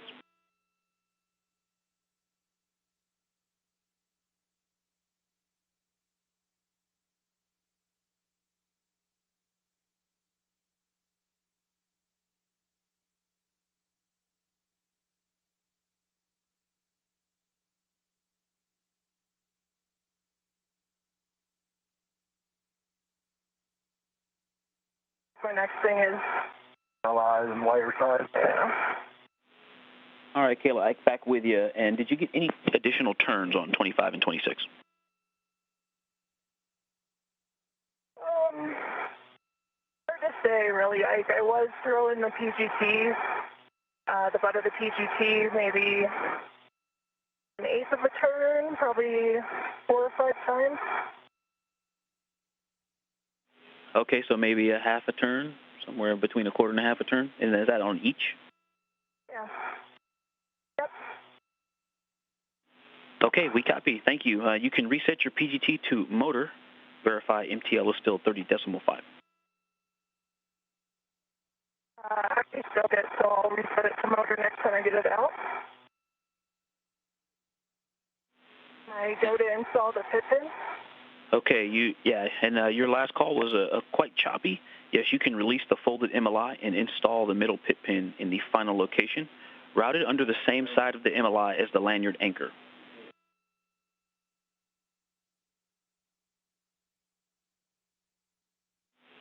And Roger, now that the right collar bolts are driven to torque, you can close the mid-strut mounting bracket MLI.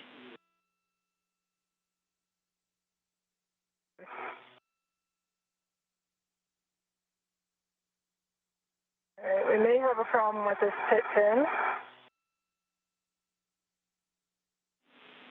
Yeah. Say, Pushing back.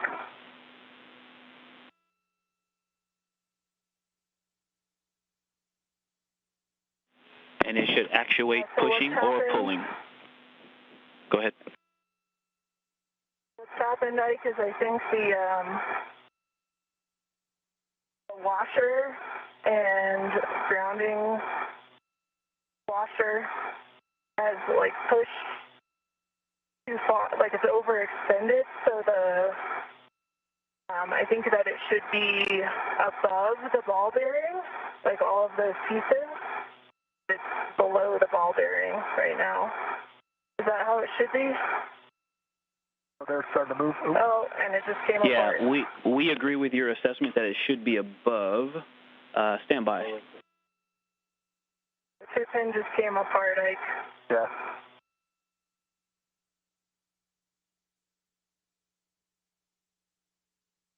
I've got some of it, but not all of it. The washer and the grounding, that piece is still there, but the end pieces, like the ball bearings, looks like they came off. Washer is free. I don't know that. Sorry. We copy. Thanks for that description. So Ike, let me tell you what I've got here. I lost the washer in the middle.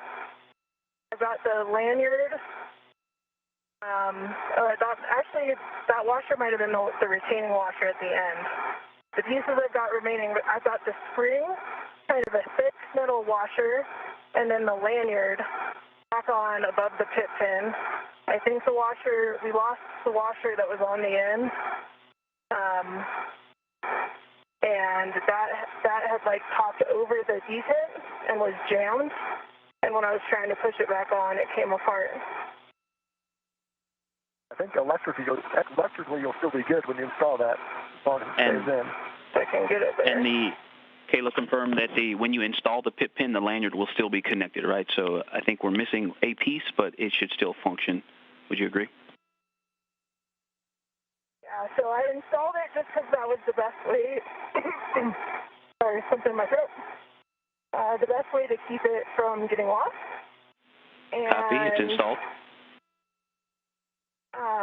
What I see is I have the receptacle, then the lanyard, then the washer, the thick washer, and the spring. Copy, receptacle, lanyard. And do you think that it will stay in? I do, yeah. I think, you guys got, do you have my HECA view of it? Yeah, I'm wondering if you guys can see it on my HECA. Yeah, I do think it'll stay in. I just need to be careful not to pull on the ring and pull it out. Yep, Abram, don't pull on the ring. We can see it in your HECA. It does look like it's installed, and we've got a couple questions just to see if it's going to serve its function. So we're talking it over. Give us a second. Okay.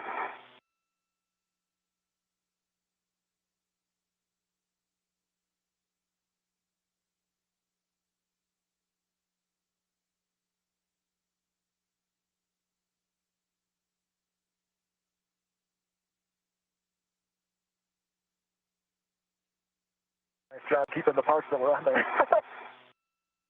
I tried to catch that washer, but I think I had no chance.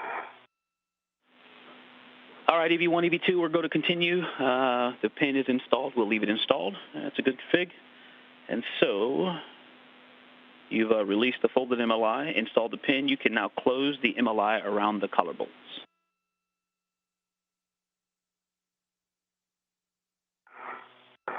Can you reach that, Roger? Yep.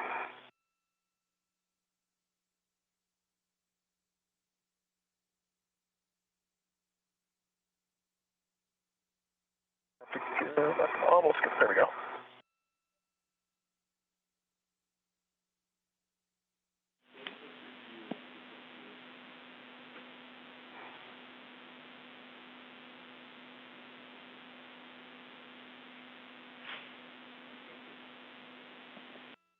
See if there's no more slack on that end. There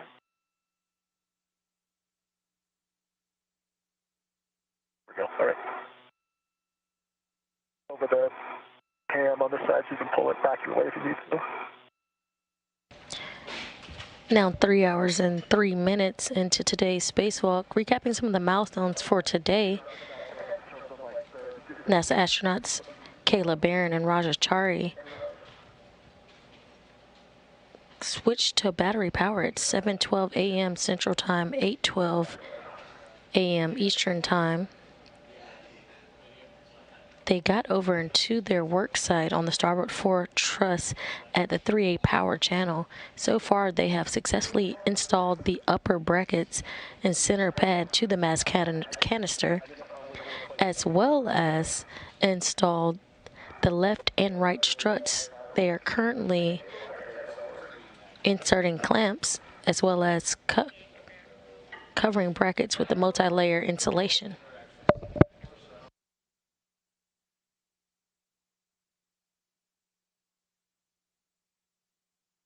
I confirm I'm going for a short wire tie.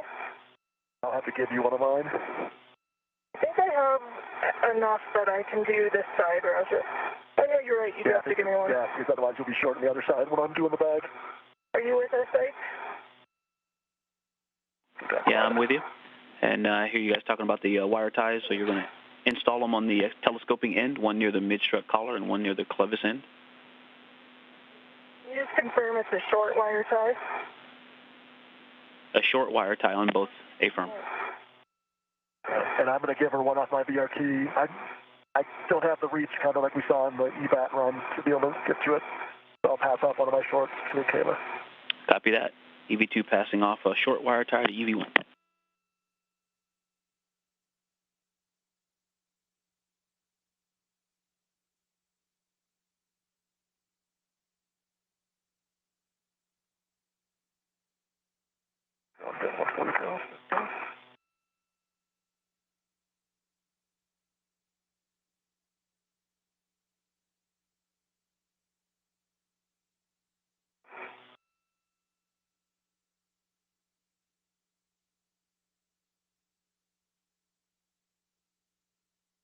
Alright, I've got one installed with 3/2 twist. Let me get a little closer to you, Roger, and then, oh, okay, good. Let me grab a right. Copy the collar side wire ties installed. Right's off. Roger.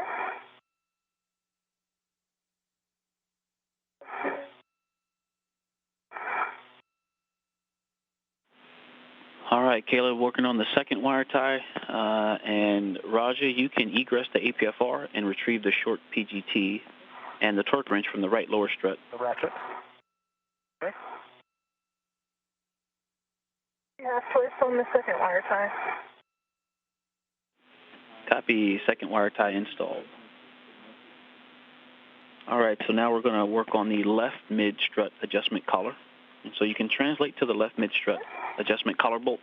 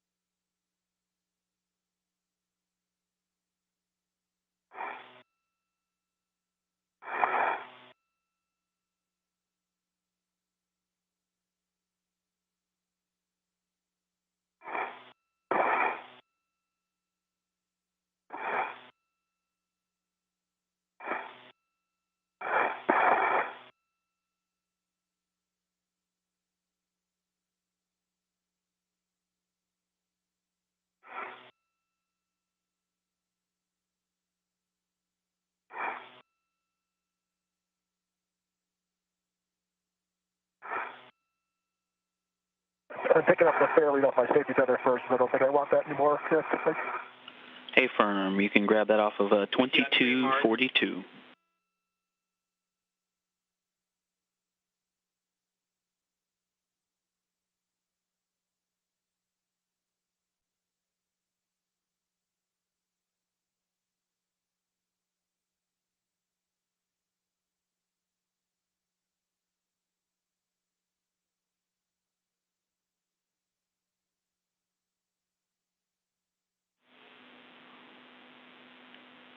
All right, Kayla, and very similar to the other side, we're going to, once you're in position, verify that middle locking pit pin can reach the receptacle, but do not install.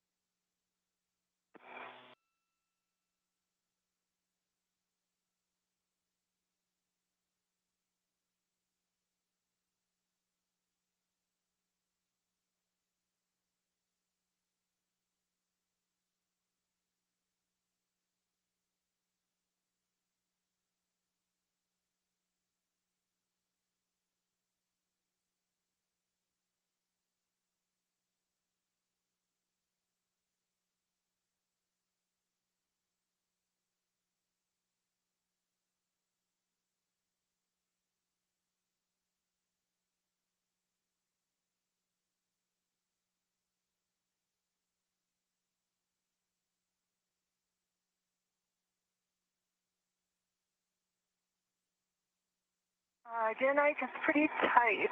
Hard to verify without attempting to install it. Okay, so one thing I am feeling cautious about tugging on it too much because of what happened with the last one. Yep, good idea. And just make sure you're routing it along the side that it is anchored on at the handrail. So just check the base of that cable and make sure you're routing it from that side. I am. And one challenging thing about the fit check is the MLI is still in the way. And you can release the MLI. This accordion to MLI. You can release the MLI.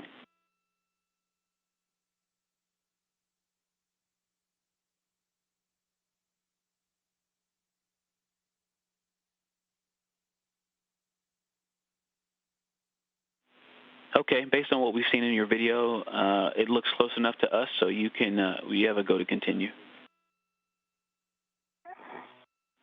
I agree. Okay. All right, so I've got PGT settings for you, and we're going to drive collar bolts M30 and M29.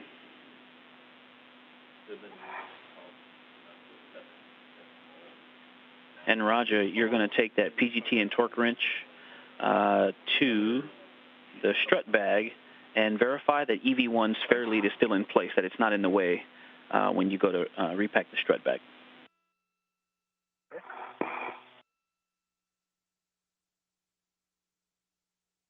I got my PGT in hand. Okay, your settings are Bravo 7, clockwise 2.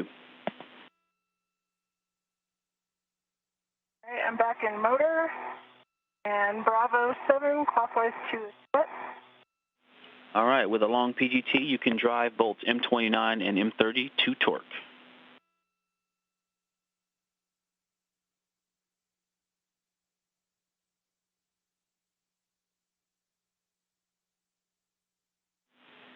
And Raja, once you get there, you can repack the strut bag, and if required, stow that GoPro. Ike, that was 3 turns, but I got a red light and low torque. And Raja, the GoPro is still tethered to the bag. Okay. You just tuck it in. Stand by, my. Copy 3 turns with a low torque. You have a go to hit it again. Work.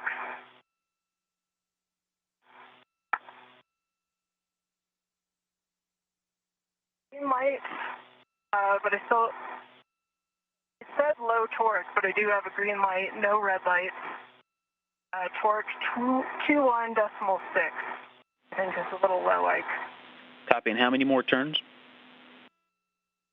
That was 1 additional turn. Copy, 1 additional for 4 total turns, and which bolt? That was M29. Copy, on M29, we got a green light. You said you also saw low torque? Yeah, there was a low torque message, but then it cleared and the green light came on. And the actual torque is 21.6. Programmed is 25.5. Okay, copy. You can move on to M30.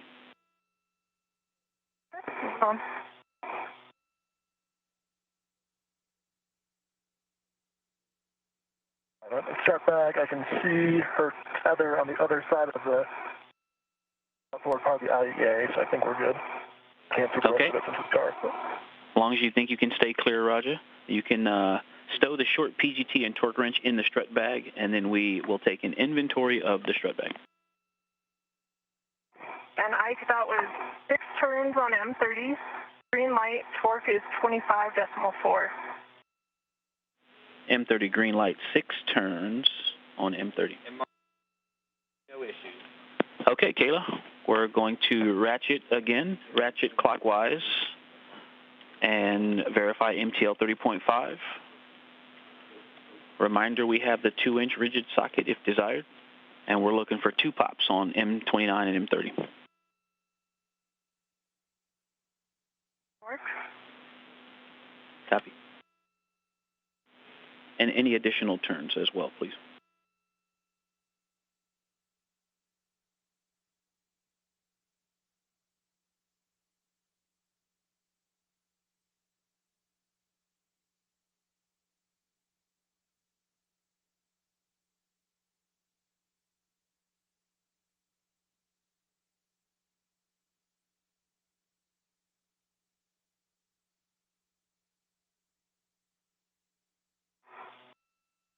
I'm just going to call out,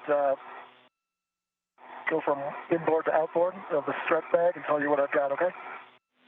That works. We are ready for the inventory. M29. And 2 pops on 29. Calls in real quick, guys. That's M29. That was about 1 additional turn. And on to M30. All right, grinder. Okay. All right. Copy. On 1 internal bag ret, I've got 2 small reps. 1 small rep going to a PGT. That PGT also has an AET on it. The other small is going to the torque wrench. And that is connected to the same AET as the PGT. That's that strap.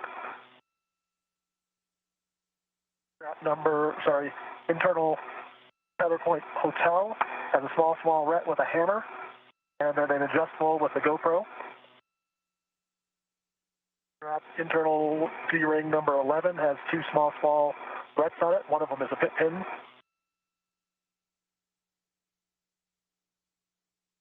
Internal P-ring Echo has 2 small rets. Internal P-ring India has 1 small ret with a taped torque wrench attached to it.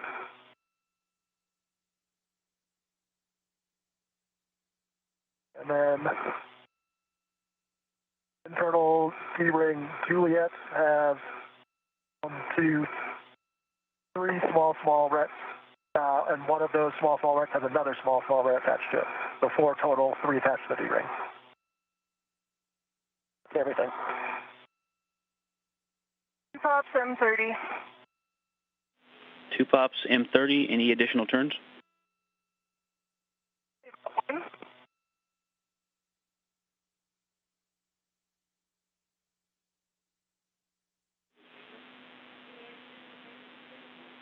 Kayla, any additional turns? Probably about 1 additional turn. Copy. 1 additional turn, 2 pops on 30. It's a good M29 and a good M30. And Roger, we're talking over this inventory. Thank you for those words. Let me know when you're ready before you start buckling it up. I go for pit pin, MLI. Stand by. Bye.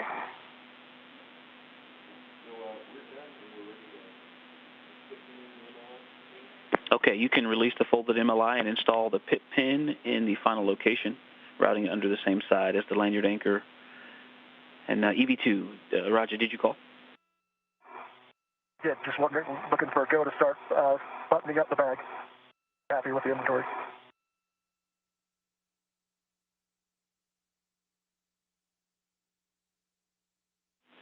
Okay, Roger. Hey, question about the bag. Verify that there are sockets on the torque wrenches and that the GoPro is OFF. There are sockets on both torque wrenches. There's not a socket on the PGT, and working the GoPro right now.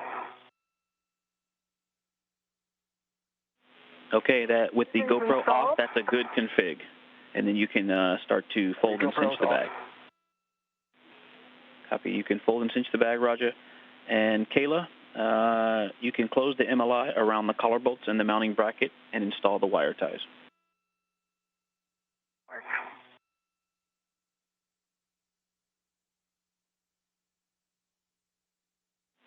EV1, EV2, 2 minutes to sunrise.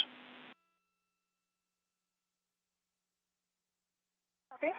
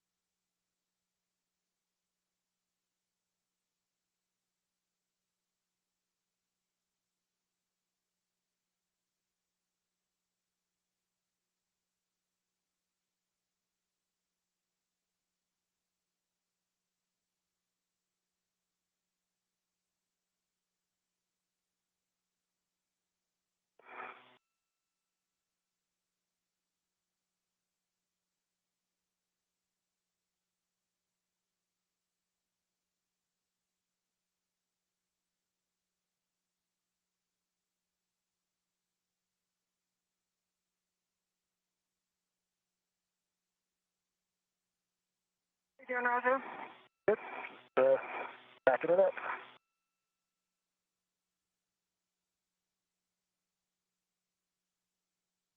You wind up doing what we tacking it down to both sides? I haven't pulled up. Just the two front corners, the lid is not tacked down, so you'll have two bag adjustables to structure. Okay, thanks.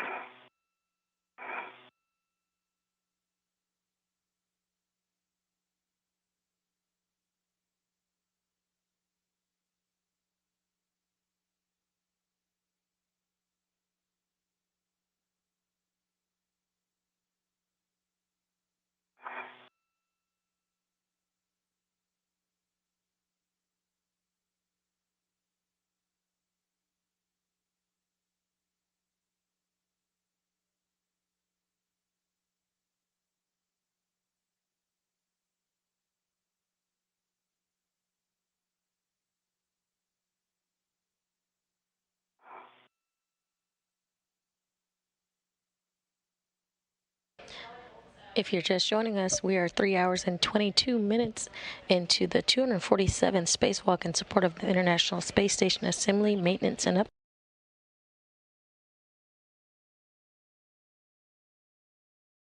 started their spacewalk at 7:12 a.m., where they switched over to internal battery power. And on the wire ties.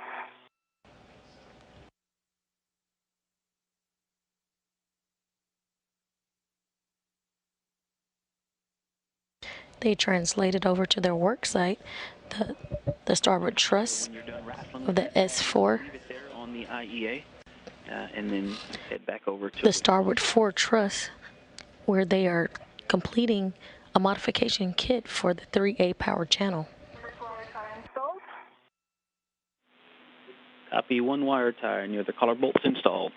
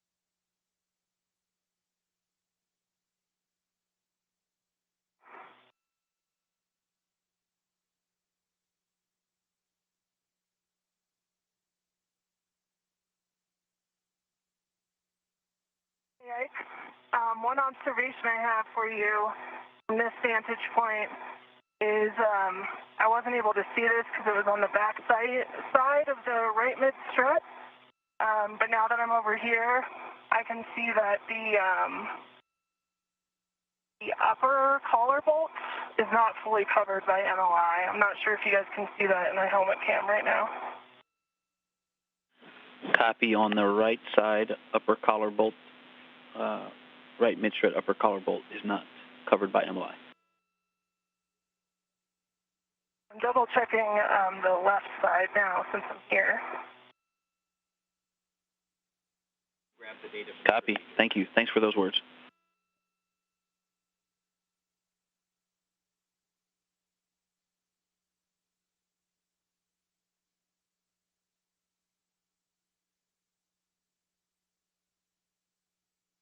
You want me to start heading back over there to fix it, Ike? I'll let you know in just a second. Stand by.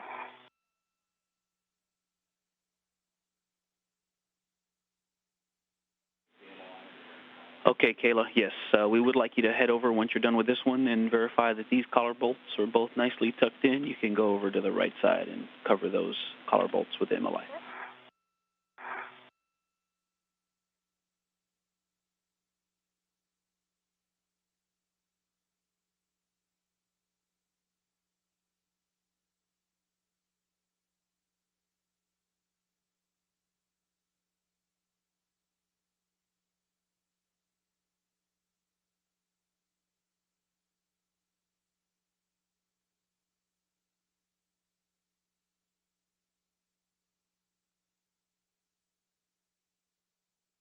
Right, left side are fully covered.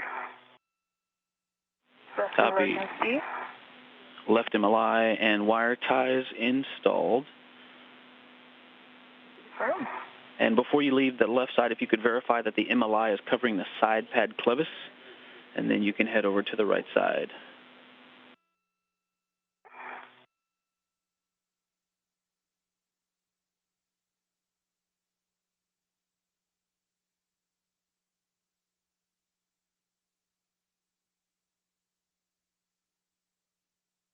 Is covering the side pad clevis. All right, nice job on that left side. And you have to go to translate over to the right and adjust that MLI. Roger.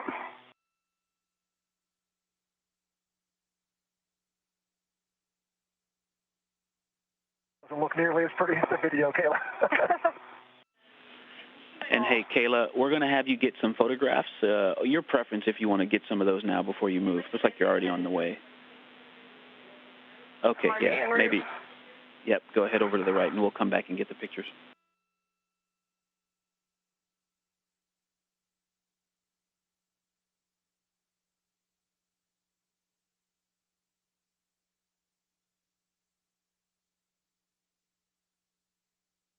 Currently having views from the HECA or the HD camera that is also attached to NASA astronaut Kayla Barron's helmet. She's translating over to the right struts to close MLI or the multi-layer insulation around the strut collars.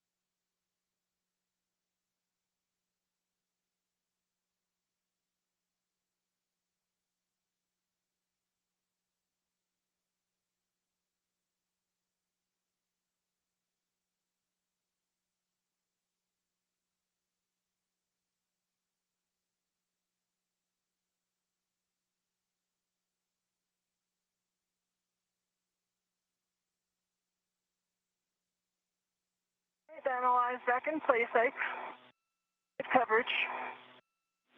All right, good MLI on the right side. Thank you. And over to you on position, but next we'd like you to get some photographs of the mod kit showing the final MLI config.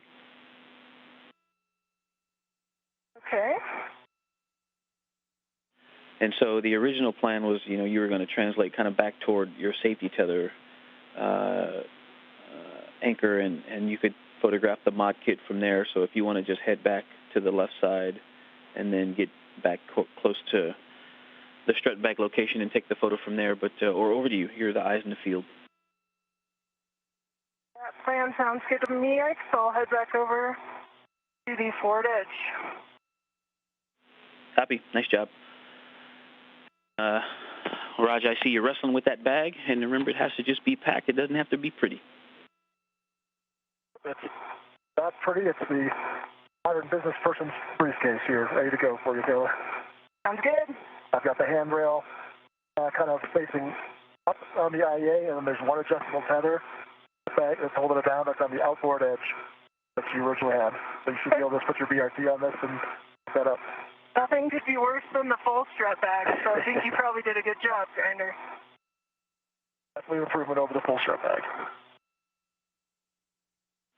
Nice job. Nice job. And when you're done with wrestling the bag, you can head over to S4 WIF 26 to grab the APFR WIF X.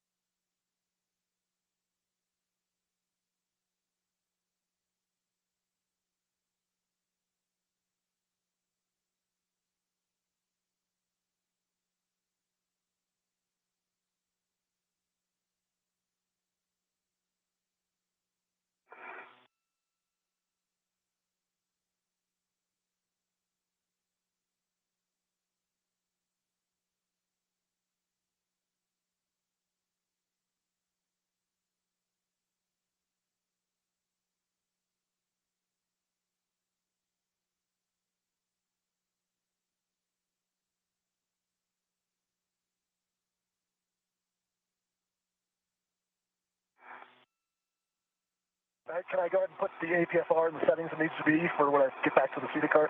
Do you have those? Affirm, I do.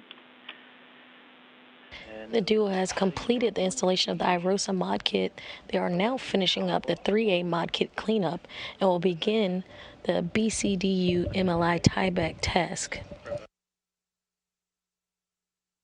I think I got good pictures, machine gun style, on continuous high shutter. So, as far as I know, I've got the pictures you're looking for. All right, nice job. And since the strut bag is already packed up, we'll take a glove, hap, gauntlet, and safer handle check from you. And work.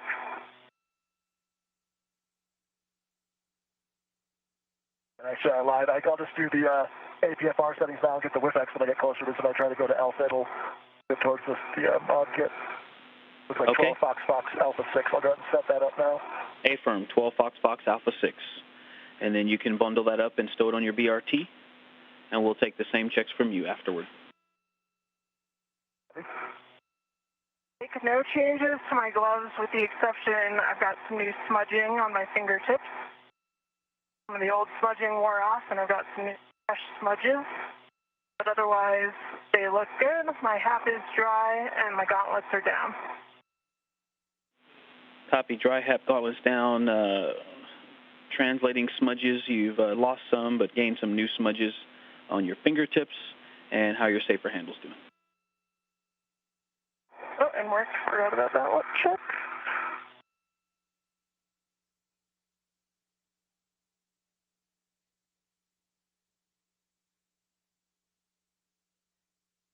That was Kayla Barron giving a good glove and hap check, inspecting her hands for scrapes and stains, as well as making sure that her helmet absorbent pad is free of water. Handles. And Kayla, if you want, we'd like you to grab the ratchet wrench from the TVA bag. That's the pouch on the side of the strut bag, and then that gives you some flexibility out at the BDCU worksite. That's in work. Oh, sorry about that, Kayla. I used the TBA bag as sort of a way to button it all closed. I think I can figure it out, Surrender.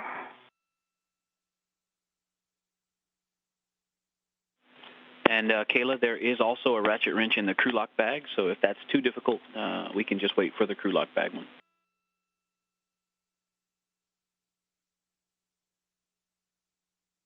I think I can get to it, Ike.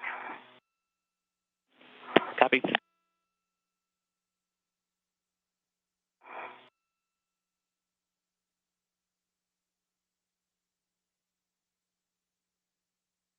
After finishing the 3A cleanup, Chari and Barron are looking to tie back multi-layer insulation on spare battery charge discharge units to support robotic replacement or relocation on a later EVA or spacewalk.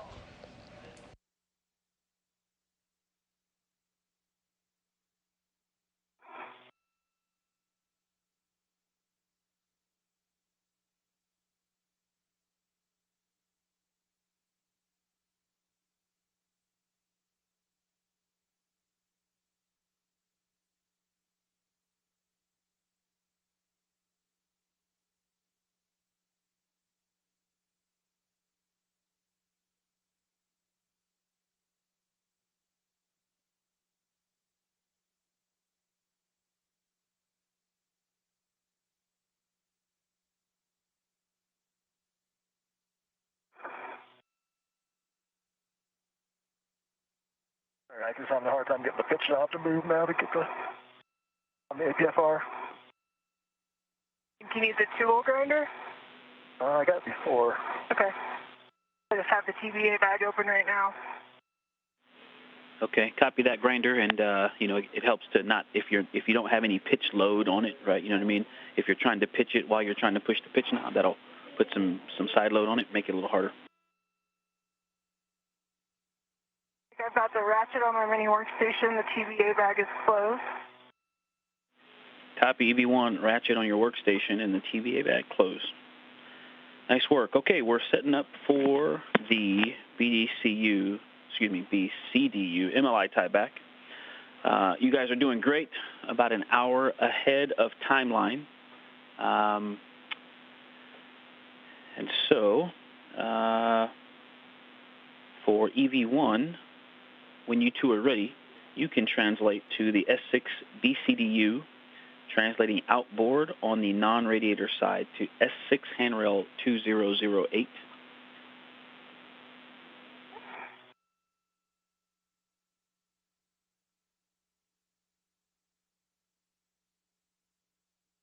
And Raja, if you want to wait to get those APFR settings. I got the APFRs there, 12. Box Alpha 6, and I'll get the width extender when I get there. Like I said, I can't move that now without getting the mass canister. Copy. Sounds good. Nice job, Grinder. All right, you can pick that up, bundle it up on your BRT, and you're going to head to the starboard seated cart.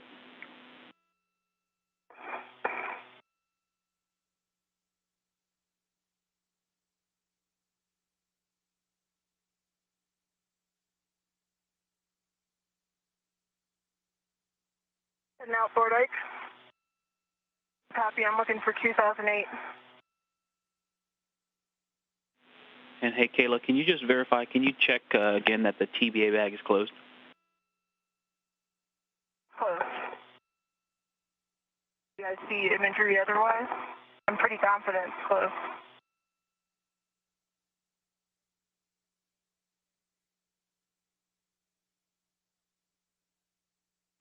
Okay, Roger, you have to go to continue outboard. Yeah, I velcroed it and engaged the little wire tie closure hook. Sounds good.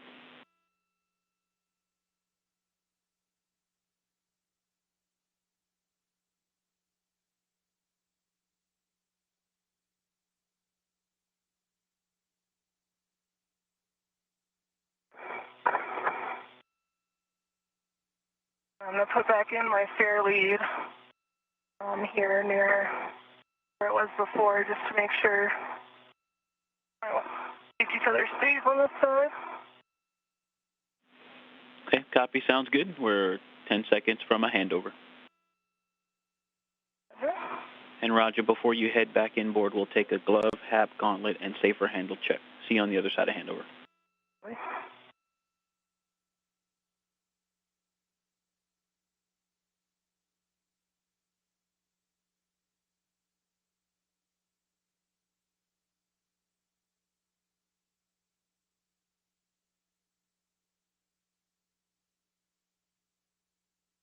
If you're just joining us, you're looking live at the International Space Station Flight Control Room, where Mike Lammers is the flight director. Today you'll hear Ground IV Victor Glover, NASA astronaut Victor Glover, communicating with the crew as they continue their spacewalk. Right now we have NASA astronauts Kayla, Barron, and Chari conducting a spacewalk to assemble and install a modification kit to the 3A power channel. Barron and Chari have successfully completed the modification kit, and they are actually translating currently to the S6 truss, the starboard 6 truss, to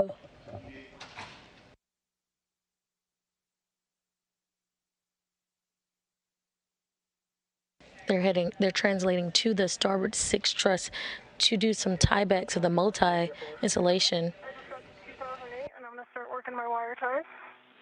Okay, that's a good location, Kayla, 2008. Attach one long wire tie to the inboard stanchion of 2008, leaving one end a little longer. And Roger, did you get those checks for us? Glove, hap, gauntlet, safer handles? Gloves, hap, yep, hap is dry. Gloves, no change. Maybe a little more scuffing on the right thumb, sure, for like a rub mark. And check on the safer handle. Okay, we copy. Thank you.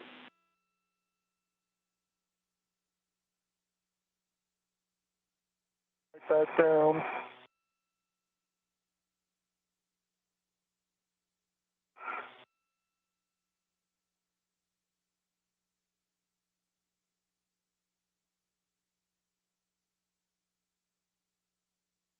Once at the starboard 6 truss work site, the duo will High-back multi-layer insulation on spare battery charge discharge units to support robotic replacement or relocation.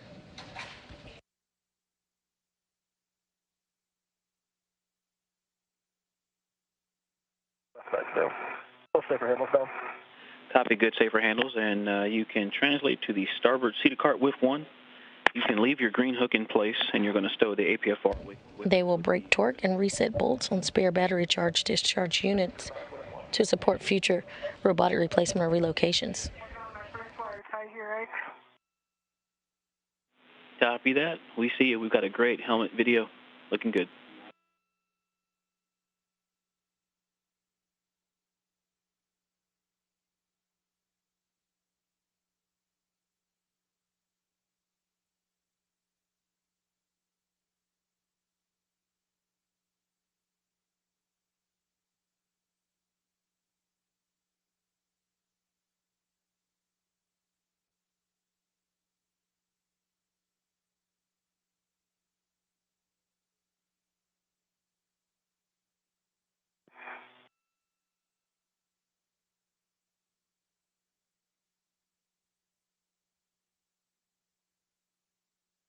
Working on the second wire tie.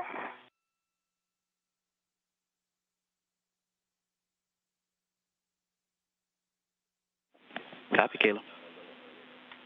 And yep, this one just goes to the outboard stanchion of the same handrail, 2008.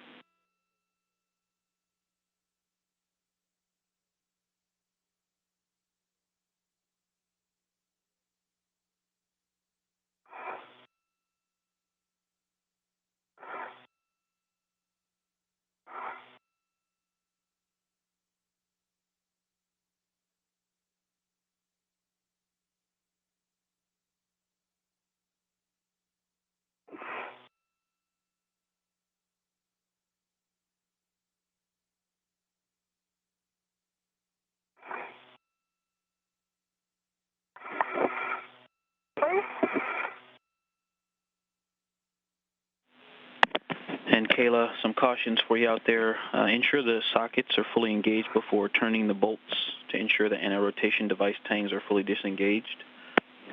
To prevent bolt damage, do not exceed 1/2 turn when breaking torque. Torque is broken when motion is felt on the bolt. And once torque is broken, do not translate on the micro square until torque is reset. Roger. And Raja, for you, just as you're translating there on face 1, the TUS cable, which is underneath the nadir cedar rail, of the nadir cedar rail, that white ribbon-looking cable, is the TUS cable. Just be aware of that, especially with the BRT and the WIFX and APFR combo. Yes, I think the BRT is behind me right now, away from the structure.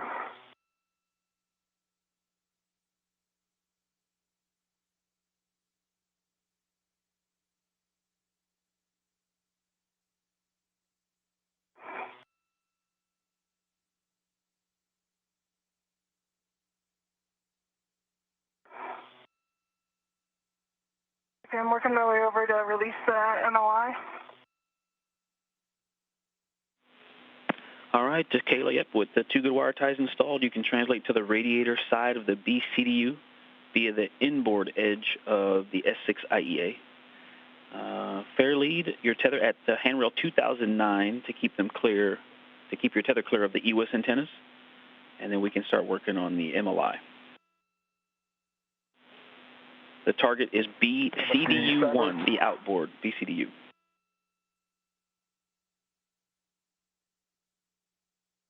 Starboard seated cart getting Copy, Roger. Okay, at starboard seated cart with 1, you can install the WIFX clock to 11, and I've got the rest of those settings for you when you need them. 11 for the clocking. Good read back, Roger.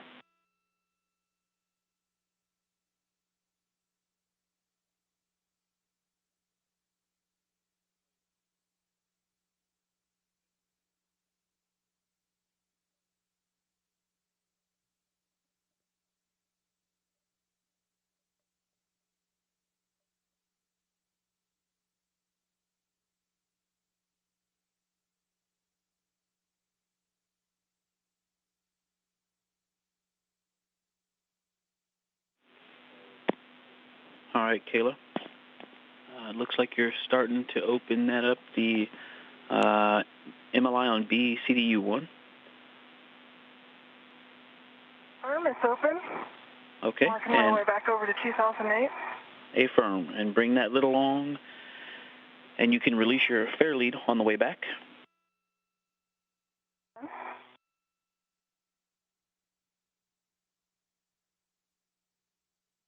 And we believe that that MLI is Velcro on the sides that you released, and that the side that's attached that you're folding it toward is like sewn on. So you should be able to not worry about that not coming off. All right, I see you're back to your wire ties. And so we're going to fold the outboard looped side under the lid to form a triangle. That looped edge will stick out from underneath the body of the lid with the loops pointing inboard for that outboard lid.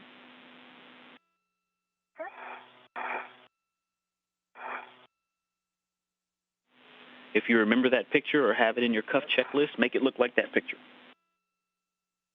Okay. All right, I've got the width X at 11, alpha 1, and width 1. And the APFR 1 at 12. Fox. And check the other settings. Copy 11 Alpha 1, 12 Fox Fox. The width X is black on black with a good pull and twist test. Thank you for that. Good config so far. I'll get the rest of the APFR settings here in a second. Copy, and nice folding there, nice origami skills, Kayla. And you're verified that the EWIS antenna is clear. And then you're going to attach that outboard lid. You're going to use the loop closest to the lid. The stanchion closest to the lid, you're going to connect the wire tie that's on the inboard stanchion to the loop closest to the handrail. And check your safety tether is clear, and then secure it with 3 twists.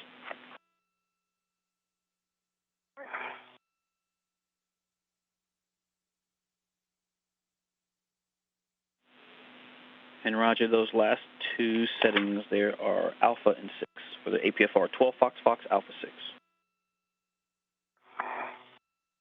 The alpha confirmed, the 6 confirmed, and the ingress 8 is folded in.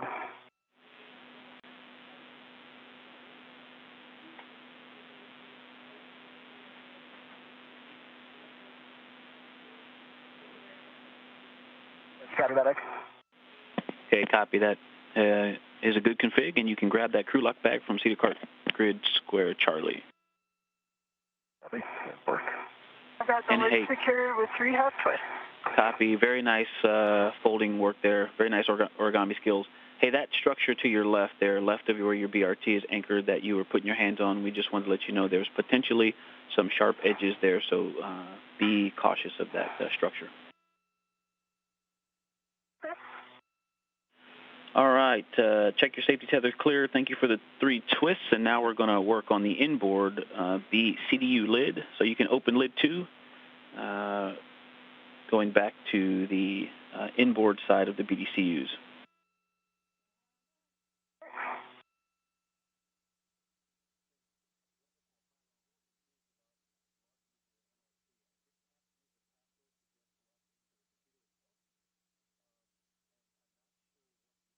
Lock bags on my BRT.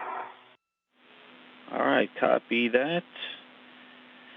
And once you're all ready, you can translate to S6B CDU to join Kayla. And you're going to go back to the radiator side of the S4 IEA and then outboard to the BCDUs.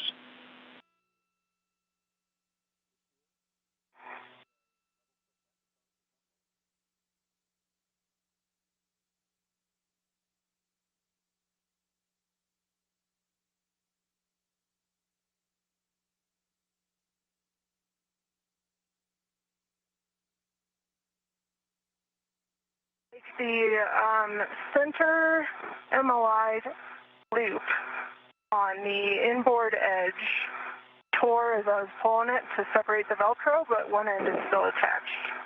And it's not the one we need to secure it down, so I think it's not a big deal, just letting you know. And what about the loop, Kayla?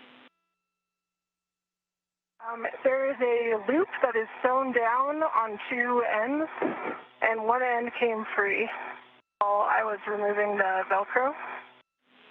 Okay, copy. Yep, no concern for today, but thanks for those words. And it's not the one you're using to attach it to the wire tie. Copy. Thank you. Yep, good copy.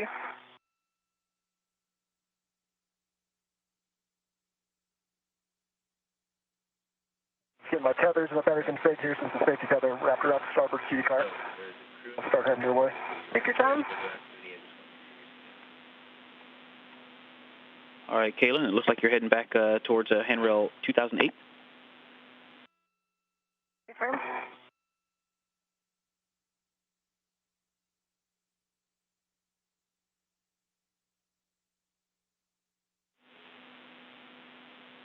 All right, and then we're going to do the same thing, the opposite direction. Fold the inboard loop side under the lid to form a triangle. The looped edge will stick out from underneath the body of the lid flap, pointing outboard.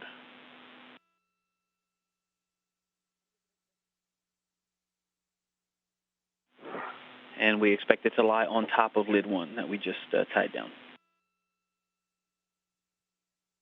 Roger that.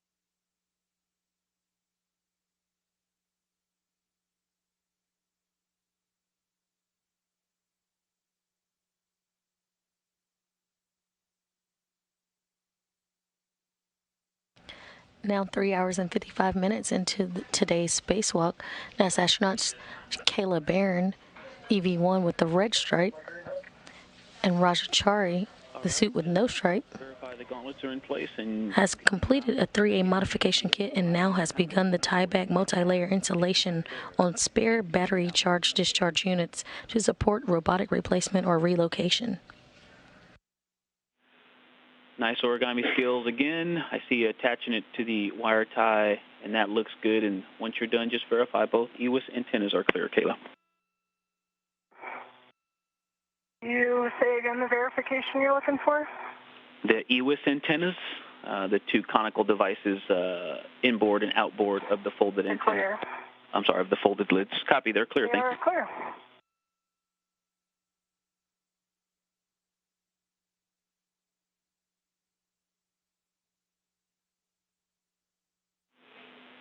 Okay, and then if you could take a look at the MLI, specifically the MLI that's around the B CDUs, and make sure that that's not deformed, that we'll have access to both ORUs. Might be able to give you a better call on that when I head over towards the bolts. Right now I'm still just kind of looking at the edge where I folded. Copy that.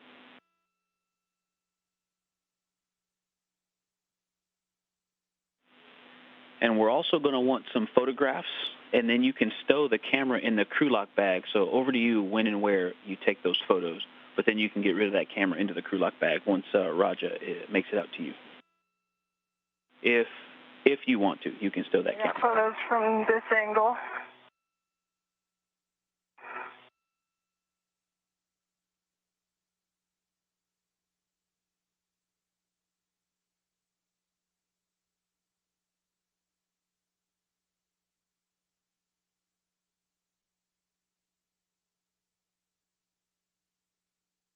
My fair leave out here, Ike, is just to keep it off the BGA, correct?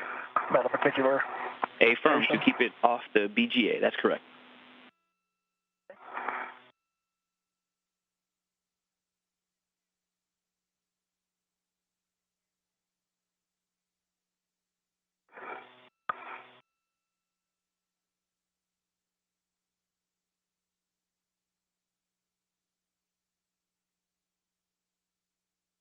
And Ike, the MLI not look deformed.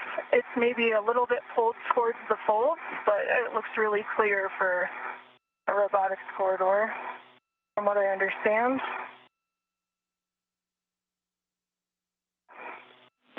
Okay, copy that. Good words. Thank you. All right, and then some more photographs. We'd like to see the final config of the MLI, and also if you could get the EWIS antennas in the field of view. And then option for you, once Roger makes it out, you can stow that camera in the crew lock bag.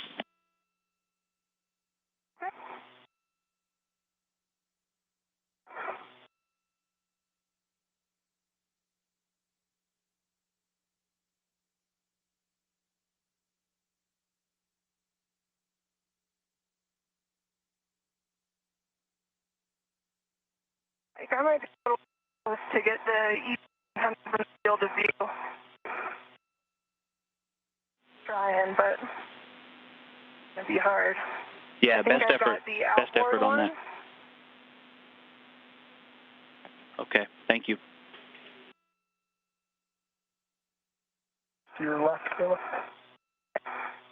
And from this angle, the folds are blocking the antenna, my view of the antenna, so I can't get this. I might be able to get better pictures when I go to the other side of the inboard side. Okay, yeah, we copy. And I'm okay hanging on to my camera for now.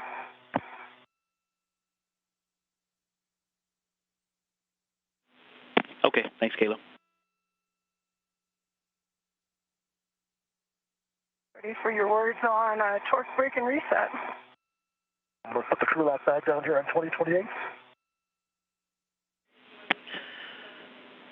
Okay, yeah, so you can drop the crew lock bag in a position for you to access H1 bolts, and we have a recommended location, but something for you two to decide. You can do a socket swap and put a 7/16 6-inch rigid socket onto your PGT, Roger, or you can work together and hand off the ratchet wrench. Either of those is okay with us. Just let us know. I'm right here, Raja. I think it's easy to hand it off. Okay. But your call, though. I think that makes sense. And I've got the ratchet wrench in my hand if you want to give me the first bolt we're driving here. Breaking torque on. I'm just dumping the crew lock bag, but we don't actually need it then if you've already got the ratchet, correct? Yep, I've got a ratchet wrench and a long PGT, so. Okay. Let me drop this off and then. Yep, and handrail 2028, Roger? Okay, 2026 works as well. 2026.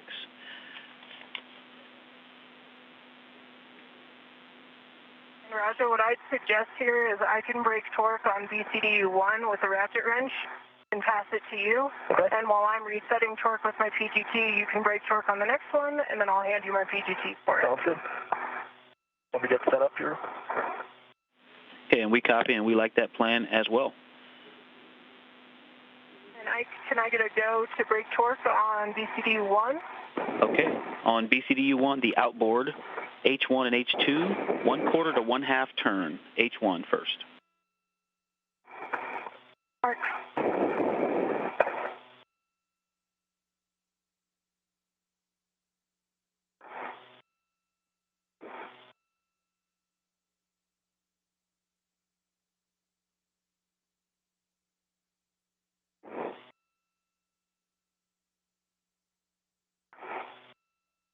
Now with the tieback on the multi-layer insulation on the spare battery charge discharge unit, Kayla Barron is now breaking torque and resetting bolts on spare battery charge discharge unit H1 to support robotic replacement or relocation.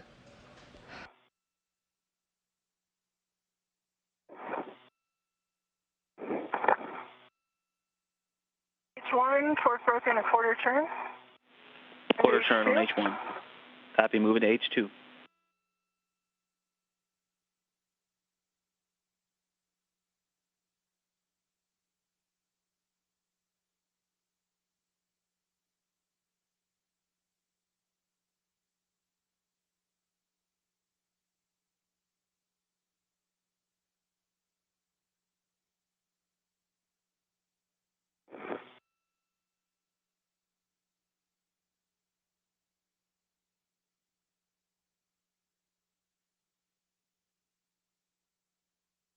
We're broken on H2, quarter turn.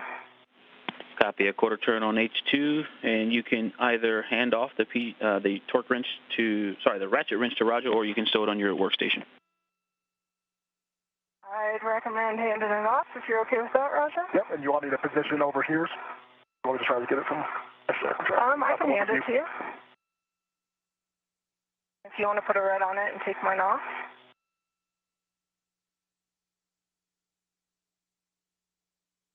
The local back quicker. Take your time. And Roger, you're going to break torque on BCDU2, the inboard ORU, and Kayla, you're going to reset torque on the one you just broke torque on. And I've got PGT settings when you're ready, and we're going to go H2 and then H1. Okay. And so, Roger, if you get to it, you've got time, you can break torque on H1 a quarter to a half a turn, starting with H1. And Kayla, starting with the two you just released, H2, alpha 6, clockwise 2. I copy that, starting H2, alpha 6, clockwise 2. Good read back on H2. Roger has the ratchet wrench, and he'll work on getting in position over there.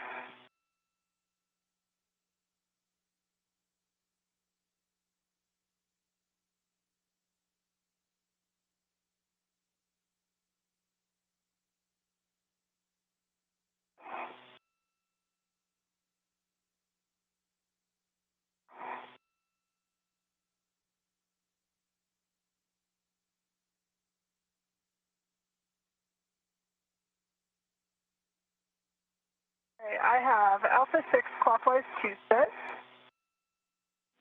Good read back, Kayla. And I'll get in position over And H2, alpha 6, clock 2.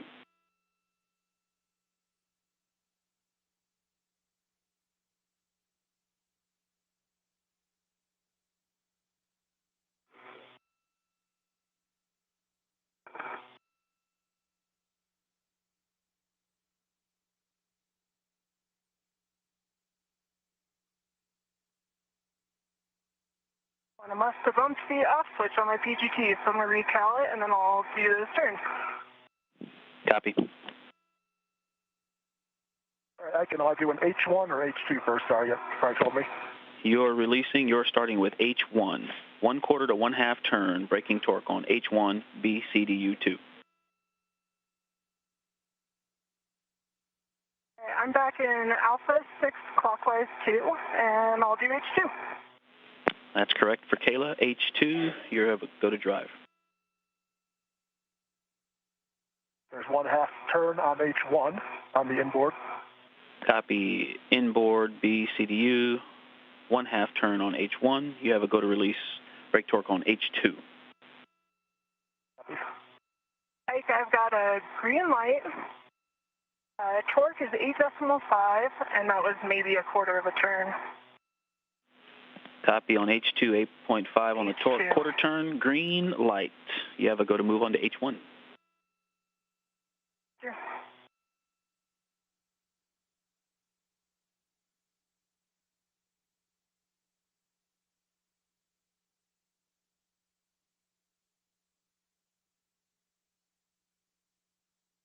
Green light, 8.4 on the torque, about a quarter turn on H1.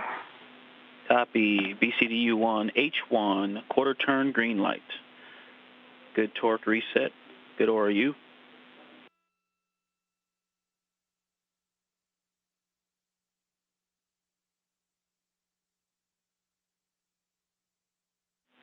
And Kayla, we're going to use the same PGT settings to reset torque on the inboard BCDU2. So over to you on the handoff, or are you doing that? Yeah, if Grinder's good with it, I'll just hand him my PGT. It's over there. And H2 first. And H2 torque is broken, sorry, 1/2 turn. Thank you. Half turn on H2. PGT now. Okay, PGT, same settings. You can stow the ratchet wrench on your in the crew lock bag or on your mini workstation and get ready to PGT. Okay, for now, I've just got it tethered to my mini workstation. And as soon as I'm done with the PGT, I'll send that back to Kayla. She's still on her ret. Okay, that works. Alpha 6, clock 2, and we're going to start with H2. Okay, starting with H2. Alpha 6, clockwise 2. Good readback. If you're just joining us, we are 4 hours and 8 minutes into today's spacewalk, where NASA astronauts Kayla, Barron, and Chari are currently breaking torque and resetting bolts on spare battery charge-discharge units. Turn, looks like 8. Good green light, 8 filings, 8.1, H2.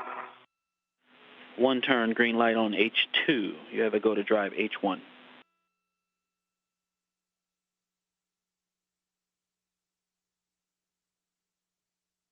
About an hour earlier, the crew completed the 3A modification kit.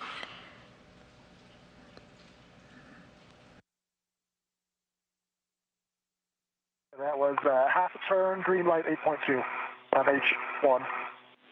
H1, half a turn, green light. I show a good B, CDU2. Now you can stow the ratchet in a crew lock bag.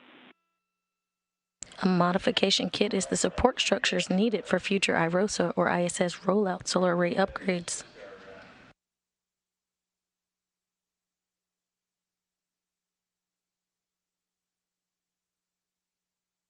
That's our extra TPA bag ratchet. Just press A. Okay.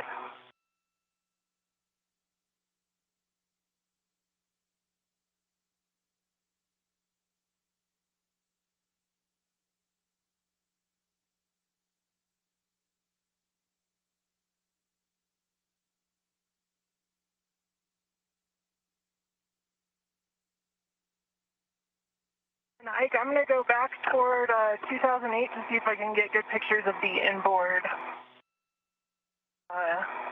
antenna for you. Okay, copy. Good plan. I can get a picture of it from right here, too, if you want. I can see it. I have to go this way anyway, Roger. Okay. I'm not doing anything else, so I'll do it.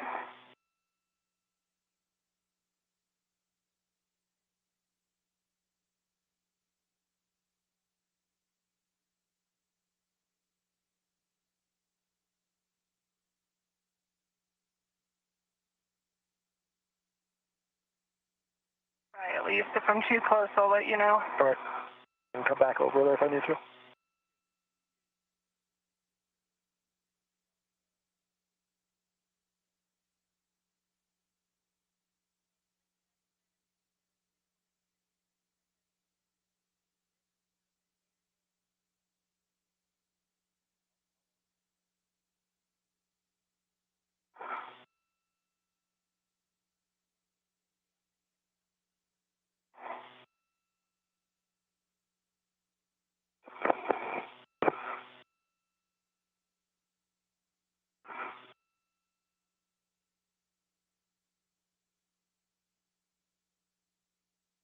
Swing my feet around. Can you see if my tether stays underneath? If I have to go right back there further. All right, now it's in front of you. Okay. Now it's crossing over your left ankle.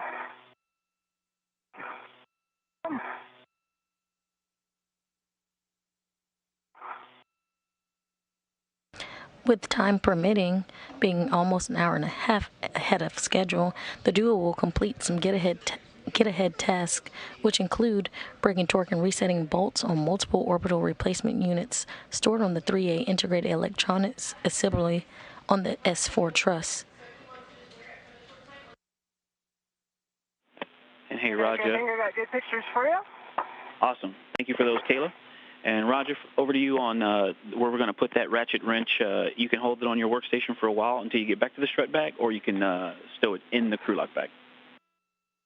I'll put it in the crew lock bag if I can find the place for it. That sounds good. Is the next thing we're in the break and torque with it?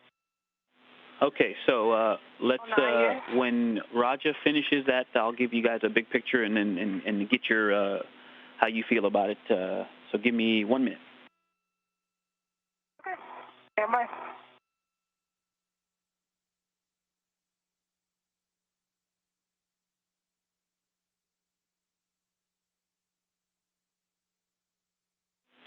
And yes, just to set the stage for you guys, you're about an hour and a half ahead, doing great. You're flying through these most recent tasks.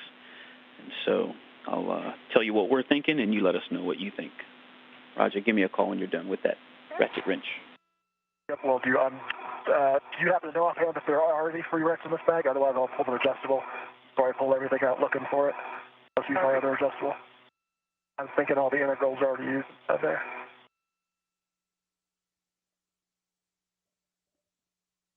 Yeah, there may not be one in that bag, Roger, but you have quite a few, or you have an adjustable on you that you can use. We'll be okay with that. Yep, I'll just do that.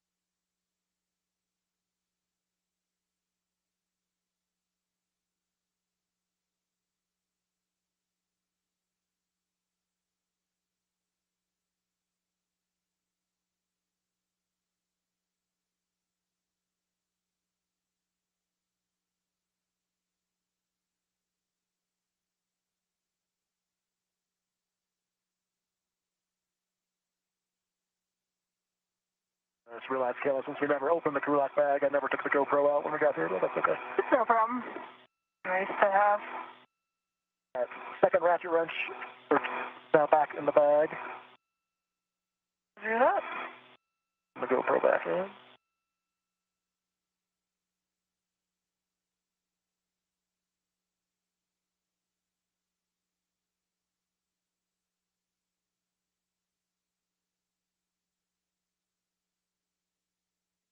I assume this crew lock bag's going to wind up back on my BRT. Okay. I think you'll bring it back in board with you. Affirm.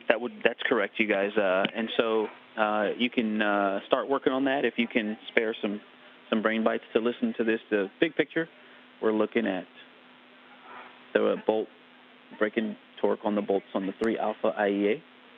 We'll move to that, get ahead, and then we'll move to the 1 alpha bolts as well. And then that's about an hour's worth of tasks, and that still leaves us about 20 minutes to do AMS. So how are you guys feeling about that? We're feeling good about that plan, and maybe we could just check in after the 3 alpha before making the call to go to 1 alpha, but Raj and I are both feeling good. Absolutely, we'll check in with you, and don't be afraid to check in with us. Okay, so with that, yes, Raja, you can retrieve the crew lock bag off of 2026 and put that on your BRT, and then we'll take a glove, hat, and gauntlet check from you. Raja, your left helmet. It's the sun setting. Okay. You know. And then, Kayla, we've got an audible for you when you're ready.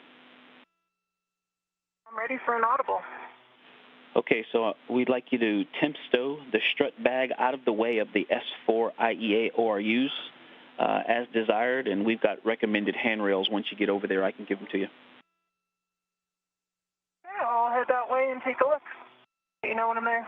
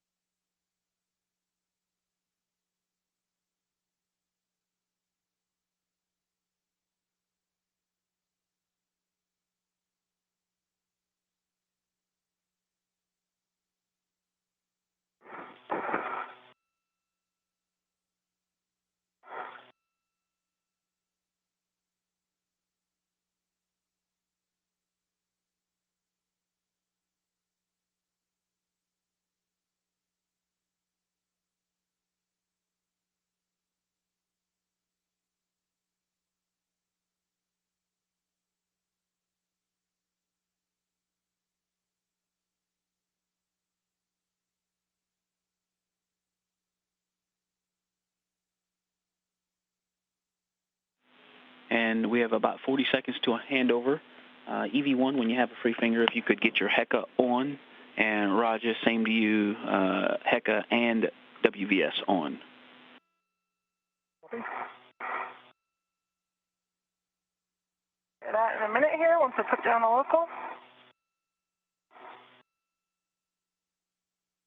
And I got a green light on my HECA. Want me to power cycle it again? Yes, please, Kayla, power cycle. Neither of my green lights are on. They both are on now. Thank you, EV2.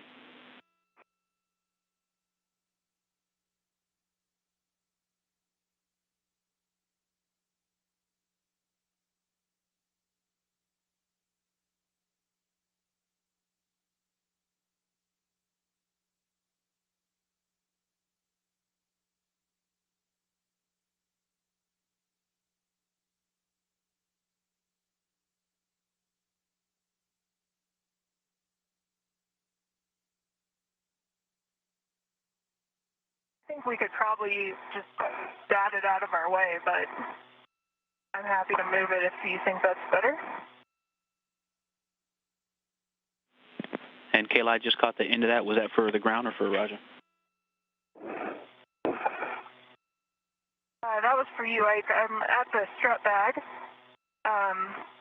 Probably dot it out of the way, but maybe what I'd suggest is moving the bag to 2239, which is the handrail underneath the triangle. And then we should be able to kind of bat it inboard out of the way. Okay, we'll go with that. 2239 sounds good.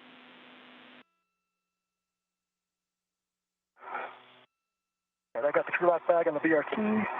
Put up the locals and have them inboard. Okay, before that, we'd like a glove, hap, and gauntlet check from you, and then, yeah, you can proceed inboard after. Okay, copy. My hap is dry. Another smudge on my left middle finger. Other than that, gloves look to be in good condition. And my gauntlets are down. Copy. Left middle finger smudges. Otherwise, good conditions. Dry hap and gauntlets are in place.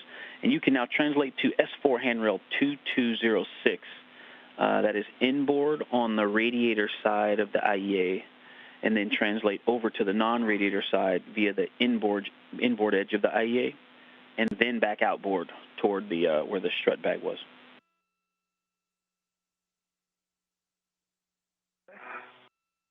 Keeping the crew lock bag with me. Once you get to the 3 Alpha IEA, you can stow the crew lock bag as desired. And what we're moving to is the 3 Alpha bolt get ahead, so you want to have it in a place where you can access it, but it's not in your way. Okay, where we can get to it. Okay. We'll need the ratchet wrench from that bag, Grinder. Copy. Try to decide if you want it more on the inboard corner or just bring it all the way out to where we're at.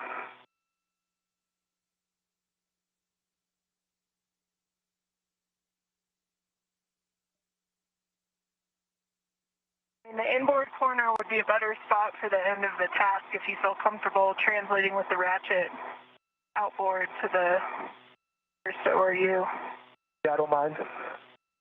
When it's ready to put away when we get there.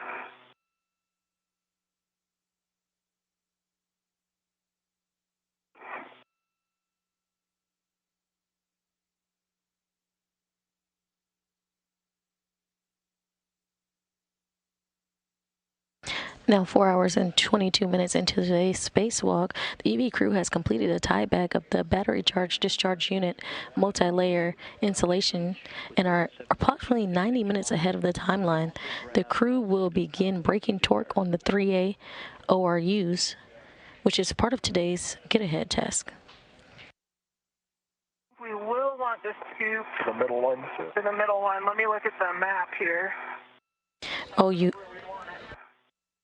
ORU is orbital replacement units. We'll want to get into it. The middle one is the one that's recessed. The recessed ORU. Between the more proud ones. Right here, what I'm pointing at? Yep. Okay, so I can put the crew lock bag on 2204, which is right in front of me. That works. And Kayla, Like before you plan? get going, can we have a glove, hap, and gauntlet check from you, Kayla? Yeah, we'll go. It works.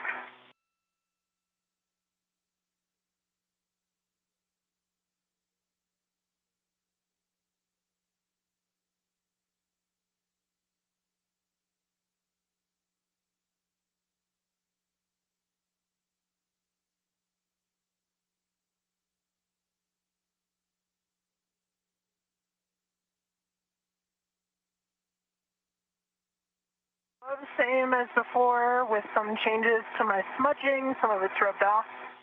Hap is dry, gauntlets are down. Copy, dry hap, good gauntlets, and smudges continuing to translate. And, okay, all right, big picture plan is we're going to have EV2 lead. We're going to move RU to RU, and EV2 will break the torque on H1 and then H2, and EV1 will follow resetting torque on 2, then 1. So 1 to 2, and then 2, then 1. And, all right, so Like a good plan. we're going to do the releases 1/4 to 1/2 turn, and then reinstall with the PGT. And then we're going to start on the 3 Alpha 2 BCDU. That's the outboard BCDU that was near the forward outboard corner where you stowed the strut bag. Roger, I'm looking at it, and I'm looking at cuff checklist page 8.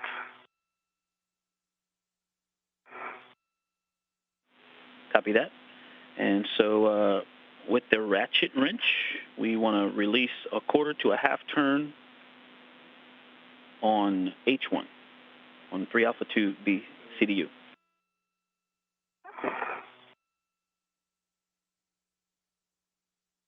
For Roger with the ratchet wrench. And Roger, we are ahead and doing get ahead, so take your time. Yep, I'm just trying to fix my BRT. I think I got spun around on the controls here. Yeah, your knob's on top at the moment.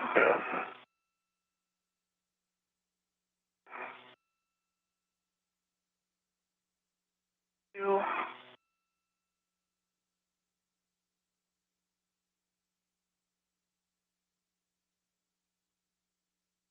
I need to loosen your outboard knob to get that joint to rotate if you want to. I think I will need to flip it 180 around. I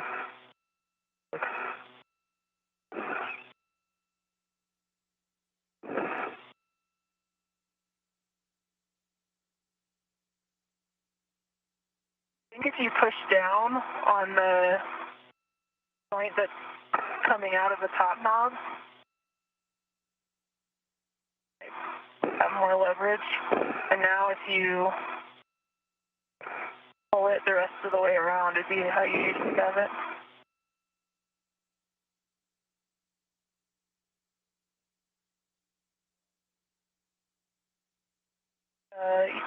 Yeah, don't rotate it anymore. Now, like, pull that around to the front. Yeah, there you go.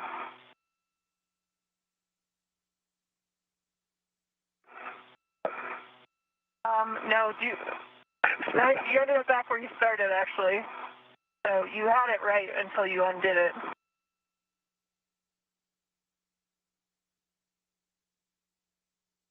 What you just did.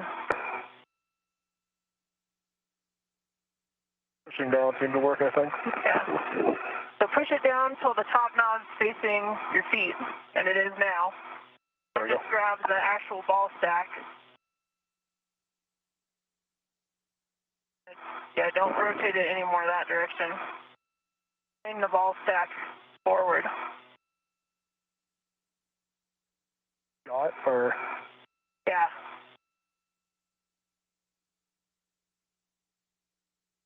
Yeah, pull with your thumb.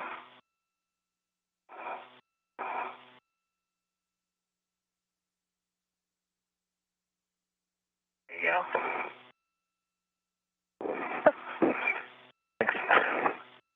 Thanks. It flipped around again. Are you uncomfortable leaving it on top? I just can't. It's yawing to. I can't tighten the yaw. Okay. Want me to come help you with it? I can get my hand on the knob. Just because when we're breaking torque, I'm not gonna. I'm gonna free spin.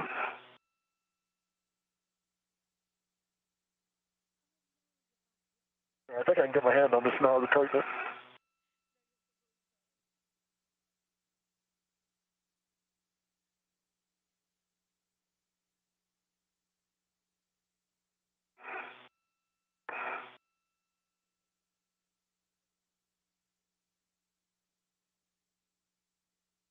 In an orbital nighttime, as the crew and the International Space Station fly over Turkmenistan.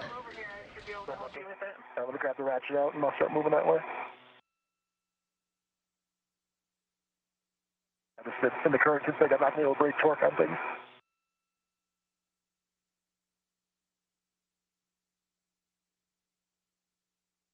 Barron and Chari, with extra time, decided to go forward with a get-ahead task, which includes breaking torque and resetting bolts on multiple orbital replacement units stored on the 3A integrated electronics assembly on the S4 truss.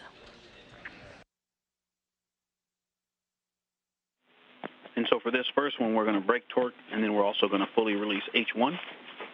But starting with the ratchet wrench, we're going to break torque 1/4 to 1/2 turn on H1.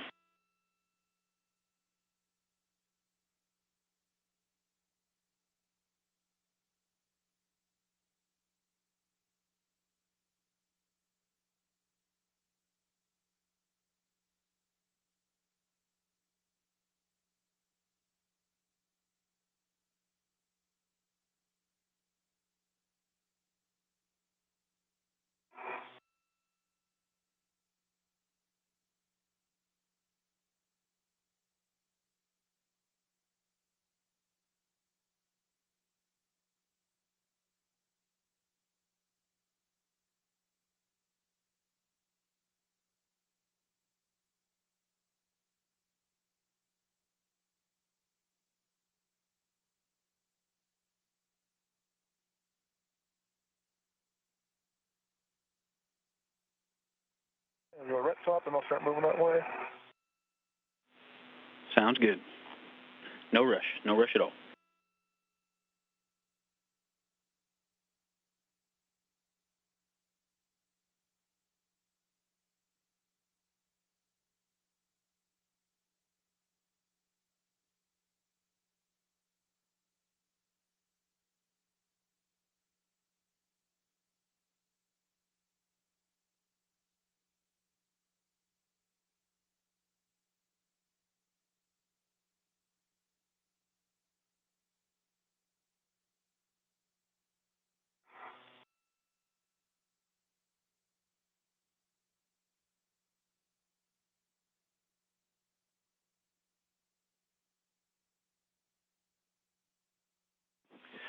All right, Roger, and you're going to the 3 Alpha 2 B CDU. That is the forward outboard RU. And H2 first.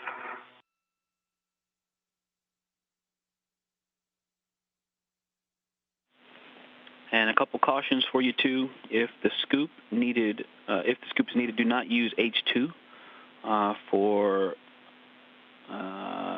batteries on S4, and then avoid putting loads into the PFCS H1 or H2. And we can talk you onto those when you get close to them. Did H2 for a sec? Both. I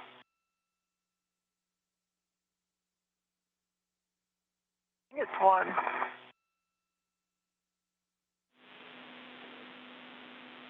Hey, stand by for me for a second. Stand by. You want me to tighten one of your knobs, Grinder? Yeah, actually, I was going to position here. Let me try to position it inside here, and then I'll let you tighten it. Okay. I'm thinking I might actually lay on top of the IEA. I think that's a good choice. Go ahead, Ike. Okay, no, I was just, we were just verifying something. When you guys are done adjusting that BRT, then you have a go to brake torque on H2. Excuse me. I'm sorry, no, negative. It's on H1. You have a go to brake torque on H1. Okay. H1. H1. Okay. That ret, I think, is locked at the moment. That's connected to the ratchet. And what do you want me to do with your BRT here? I think it's the yaw joint, so anchor it down here.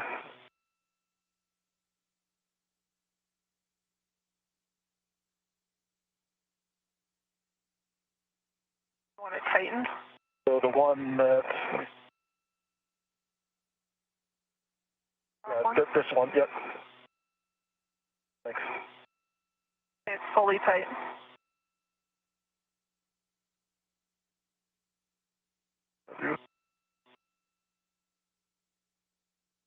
I'll move out forward if you move your hand for a second. That's okay. I can just go with this for now.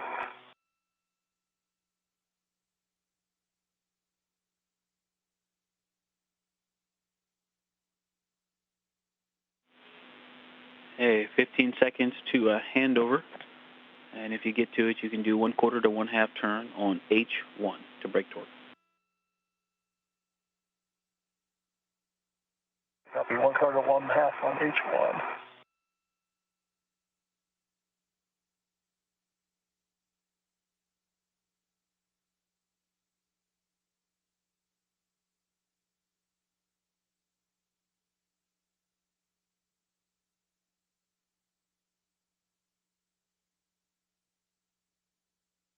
If you're just joining us, we are 4 hours and 35 minutes into today's spacewalk with NASA astronauts Kayla, Barron, EV1, donning the red stripes, and Chari, EV2, donning the suit with no stripes.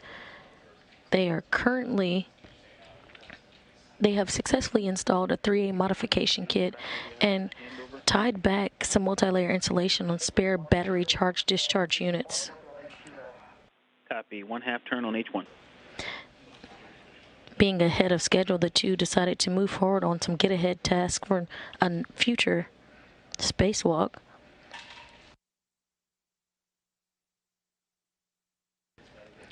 They have begun braking torque and resetting bolts on multiple orbital replacement units stored on the 3A integrated electronics assembly on the S4 truss.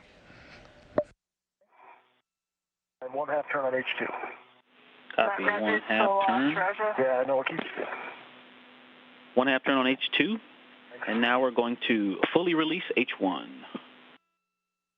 That'll be me, Roger. So move out of your way.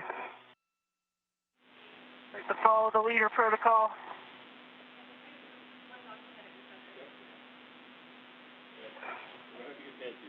And then, Raja, if you want to just scoot over to the next ORU, it's the 3 Alpha 1, which is just one inboard. That BCDU is next. And Kayla, for you, I've got PGT settings when you're ready. I'll let you know. Bravo. Say again, Kayla. I said I'll let you know in a minute. Copy. I'm just trying to get in position first. Might need to toll Rogers further outboard. Yep, I can keep moving. I can also swing back in front of the IEA if that helps. I don't want to block your access either, though. You just put down... You're fine, as I can't do this until that one's done anyway. Okay. Okay, and hey, a reminder for both of you. Copy, yep. EV1 and EV2, just a reminder, you cannot tether, waste tether or mini workstation defector to the box that you're working on. Okay. I'll move by in a second. I'm not working on it. You can actually stabilize your legs here too, Kayla, if that helps. I think I'm good. Ready for settings, Ike. All right, Kayla, Bravo 7, counterclockwise 2.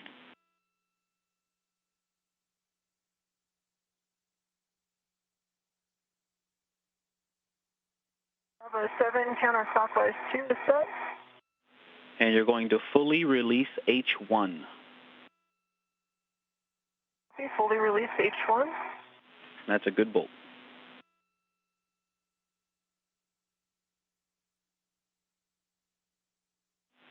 And Roger, on 3 Alpha 1, you can brake torque on H1, 1/4 to 1/2 turn, if you're ready. Yeah, I'll wait until Kayla's done here.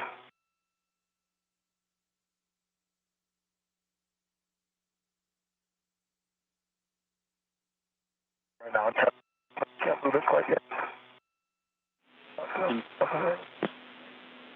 And Kayla, we're expecting about 4 to 5 turns to release that, but we're going to fully release it. Okay. And I believe it's fully released. I actually did about 10 turns, and the little like spring-loaded lock unlock thing is ratcheting at the drive. Copy. I think that means it's fully released. All right, H1 on 3 Alpha 2, and now we're going to reinstall H2. And I've got PGT settings for you, Kayla, when you're ready. Ready? Alpha 6 clockwise 2. Alpha 6 clock 2.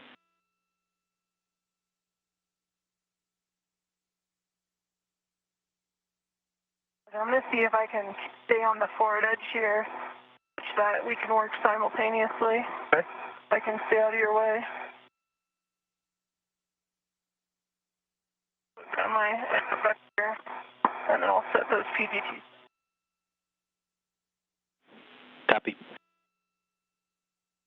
There it goes. Reach. All right, Alpha 6, you said? Affirm, good copy. Alpha 6 clock 2.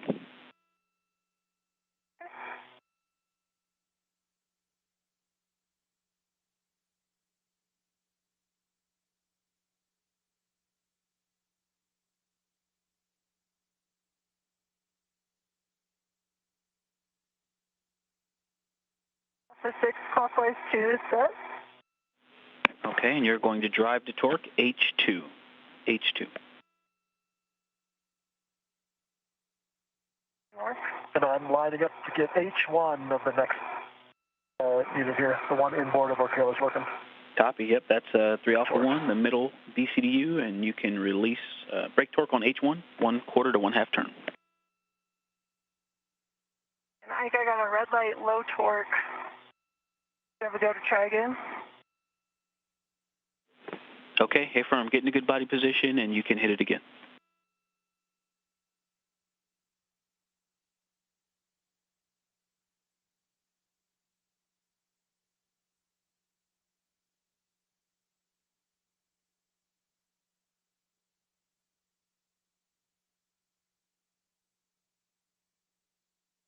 Green light, half a turn, 9.5 on the torque. Copy, green light, a half a turn. What were your total turns on that one? I'd say half turn total. Copy, half turn on H2. That's correct. Okay, and stand by for us, please. Can you check the PGT settings on that one, Alpha 6 clockwise 2?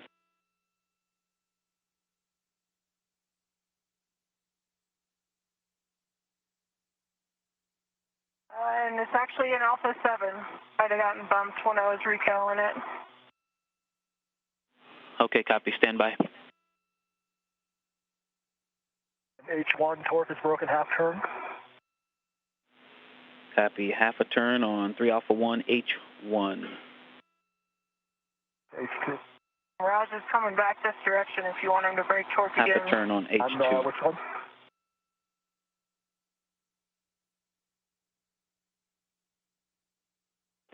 Okay, Kayla, that H2 is good as is. We're going to continue. And Roger, copy that you broke torque on H1 and H2 on the middle B CDU. H1, correct? H2 is in work, actually. Okay, H2 in work, copy.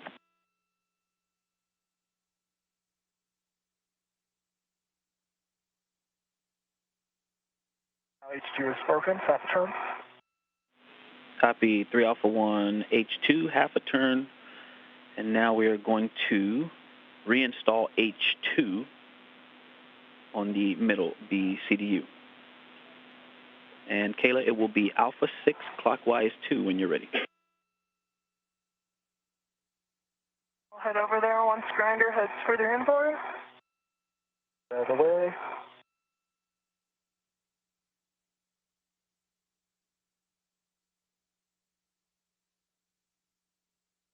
I'm watching your tethers right underneath my BRT here, Kayla. Okay, give me a stop.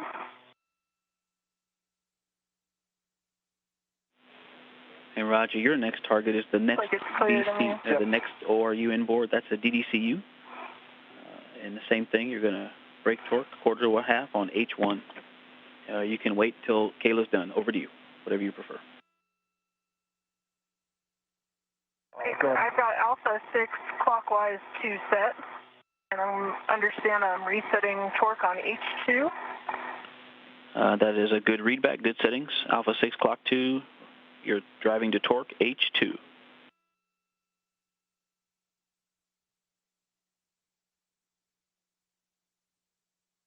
My good torque at 8.2, and that was about a quarter turn. Quarter turn green light 8.2 on H2 of 3 Alpha 1.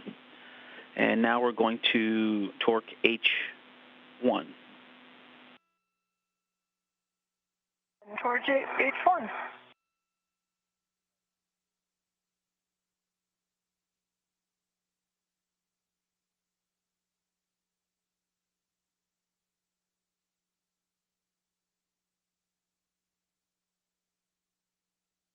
I'm at H1.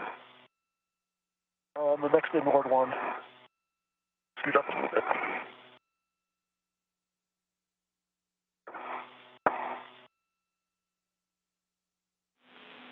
And Roger, say again, please. I'm setting up for H1 on the third. Okay, copy. Yep, that's the 3 Alpha DDCU, H1. 1/4 to 1/2 turn. And I'm at H1. I'm still in Alpha 6 clockwise 2. And you have a go to drive it to torque. And your way, Kayla. No, you're good.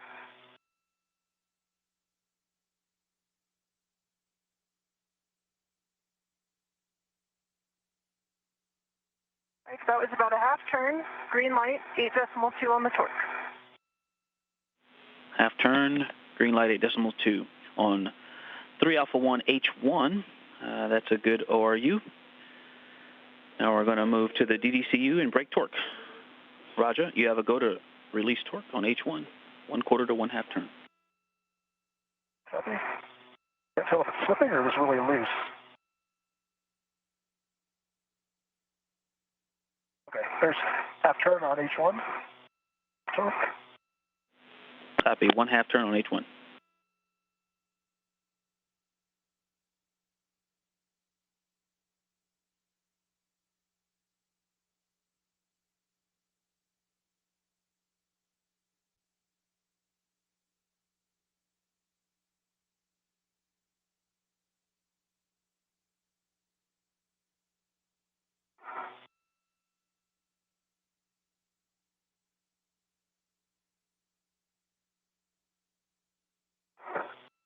Half turn at H2.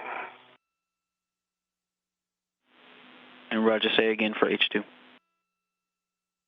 Broken torque, half turn. Half a turn, broken torque on H2. Out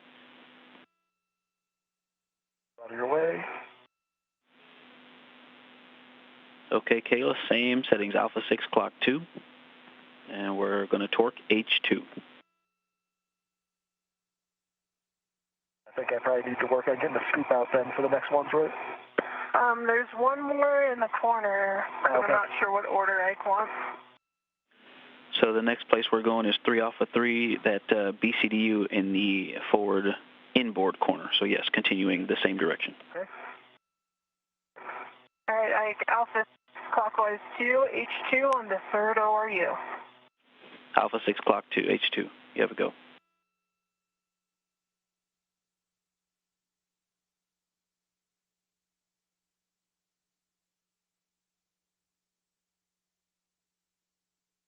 Green light, that was about a quarter of a turn and 8.5 on the torque.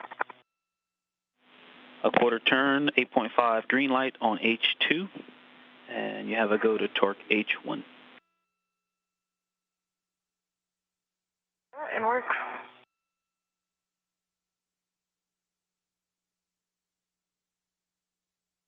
A quarter turn, green light, 8.4.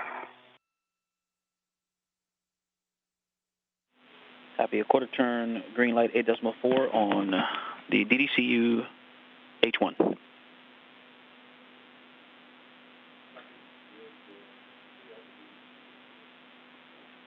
All right, we've got a good DDCU. Moving on to the inboard, BCDU.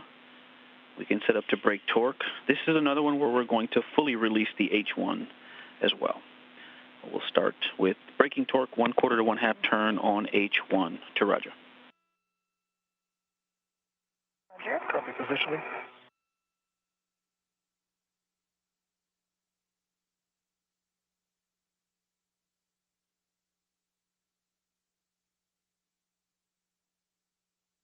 Roger, what are you thinking about the scoop now that I'm looking here? There's these triangle shaped things to hold on to. You have a higher run-in torque. Do you want me to get the scoop out? My only concern if I brace too hard on those triangle things is it's a little sharp edge on the inside. I'm not there okay to translate on, but if I was pushing against them, I don't. Okay. Do you want me to start getting the scoop out for you? Yeah, if you don't mind. Okay. I'll do that while you're braking torque. Okay, copy that. And just a reminder, if the scoop is needed, do not use the H2 on the lithium-ion batteries.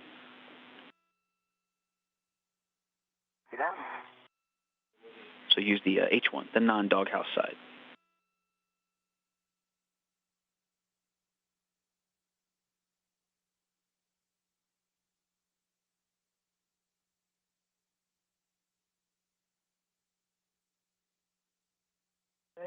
H1, torque broken, half turn. All right, 3 Alpha 3, H1, a quarter of a turn. And just to be clear, the only no-go for the scoop is the one marked with the red X on our cuff checklist page. Is that correct? Stand by.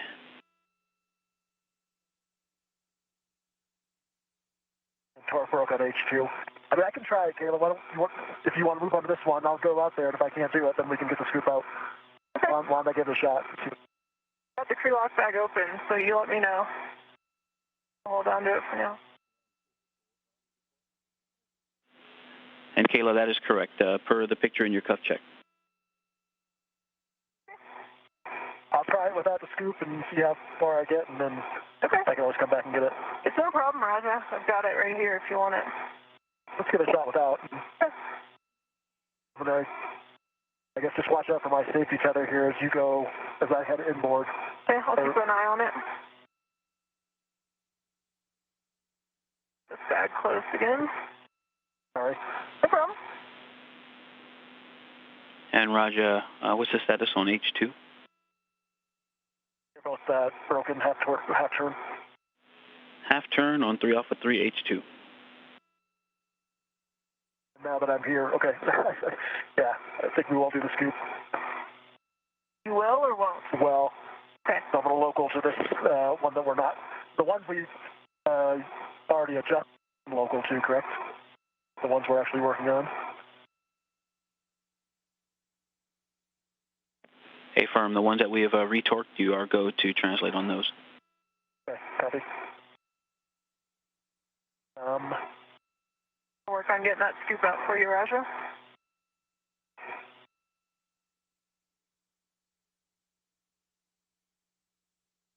If you're just joining us, we're 4 hours and 52 minutes into today's EVA or spacewalk. NASA astronauts Kayla Barron and Rasha Chari ventured outside the airlock at 7:12 a.m. Central Time, 8:12 a.m. Eastern Time, where they switched to battery power and proceeded to the 3A power channel work site. The duo successfully installed the 3A modification kit and then proceeded to tie back multi-layer insulation on spare battery charge-discharge units to support robotic replacement or relocations. With additional time, the crew decided to move forward with get-ahead tasks, which includes where they are currently, breaking torque and resetting bolts on multiple orbital replacement units stored on the 3A integrated electronics assembly on the S4 truss.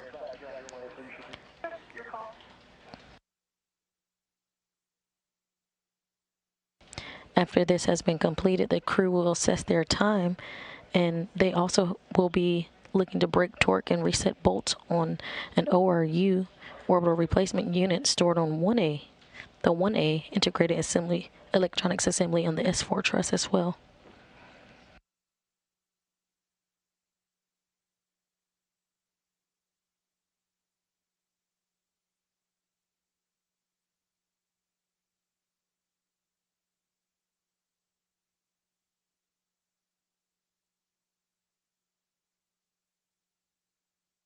Our safety tethers are deconstructed.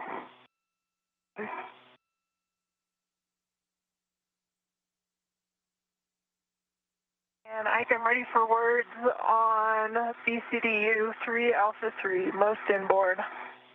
All right, on the inboard BCDU, we're going to fully release H1, and I've got PGT settings when you're ready. I'm going to put my visor down here real quick. Copy that, and the sun is coming up. And I'm ready for PGT settings.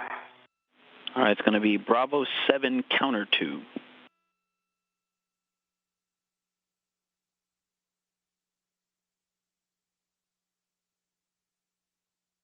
Bravo 7 counterclockwise 2 step. And you're going to fully release 3 Alpha 3 H1.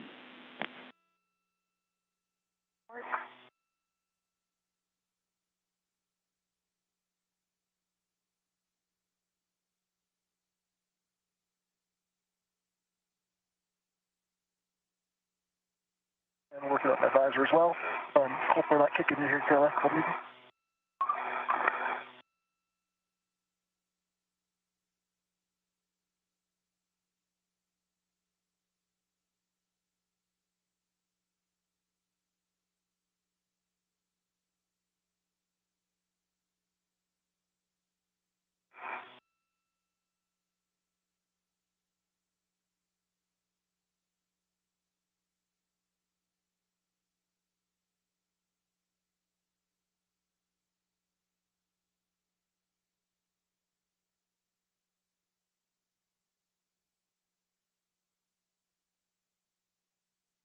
Okay, I can H1 and H2 first, or H1 first again. Okay, so you're moving to the DCSU, which is just aft of the station, aft of the DDCU that you worked on. And I'm having trouble using your helmet video telling where you are, but if you have a picture of it in your cup checklist, affirm, it's the one that's the most central. Yeah, using the cup checklist. Yep, it's the one that's the most in the center, DCSU 3 Alpha, and you're going to break torque H1, then H2. 1/4 to 1/2 turn. H1 is fully released on 3 Alpha 3. Copy H1 fully released 3 Alpha 3. Stand by, Roger. Standing by. And how many turns was it on H1, Kayla? 8. 8 turns, fully released 3 Alpha 3 H1. And then we are going to reinstall H2 to torque. PGT settings when ready. Ready?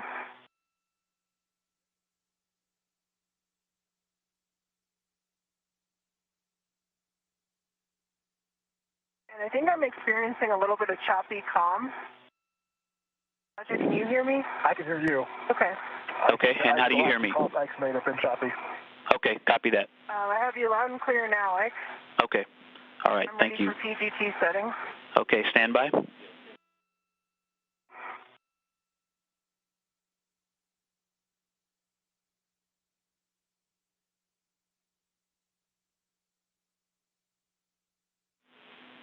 Okay, Roger. Face each other. Go ahead. Face each other's currently between your legs. Just be mindful when you move on. Okay, thank you. Okay, Roger, the scoop that you have in your hand is on the box that we're working on. We need it on an adjacent box. And also, I think I saw a hook or an end effector on that box as well. And they need to be adjacent. We didn't catch most of what you said, but I assume you don't want the scoop on the bolt I'm working on. Affirm. The scoop needs to be on an adjacent ORU, and so does your hook or your end effector, whatever's tethered to the center of the box. That's right, Kayla. I think he's saying you can't tether to the box you're working on, and you cannot put the scoop on it, so you need to move it over to an adjacent box. Okay, I can do that. Yeah, I'm not tethered to it. So I'll move it over. EV1, comm check. Ike, I have you clear now, but you're intermittently coming in pretty broken, for both Raja and I. EV2, comm check. I've got you now, and copy. I'm moving the scoop. I'm not tethered to that box, so that's not a problem. But watch your feet, Grinder. I'm right here. Okay, sorry. Here for a second while I try to push it over. A new place to put the scoop, I guess. Ike, I'm ready for settings for H2. Sorry, Kayla. You're okay? I'm here. Kayla, your PGT settings, Alpha 6, clock 2. Alpha 6 clockwise, 26. And you're going to drive H2 to torque. That's the 3 Alpha 3 B CDU, H2 to torque. Roger.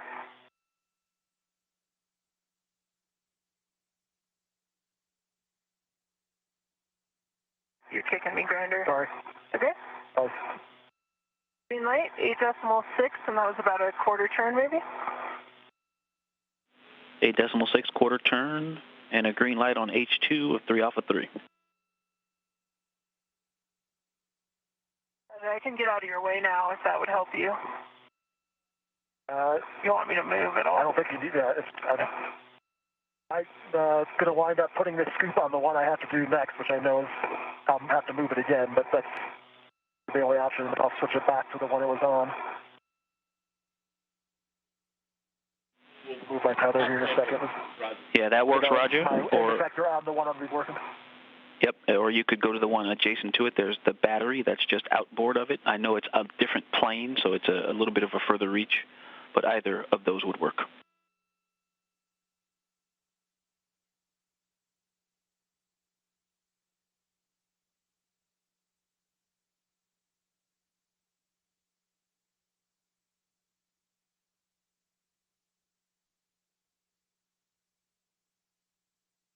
Can I swing my legs back this way then? Or? Let me move outboard, Grinder. Stand by. I'm trying to get fully out of your way here. I'm trying to get H1 from where I'm at, so you don't have to move for the first opening for that. H2 I'll have to move. All right, you're going to swing your legs. Okay. This one first, then I'll move. I think I'm caught on the crew lock bag, maybe. The crew lock bag is behind your left heel. And yeah, there you go.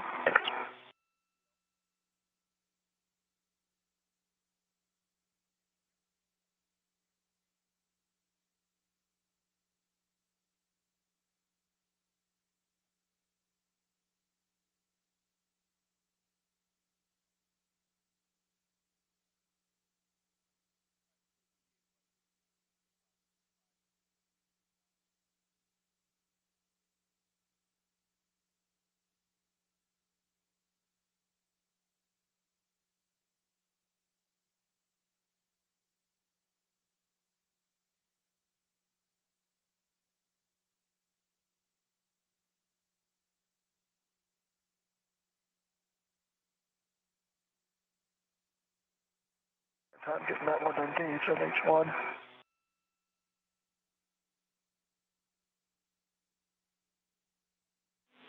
And Roger, can you say again about H1? I was just having a harder time getting it to ratchet to engage. Copy. Working it.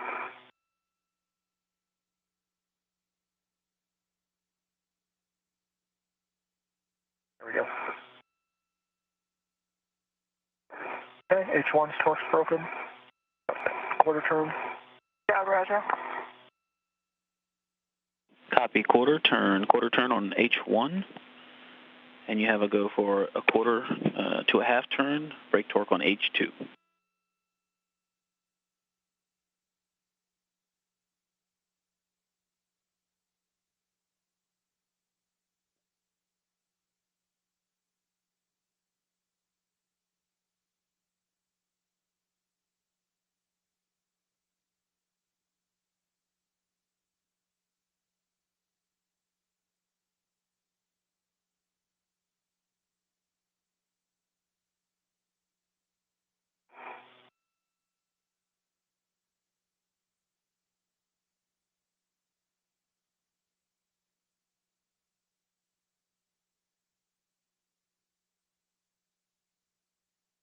These middle ones are definitely a little more exciting.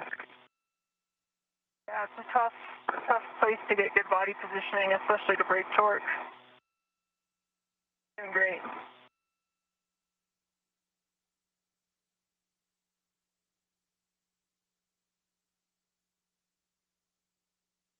My legs towards you for a second.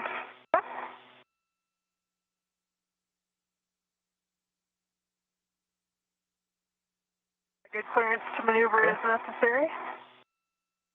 All right, there's 2 half turn.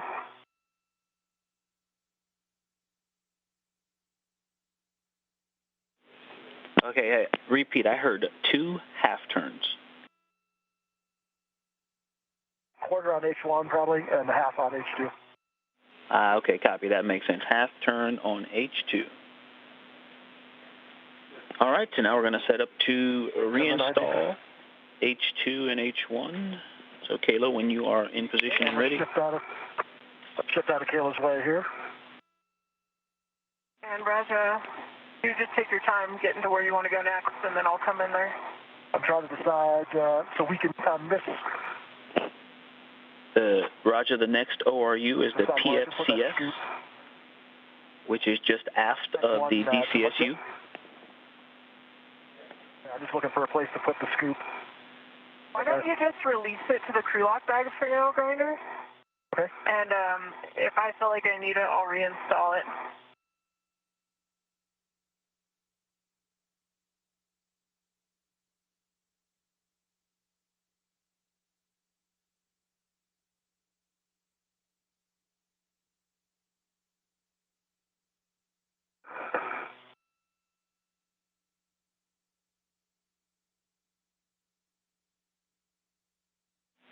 And just a reminder for you both, you probably haven't seen a PFCS in a while, so no loads into H1 and H2, please. When we get to that ORU, we're going to work with H3 and 4 only. So no loads into H1 and H2 on the PFCS, please. Center, aftmost ORU. I just got to figure out I'm going to send the scoop back. I'll figure out my safety tether here first. Copy that. I think if I come around to the right, I don't know if you can see it. Yeah, it's kind of pulled up behind your VRT. It's going to release itself. There you go. Okay. Now it's off to your right. All right, so let me get a local bat on the And it's going between your legs now, Raja, so you might want to kick. Yeah, there you go. Thanks.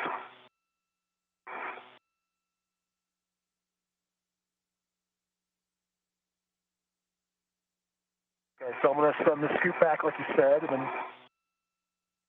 Yeah, just let it tend toward the bag. No.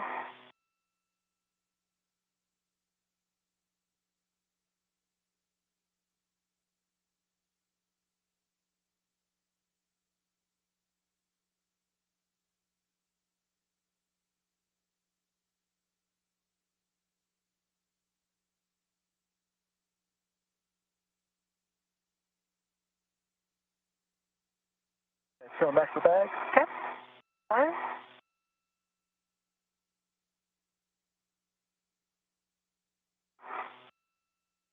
And copy.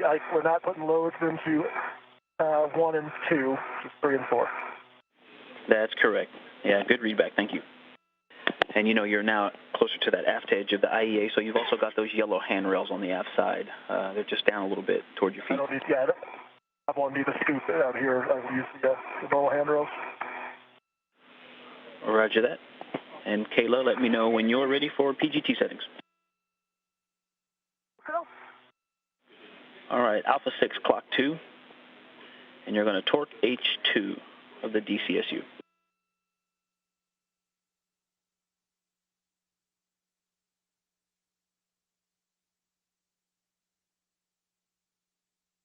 And am I starting with H1 or H2? You are going to torque H2, starting with H2. Alpha 6, clock 2, torque H2. Let you know when I'm there.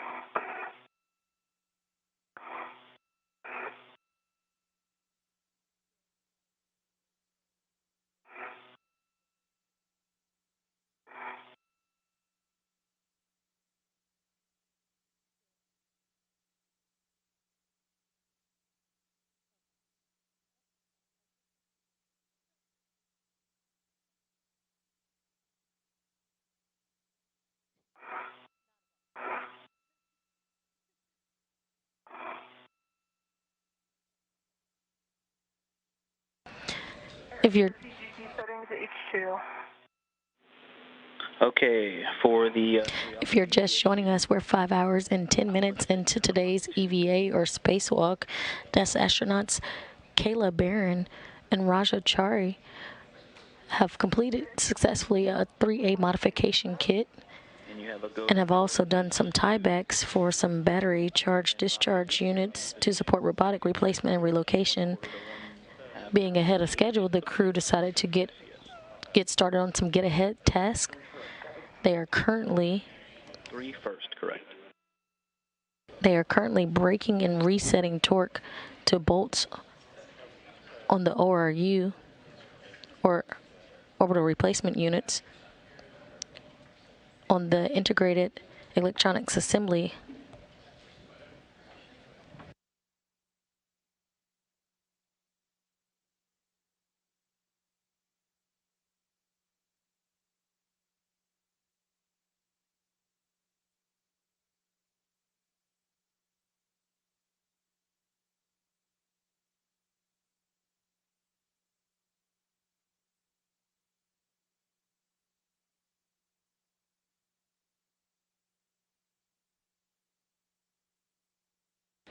The crew is currently braking torque and resetting bolts on the multiple orbital replacement units stored on the 3A integrated electronics assembly on the S4 truss. Attempted reset, but I got a low torque. Do you have a go to try again? Affirm, you have a go to hit it again.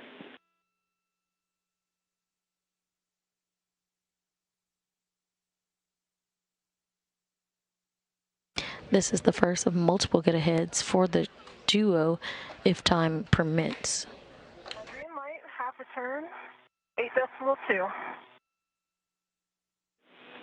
Green light, half a turn, 8.2 on H2. All right, and now we're going to move to H1, same PGT settings. North.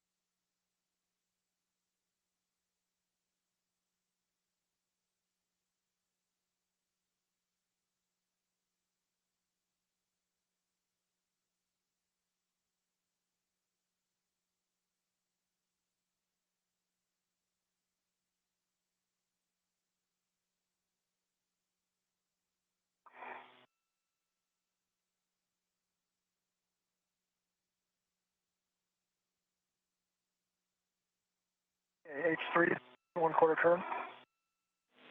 Copy, release torque on PFCS H3 1/4 turn. H4. Copy, moving to H4.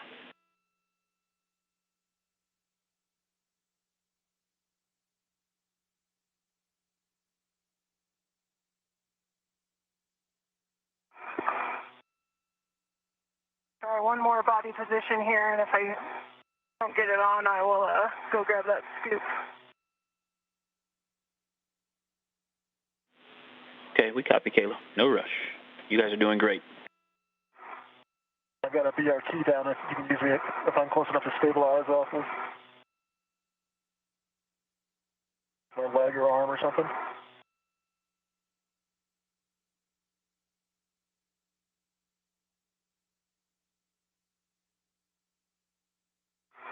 I can get it. I don't know if I can hold on to.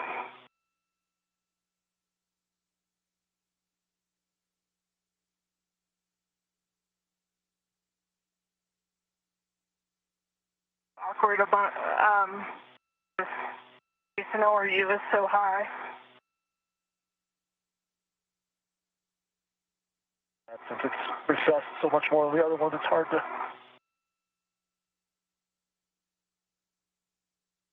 All right, green light, about a half a turn, 8.3.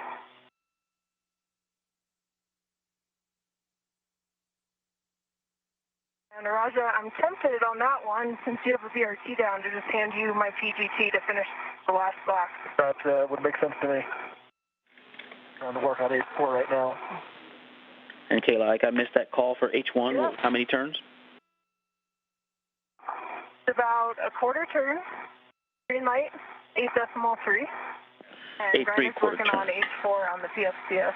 Copy, green light, and on H1 on the 3 Alpha DCSU, I show that 4RU complete. Roger.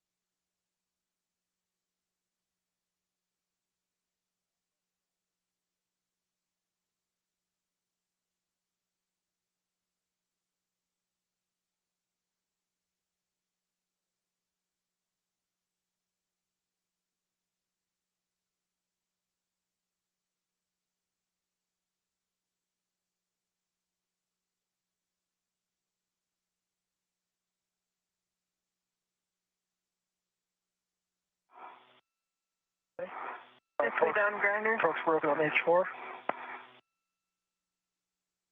Turn. Copy. Was that a quarter turn on H4? A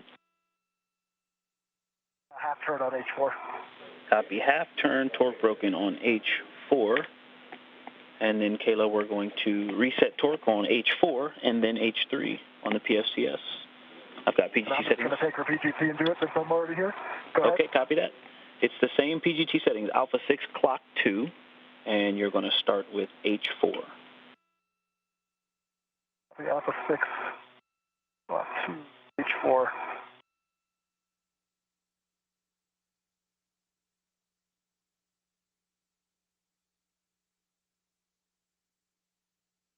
I think that red looks locked on the PGT. You might need to unlock it. Say that again? By PGT red. Locked. So I had basically a half turn, good green light, but I didn't get the torque value. I can do it again. Actually, it's back 8.1. Copy 8.1, green light. And how many turns on H4? Am I thought it was about a half, what the PG is. Copy a half. 4. Good, H4. And you have a go to torque, H3. They go on H3.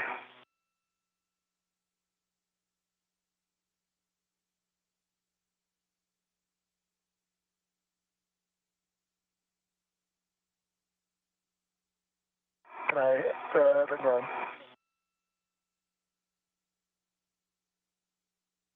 Didn't understand you very much. Yeah, I was going to say something, but you can't actually see what I'm. Okay. Come on. H3. 10 seconds to a handover. H3, point, half a turn, green light, 8.3. GC's coming back to you. Half a turn, green light, 8.3 on H3.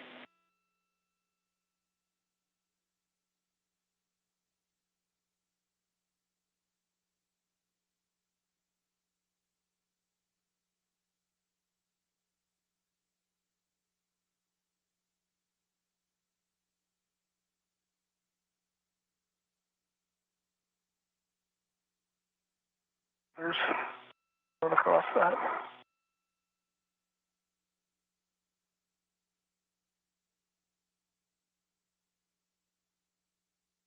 Currently in a loss of signal.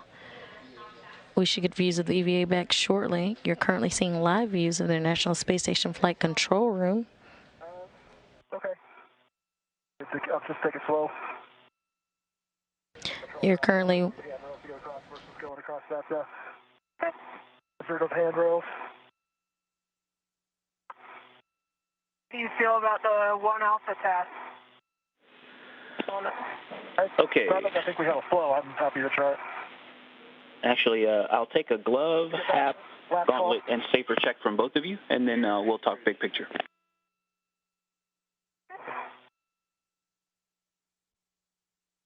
Let me get back onto the front here now.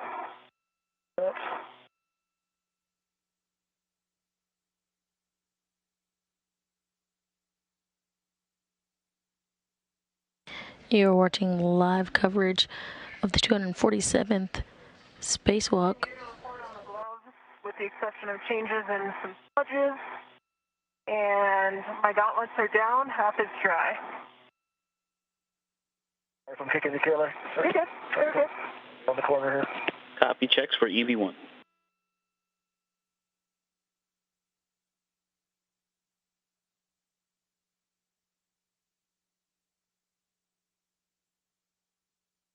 NASA astronaut Kayla Barron and Chari ventured outside the airlock and switched to battery power around 7:12 a.m. Central Time, 8:12 a.m. Eastern Time. Don't look like any significant change I can see. Half is dry, and my gauntlets are still down.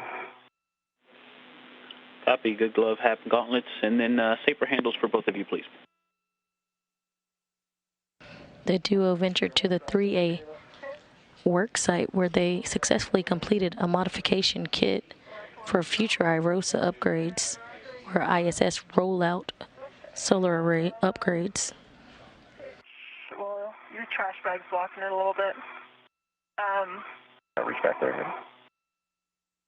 It looks like it was down at the bottom half, but I didn't see the top half. Yep, no problem. Let me reposition here, and I'll reach back there and check it.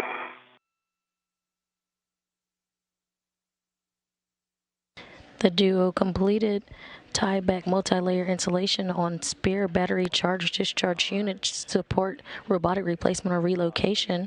Yep, I still owe you a right safer handle, but I can listen while you're doing that. With extra time to spare, the duo decided to move ahead with get-ahead task and are currently finishing up breaking torque and resetting bolts on multiple orbital replacement units stored on the 3A integrated electronics assembly on the S4 truss. Copy. Good safer handles for EV1 and EV2.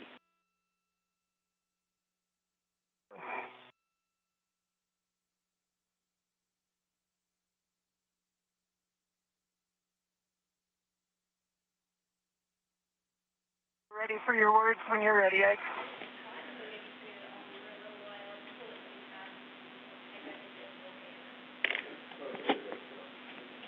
Okay, Roger, we need you to check your HECA LED. If it's off, turn it on. If it's on, power cycle it, please.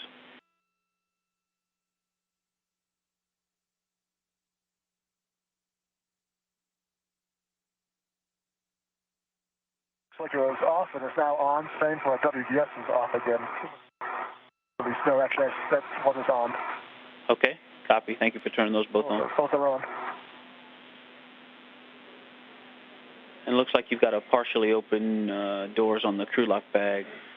You can get that tidied up, and then we'll talk big picture. Are we... If we're going to 1A, I'll keep the... Yeah, it kind of matters what we're doing. Good point. Okay. All right. Yep. Fair point. So we don't have enough time to make much progress on the 1 Alpha get-aheads. So what we're going to do is take the time here to get a nice, good cleanup, and then we're going to translate and start work on the AMS get-ahead. That'll still leave us some time to, we've got to do a test inspection on the way back to the airlock, and potentially we'll be able to get the airlock pit pin inspection and or imagery on the way in. What do you guys think of that? Sounds great to us.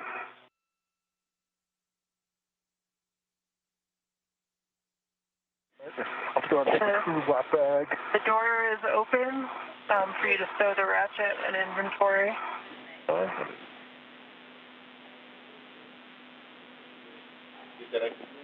We can lift up the strut. I can get it. Or, yeah, if you want to pick that up, you can.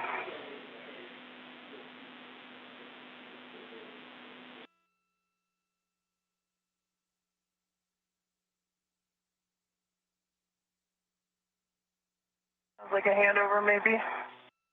What's that say? Nope. I'm here with you. Okay. Kayla, we want to make sure you have your PGT stowed, and then you can translate to the strut bag. PGT is stowed, and I'm headed to the strut bag. You're going to pick that up, stow it on your BRT, and then EV2, you're going to stow the ratchet wrench and scoop if it's still out in the crew lock bag, and then stow the crew lock bag on your BRT. You ready for a crew lock bag inventory? We were able to get it via the video, so we don't need the inventory. Lucky you. Okay. Sure. Lucky me. And EV2, once you have the bag on your BRT, you're going to lead inboard. And I saw like a small white pod. I can't quite tell you what it was.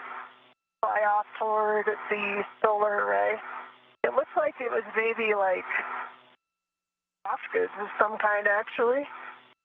Like a little piece of fabric, but it's moving around like a decent mass.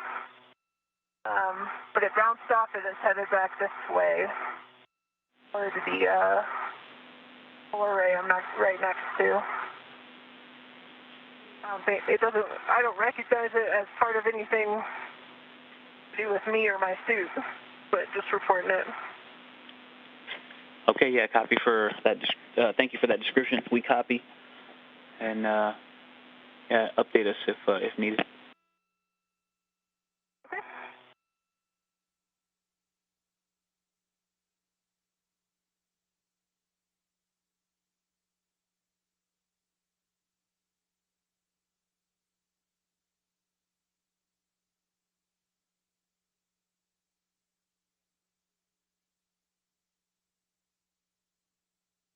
5 hours and 27 minutes into this EVA, or spacewalk, the ground here in Mission Control has decided the duo will not do the breaking of torque and resetting bolts on the 1A integrated electronics assembly, but instead they will translate to the alpha magnetic spectrometer for patch panel access evaluation. Still in get-aheads, the crew has about 1 hour left scheduled in the 6 hour and 30-minute spacewalk.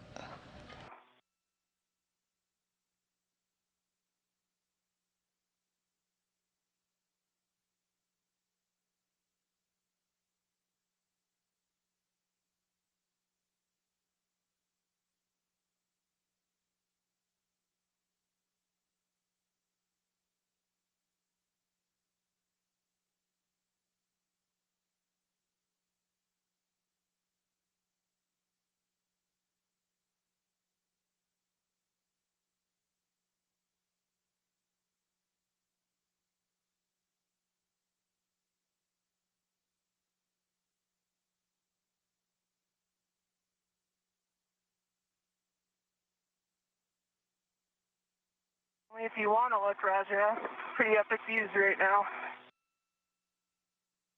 Pretty cool. Yeah, got a few pics of you earlier. All right, I got my BRT right to the crew lock bag. That's right.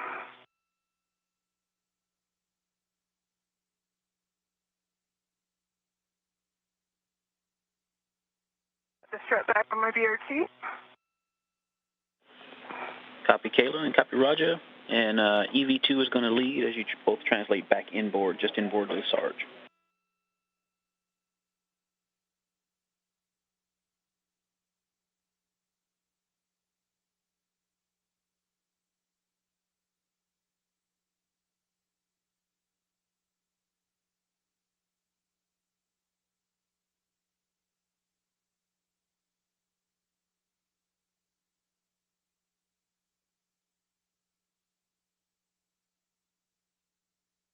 Ready when you are, Raja. All right.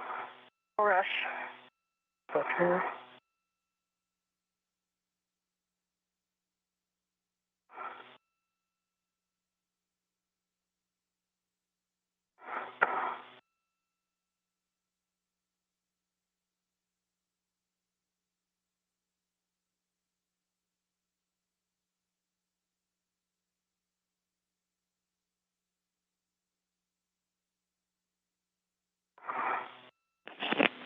All right, you two are headed inboard. EV2, you're leading to the S1, S3 interface near mile marker 5730. And you can both leave your green hooks in place. We leave our green hooks in place.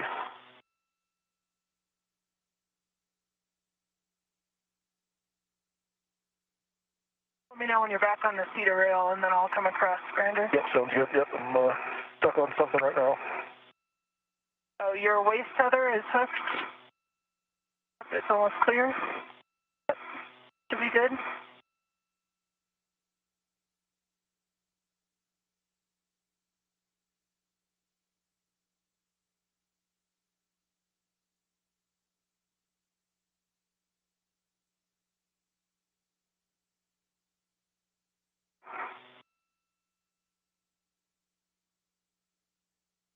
I'm on the seat of handrail. And passing my green hook. Okay, and once you're both back inboard of the Sarge, you can find a place to temp stow your bags. And which mile marker did you say I'm looking for? 5730. Okay. Is that an okay place to stow the bag as well? A-firm. Yep, we're going to head over toward AMS from here. And so both of you find a place to temp stow those bags. And then Kayla is going to translate to the S3 truss beam. Now 5 hours and 32 minutes into today's spacewalk, recapping some of the milestones. At 7:12 a.m. Central Time, 8:12 a.m. Eastern Time, NASA astronauts Kayla, Barron, and Raja Chari turned their suits on to battery power, marking the official start of today's spacewalk. They then translated to the starboard fortress worksite where they successfully installed a 3A modification kit for future IROSA or ISS rollout solar array upgrades. They then completed multi-layer insulation tiebacks and began to work on get-aheads at the 3A integrated electronics assembly. They completed this task and now are translating to the AMS or alpha magnetic spectrometer for patch panel access evaluations. Near 5370 is where you temp stow the crew lock bag.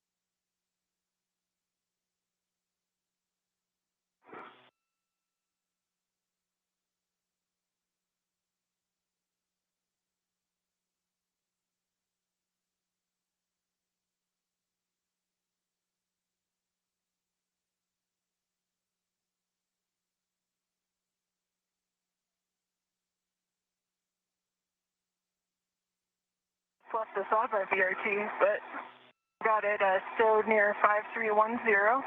Strut bag. Copy the strut bag near 5310. And when you guys are ready, Kayla, you can lead translate to the S3 truss beam location near S3 with 28.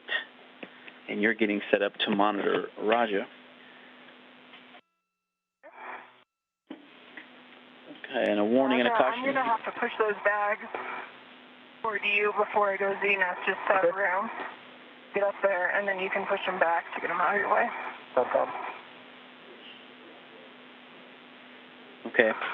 And warning, entrapment hazard. We're going up toward a confined space under the forward AMS radiator. So just be careful.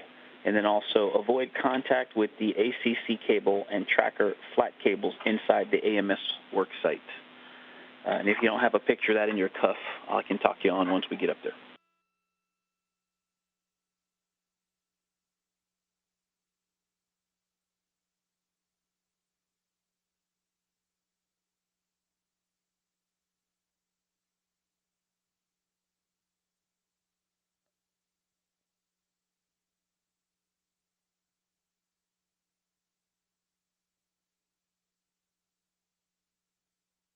Like I'm caught on something here.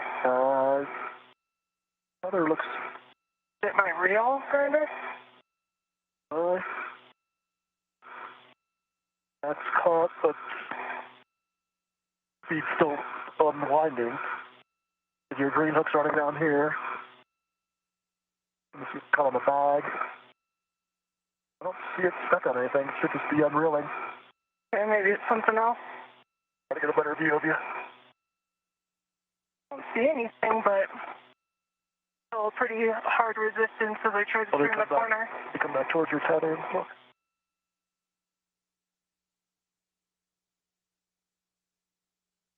I think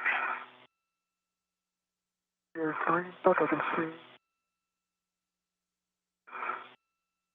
I think I got by it, Raja. Okay, actually, maybe it's a PPT on ELC too.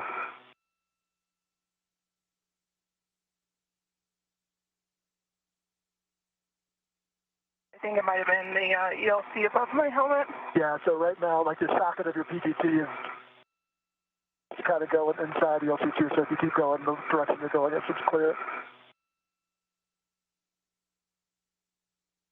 Again, the crew has completed braking/resetting torque on the 3A orbital replacement units and is transitioning to the AMS or the Alpha Magnetic Spectrometer patch panel fit check task.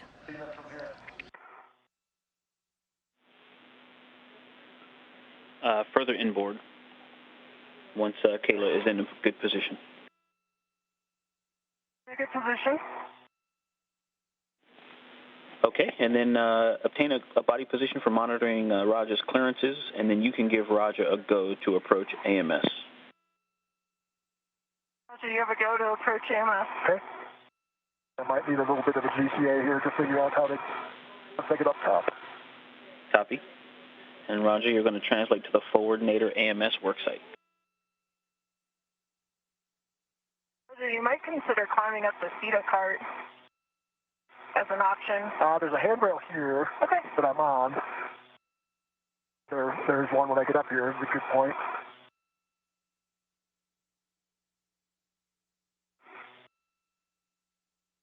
I guess we'll have to use that I-beam. So, yep, you're probably right, but I can get over to that from here. Your time.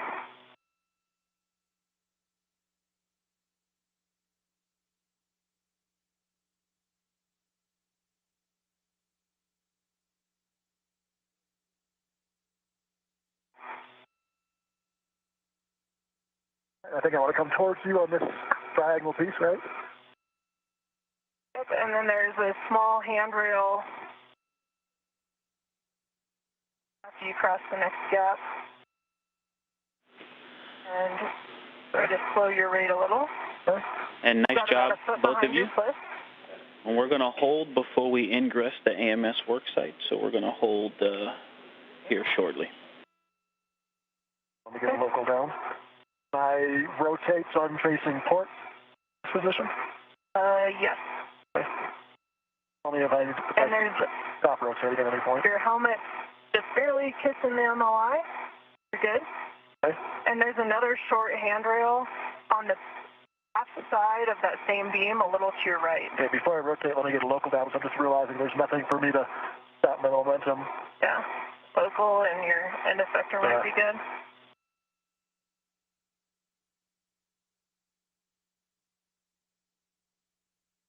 And watch your plus as you, if your feet kick up, your plus, the back of your plus is safer to contact the bottom of AMS. You keep your feet down.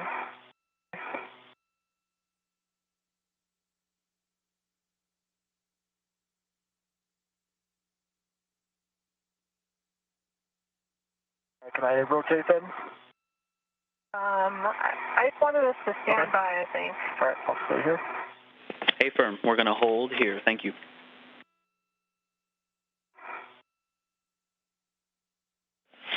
Yeah, and just in general, so when we get in there and start looking around, we've got some time here to hold. We're coordinating exercise constraints, but just big picture before we get in there, main thing that I'm thinking about this whole time is you not getting stuck. So as we move in, we want to make sure that we can get back out. And there's quite a few no-touch things in there. I think you have a picture in your cuff. All of it is covered by white MLI, so it all looks the same. And some of them are things we can lightly touch, and some are absolute no touches. And so let's just go real slow and real steady so we don't hurt AMS. I think in this position I can see that ACC cable up there above my left shoulder. Your helmet, you need to go a little nadir. Okay. Right now your helmet's in contact with something. That better? Yep. Good. And now if you want to roll onto your side, and I don't know if you want to go grab that next handrail or not, because I think the panel you're trying to get to is further inboard. It is, yeah. I'm trying to figure out how to turn so I'm perpendicular, so I'm facing port, though. I would maybe face the truss for now, translate inboard, and then rotate inside. Are we good to do that? Are we still waiting, or are you guys ready for us to move? Hey, firm, we're still waiting, so keep doing recce. What you're doing is great. If you see it in my picture, it's dead center on that side near the flat piece that's off to toward your back. But it is a very small, narrow, it looks like one single cable. That's the ACC cable. I see the patch. I think where the area of the patch panel should be. Copy. Yeah, we're standing by here just shortly, and we actually are now go. So we are able to continue. And so, Kayla, over to you. You can GCA Raja into the work site, and then when you both are comfortable, Raja, you can ingress the gap under AMS. Go to inboard, Raja. Okay. I'll try to stay as nadir as I can. If you're just joining us, we're 5 hours and 43 minutes into today's spacewalk, where Kayla, Barron, and Chari successfully installed the 3A modification kit and completed tieback multi-layer insulation on spare battery charge discharge units to support robotic replacement or relocations. They had time left and proceeded with the get-ahead task. They have also completed breaking torque and resetting bolts on spare battery charge. They have also completed breaking torque and resetting bolts on multiple orbital replacement units stored on the 3A integrated electronics assembly on the S4 truss. They have just arrived to the alpha magnetic spectrometer work site where they will do patch panel access evaluation. Your right foot is just barely kissing the MOI right now. Okay, so if I come down at all, would that help? Yeah, I think if you come a little nadir.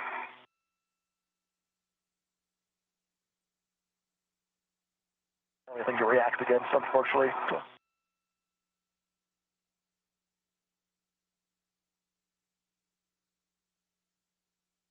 Can't really see your helmet anymore.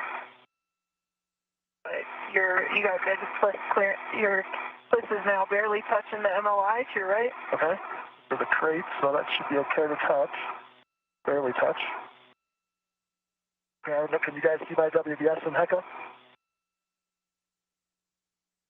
One or the other?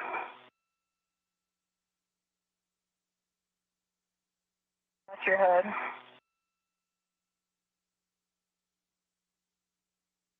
Try to scoot. Do I have room to scoot more ports? Port as in body forward? Inboard? I can't see that, Raja, unfortunately. Okay. I can see what's in front of me, more of the clearance around my head and twist. I think if you came further nadir, like body down first, because, yeah, now we've got much better clearance. You can head further inboard. Okay, so I think I've got my right hand on that lower U.S. handrail they talk about in the diagram. Hey, firm, that's a good handrail. It was a blind reach, but that is a good handrail for you. Okay. And so then if I remember right, then right in front of me under this MLI should be the patch panel, correct? Like a bulge. Hey, firm, that is the panel. Roger, that's the panel. Okay. Copy. I think from a work, biggest issue is I have no kind of wedged in here and to get down. Hey, Roger, do you think you have the panel, the group of cables in sight? Watch your right plus grinder. Good, copy. Careful with that rotation.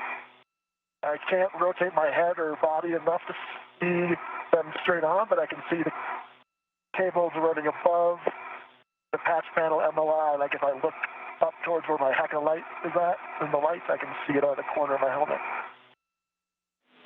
Okay, so it will be a pretty challenging reach from here, and it's also pretty tough to see, but you can see them. And like Kayla says, let's watch the rotations, but I'm gonna ask you some questions. I don't need you to move around much, and just give me an assessment from where you are.